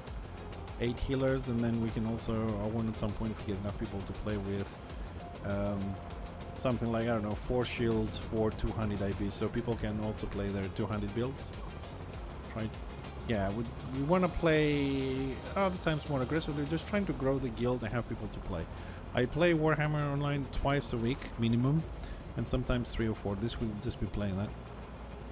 I stream 4 times a week, so 2 of them is guaranteed Warhammer, sometimes 3. The 4th one, I try to keep it for some of my other games when I manage to play them, because I've been trying to play Warhammer 40k for the last 5 days. And my eye wasn't very well to do the morning stream, and then the patch came along. It just gets like that sometimes. I'm trying to finish Chaos Gate Demon Hunters. Is a 40k turn-based strategy game with Grey Knights. That's the one. And then I have lined up Battle Sector, turn-based strategy as well. And I have to jump into the Shrouded because I have to finish some of the rooms in that game. It's a building game. Because it launches 1.0 on October, and I really want to finish that room to be ready for the expansion. And that room it's the size of fucking Moria, and I'm doing it alone. I have to move 850 boxes, empty them, carry them, put them, and fix the new rooms and fill them up and shit. And it's extremely, it is extremely like repetitive and boring, but I have over 1,000 hours crafting on the game, and I really want to like finish my design there. I used to have somebody to play with me, but you know, things change and stuff. So we lock this. There's no point going anywhere with this.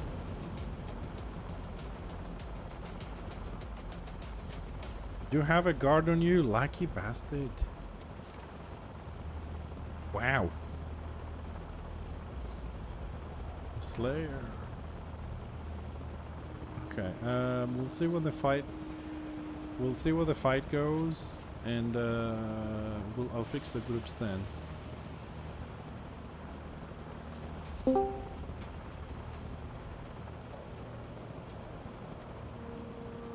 Don't worry, I'll put you with Roger, and you're definitely gonna have guard.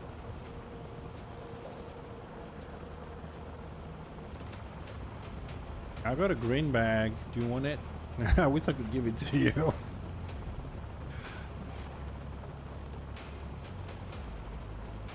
You know what? Like, this is a public quest situation. You should have a what's the word for it that we use on the public quests?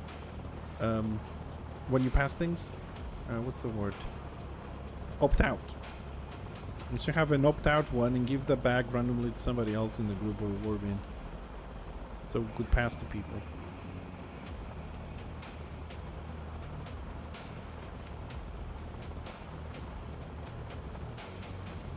I mean, you can pass the crests, but like in the guild, I wouldn't mind giving the bags as well to boost people up very quickly.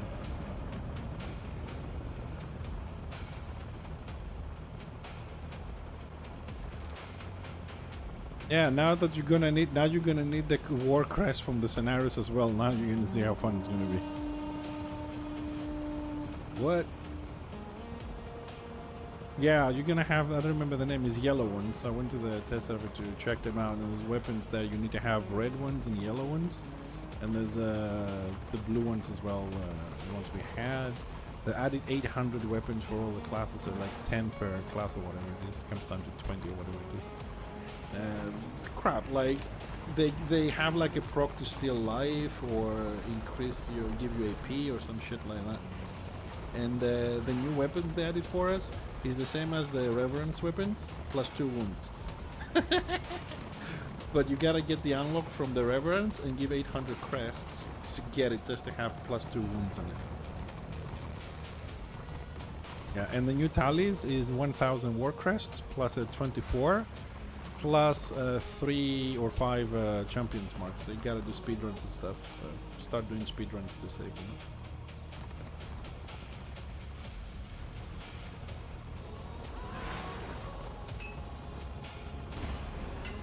Well, I was as well, until, you know, you get in there, you want to do stuff, and then there's only pre-mades and you get your ass kicked as a solo player and stuff. Oh my god, no. Are we actually going to Prague? Please god, no.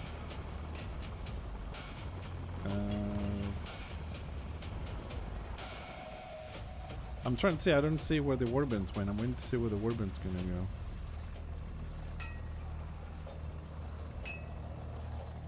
No, I see the numbers in Prague. I was just hoping they'll go Black Crag for chains or something. They're all here. Yeah, I'm waiting to see where they're gonna go before we move in.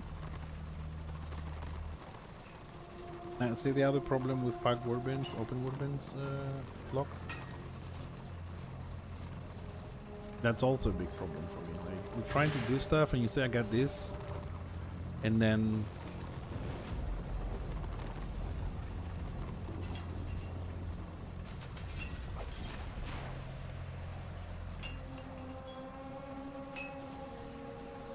I mean, we don't have a full warband and stuff, so I'm waiting to see where we're gonna go. Let's get that guy over there. Party, let's fix party 2. Slayer there. Actually, we'll put the Slayer on the big group on the front. Oh. So group 1 needs to be the group man as usual. 2 tanks here, 1 slayer, a baby healer. It is what it is at the moment. Keeping myself out of it. Well, somebody went to Prague. Okay, let's go Prague and then we'll see if we have to move him. We'll do a little run around there. You can always leave if they move somewhere else. Wiki.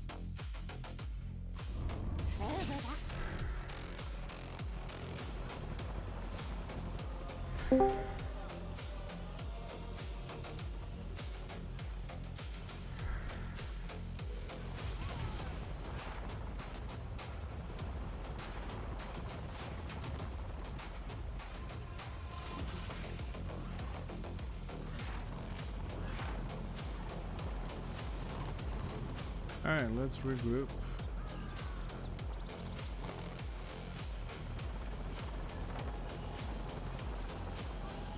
Okay, workout. Okay, I don't know. Janice. Where's Lace?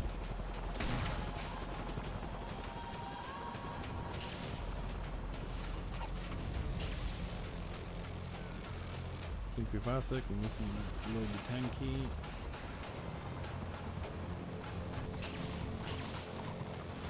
And wait here forever.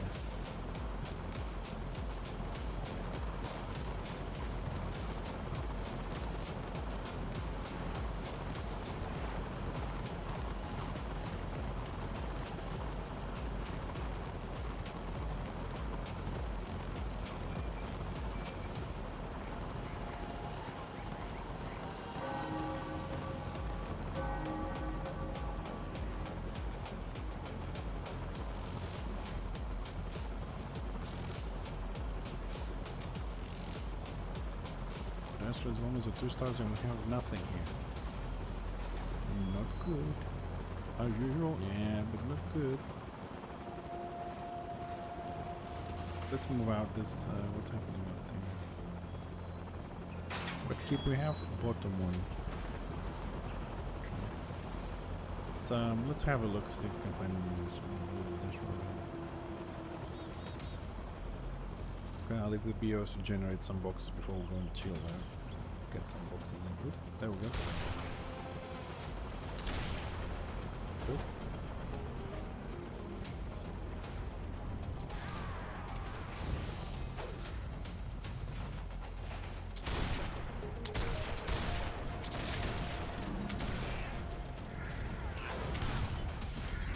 We're getting everything from the looks of things.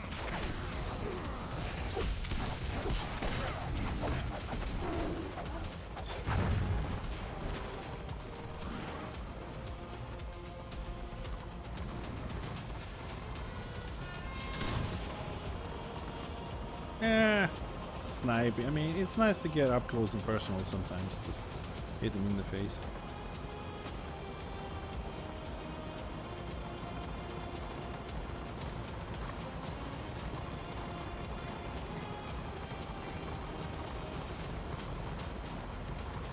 I can see some Magus missed in the video.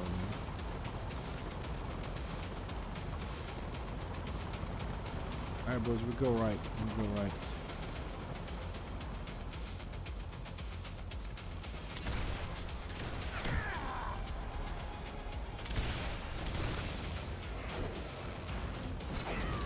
Forward, moving forward, keep the back line with that group there.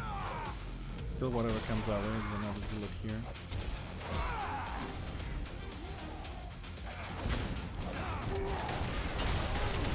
It's okay, try and push forward. Try and flank the big war vents.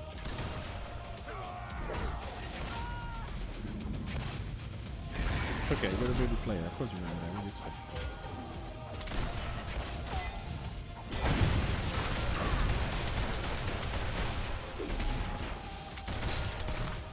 Don't stay there, we're pushing.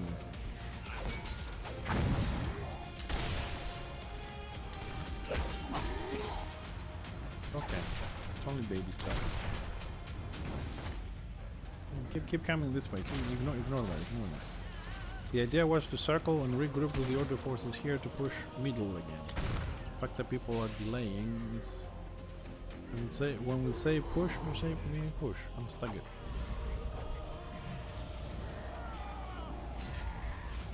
All the desert that came in.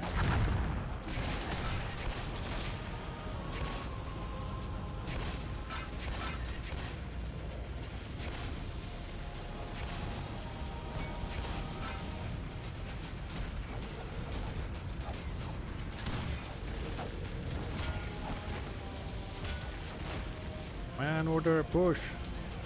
Well, back up, because order is backing up. We're the only ones left here. And we have Destro on the right side pushing. And staggered again.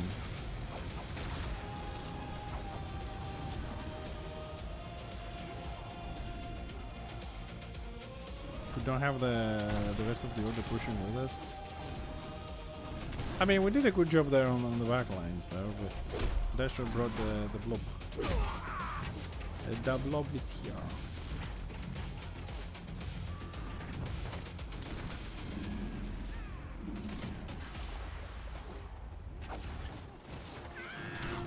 Don't worry, we're not going to stay here too long because we don't have enough healers to deal with this.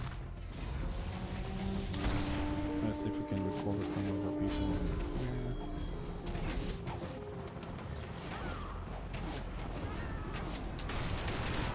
I can heal us today.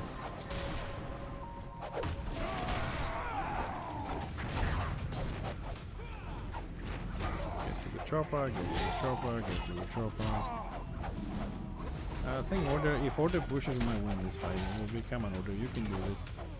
A lot of order around. Destro is really weak on the front line. They're dying. But yeah, order. I mean, I'm reading the chat, not for our warband, but generally speaking, order needs to learn how to recover during fights. I've seen a lot of fights where the healers just spam heals and everybody's dead and just keep spamming heals instead of, like, you know, mixing a res in between. That's the job of a healer. They have to take that chance of might lose somebody else to res somebody else. You have to be recovered during battle. It can't be after we win the battle, because you might lose the battle if you don't recover. Like this Rune Priest was just resurrected. He could have released all this time and run back. It's not too far from the war camp, you know what I mean? Like, they have to make those choices. Anyways, let's try and regroup. Where's the people that far away? War camp side. Okay, let's go.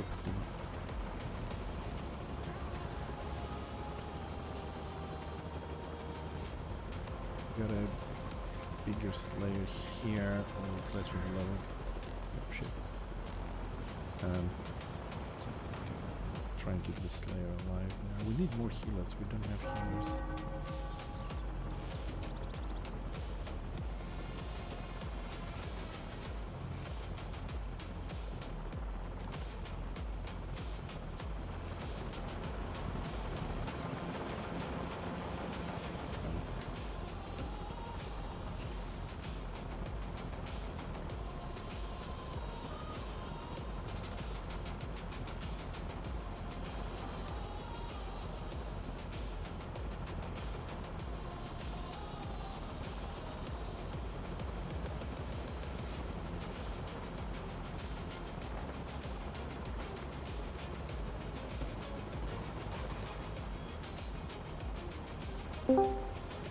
Go, his order. I thought it was Destro.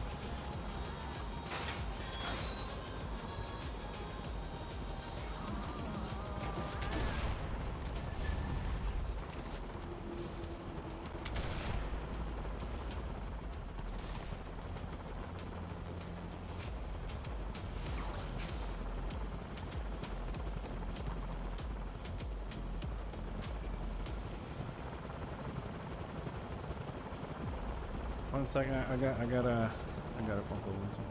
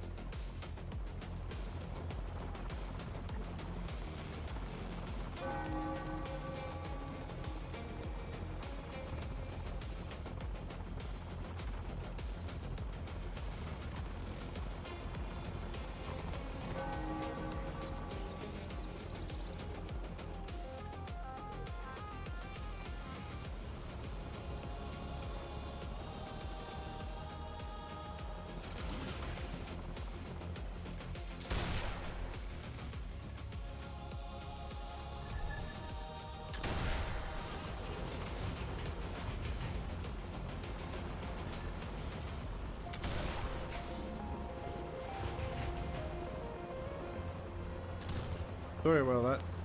That was from the garage. I have the car for repairs. And, yeah, you can level up as a 200 Slayer if you want to. I mean, you only lose like 2 AoEs, which is not super, you know, important because you're gonna do more scenarios, you're gonna do smaller groups, and you're still viable on a wargame. Because you can just run forward and focus on the healers. You know, I mean, you have a lot of single target pressure, so you can go for the squishes, take the healers out, and then the other Slayers can do the AoE or the engineers and whatever. As long as the whole warband doesn't have 6 200 Slayers, is 1 or 2, you're good. We got MMORPG, they're going on the right to our working. Going dismounting. Let's try to.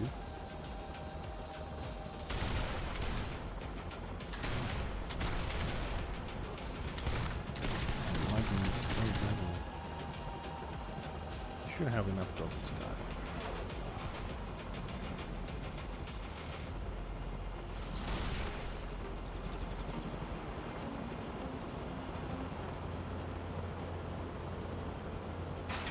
Every time we camp, there's one freaking box. Can it be like 3 or 4 boxes to make the run worth it? Yeah, we don't have graveyard. Let's go pick it up. Well, we got 1 star though, so we're doing alright.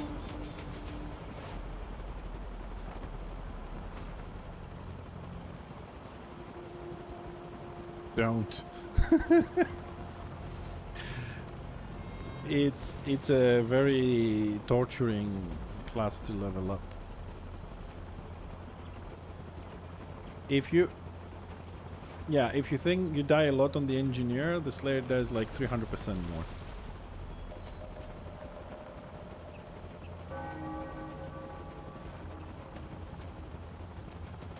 I got my Slayer 40, 60 something, and I tried to level him up again. I also got like an S200 from crypts and stuff. And I'm like, yeah, if I log in and people from the guild is in and got like 2 good healers and a tank, yeah, I'll play him just to get him some levels. But although, you know, melee and tanks is not my gameplay, I'm more of a healer, you know, person.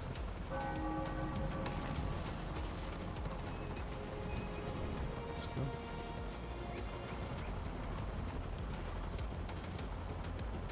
Yeah.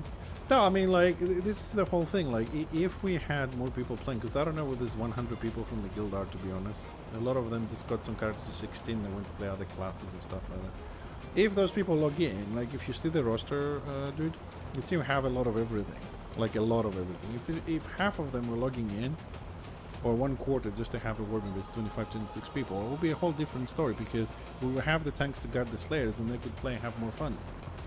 You know what I mean? Like, we have a lot of people that want to play IBs because they don't like the Slayer, but those few that want to play the Slayer, we could help them to level up easier. But people don't focus on, you know, I'm doing this class, I like Dwarves and that. A lot of them is like, yeah, I'm going to try the Slayer for a week, I'm going to try the Engineer for a week, and then I'm going to do Warrior Priest, and I'm going to do this, I'm going to do that. And then they come back and like, oh, we can't level anything up, it's too slow. Hey, if you split your time between 10 classes, dude, it's always going to be fucking slow.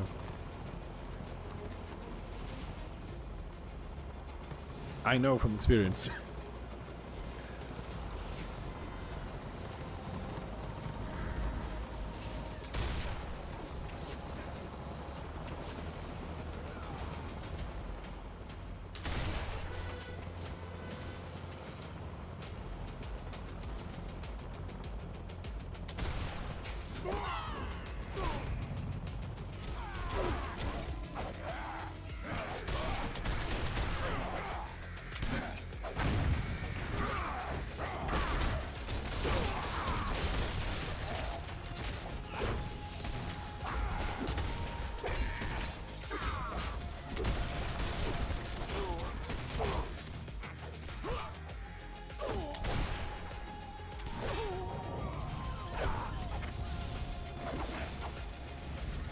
Well, I was trying to kill the group at the back and flank this thing, but almost no one followed. I spam people to regroup, I spam people to fall back, I spam people to follow me. 3 people followed. We would have killed those 5 people and we'd already be hitting the back lines behind them. But people get carried away with the blobs. And now everybody's gonna leave because they're white because they don't fucking listen. Yeah, I'm used to it. I'm just calling it out. We had 5 easy kills on the right side, and we go through the what's called the alley at the back and hit the healers at the back to give a chance to the other warbands. But everybody just rushed forward with no heals, no guards to 3 warbands. Well, good luck with that shit.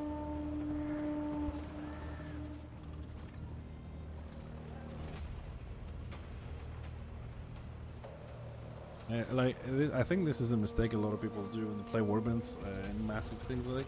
There's 3 warbands in front of you. That doesn't mean all 4 warbands from ours or 3 have to go and hit them face to face, especially when you have so many range. You need to be able to move around and flank the back lines, because you can't get through dash easily. Okay, let me just move some people around to get some heals at least. Put the baby slayer up there. And put Jensen there, we'll put the other engine there, a bit of kills. Alright, let's move.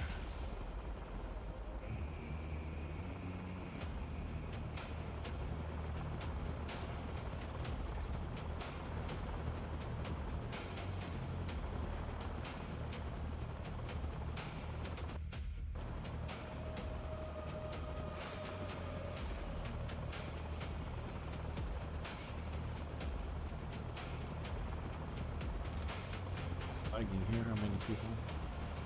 2 maybe. Or no, fuck it, we can do this.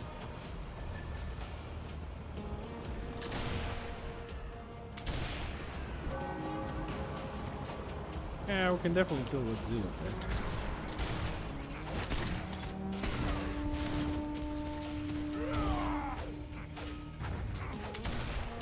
Have a look more back there.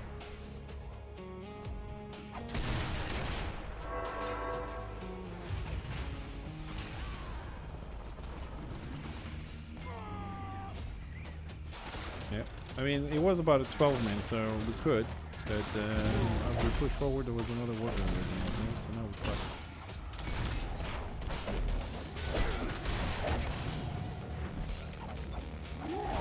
Yeah. Look, man, we're gonna be run over at sometimes.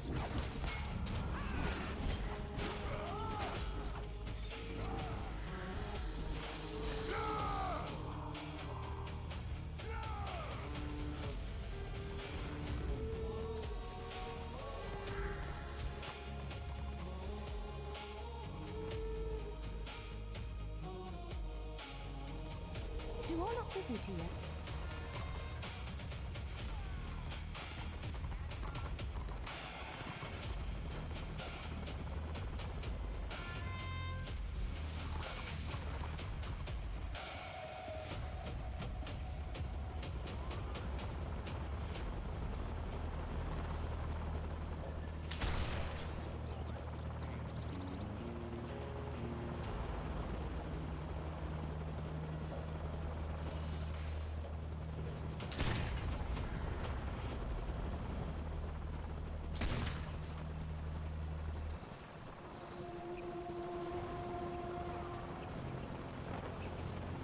Yeah, let's try different directions.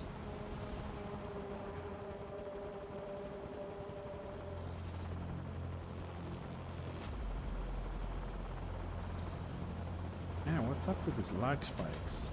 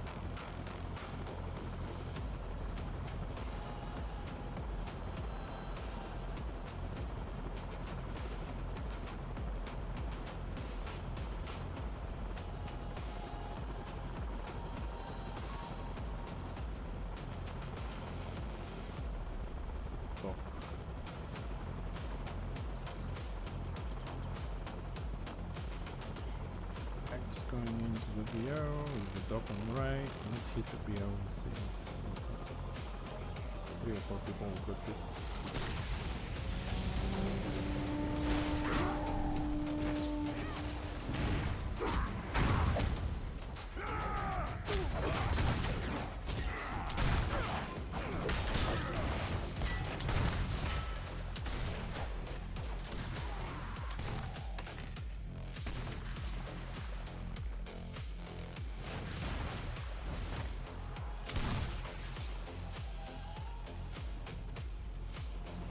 It's always someone runs away.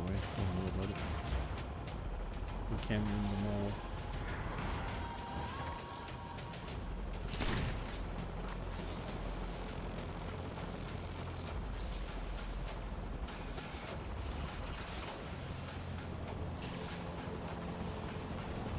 Well, I only see my dots unless I click the target, so we could have had a lot of stuff on the way. We have 1, 2, 3 engineers. Alright, let's go. This is not a BO to stay.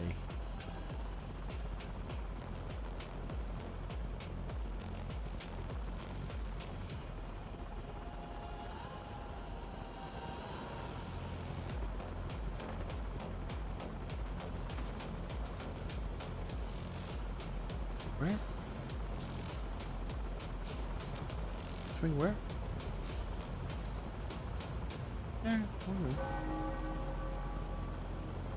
And we went north because we just died on the blob over there, so. Going for, oh, there's 2 blackguards here. Let's go for the BO.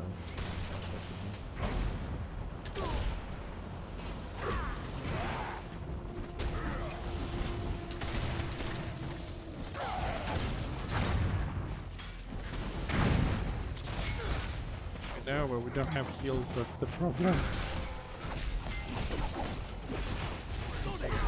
Yeah, well, what can we do? Try. All we can do is try and get some kills in the way, and there's not much we can do. We have a level 24 healer for 12 people. We have to try something, otherwise we're just gonna sit on the war cam and wait until healers show up. But I don't think the other warbands are in any better situation than we are, to be honest.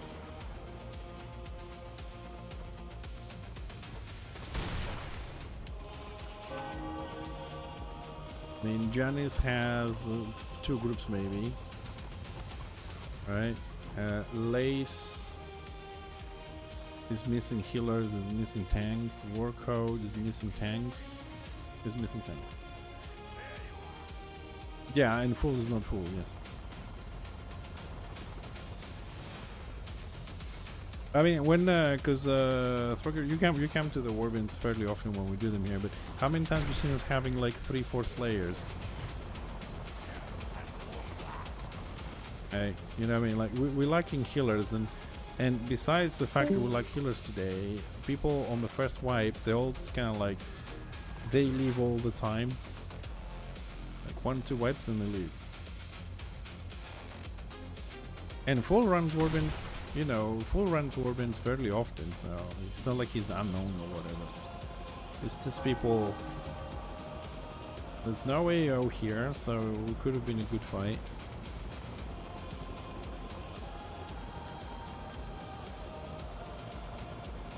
Got 1 tank left. 2 engines and 3 slayers. No healers.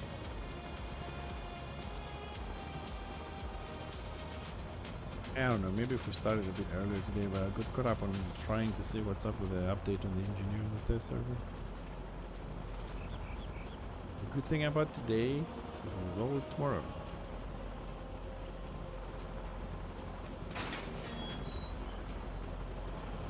Got you. Tomorrow, honestly, I want to play 40k. I've been saying I want to play 40k for a long time. I want to fucking finish the game. I got 3 bosses to kill, and I left it on the 3rd boss. Like, I'm on the planet to attack the boss. I want to go and kill it.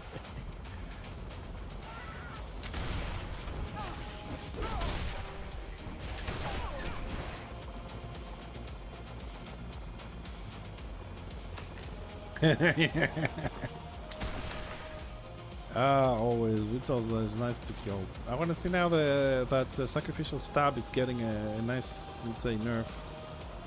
And now you can pull them out of stealth as well. It's going to be interesting.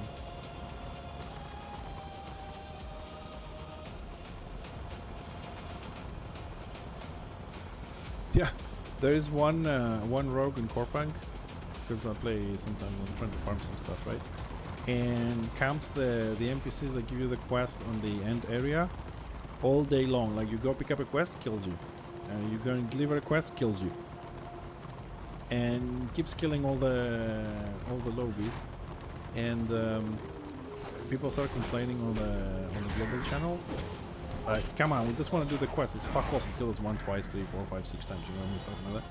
And some beast people, just 3 of them, just went there and ganked and body comped the rogue for like 5 hours. They were just sitting there drinking coffee and killing her over and over again, so people could do the quests.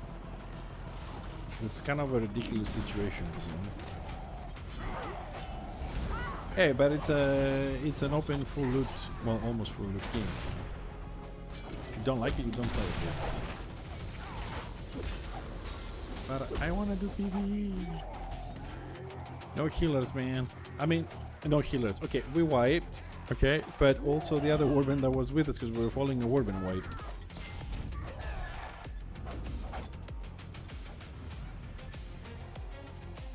Well, I mean, so far, how many people you've seen? How many range you actually seen on?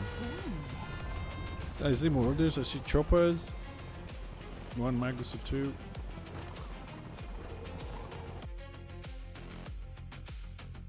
Let me see.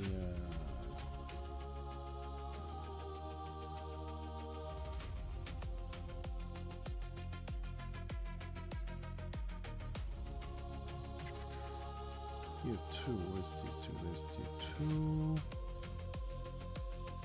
91 million Destroside, 58 on order. Huge fucking difference. We got 15 Slayers, they got 35 Choppers. We got 25 more orders, we got 21 Lions, they got 31 Witch Elves, we got 22. Man, almost double numbers on fucking... They have 91 million, we got 58. Like a warband more million Destroside is... It's a significant difference. OP.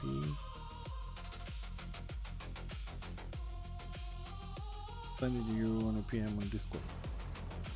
It's a public website. It's not something secret. What time is it? I can give you more links later if you want. I have for like what races people play, scenario stats, population graphs over the year, monthly, time zones. It's a lot of stats and stuff.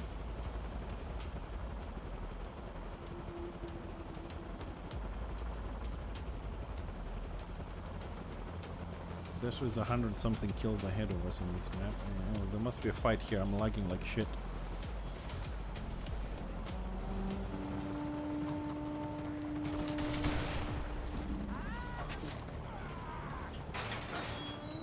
Oh, get in. No, there's warbands behind us. There's no cleanup. Just get inside, because we can funnel the door here. I mean, funnel, not us, but everybody else. But we are no killers, so we can do something from out here.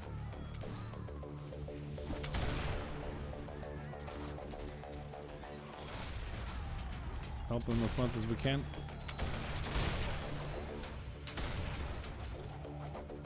Dropping a cake here. They're walking all over the rest of the warbands. I don't think we're able to do much.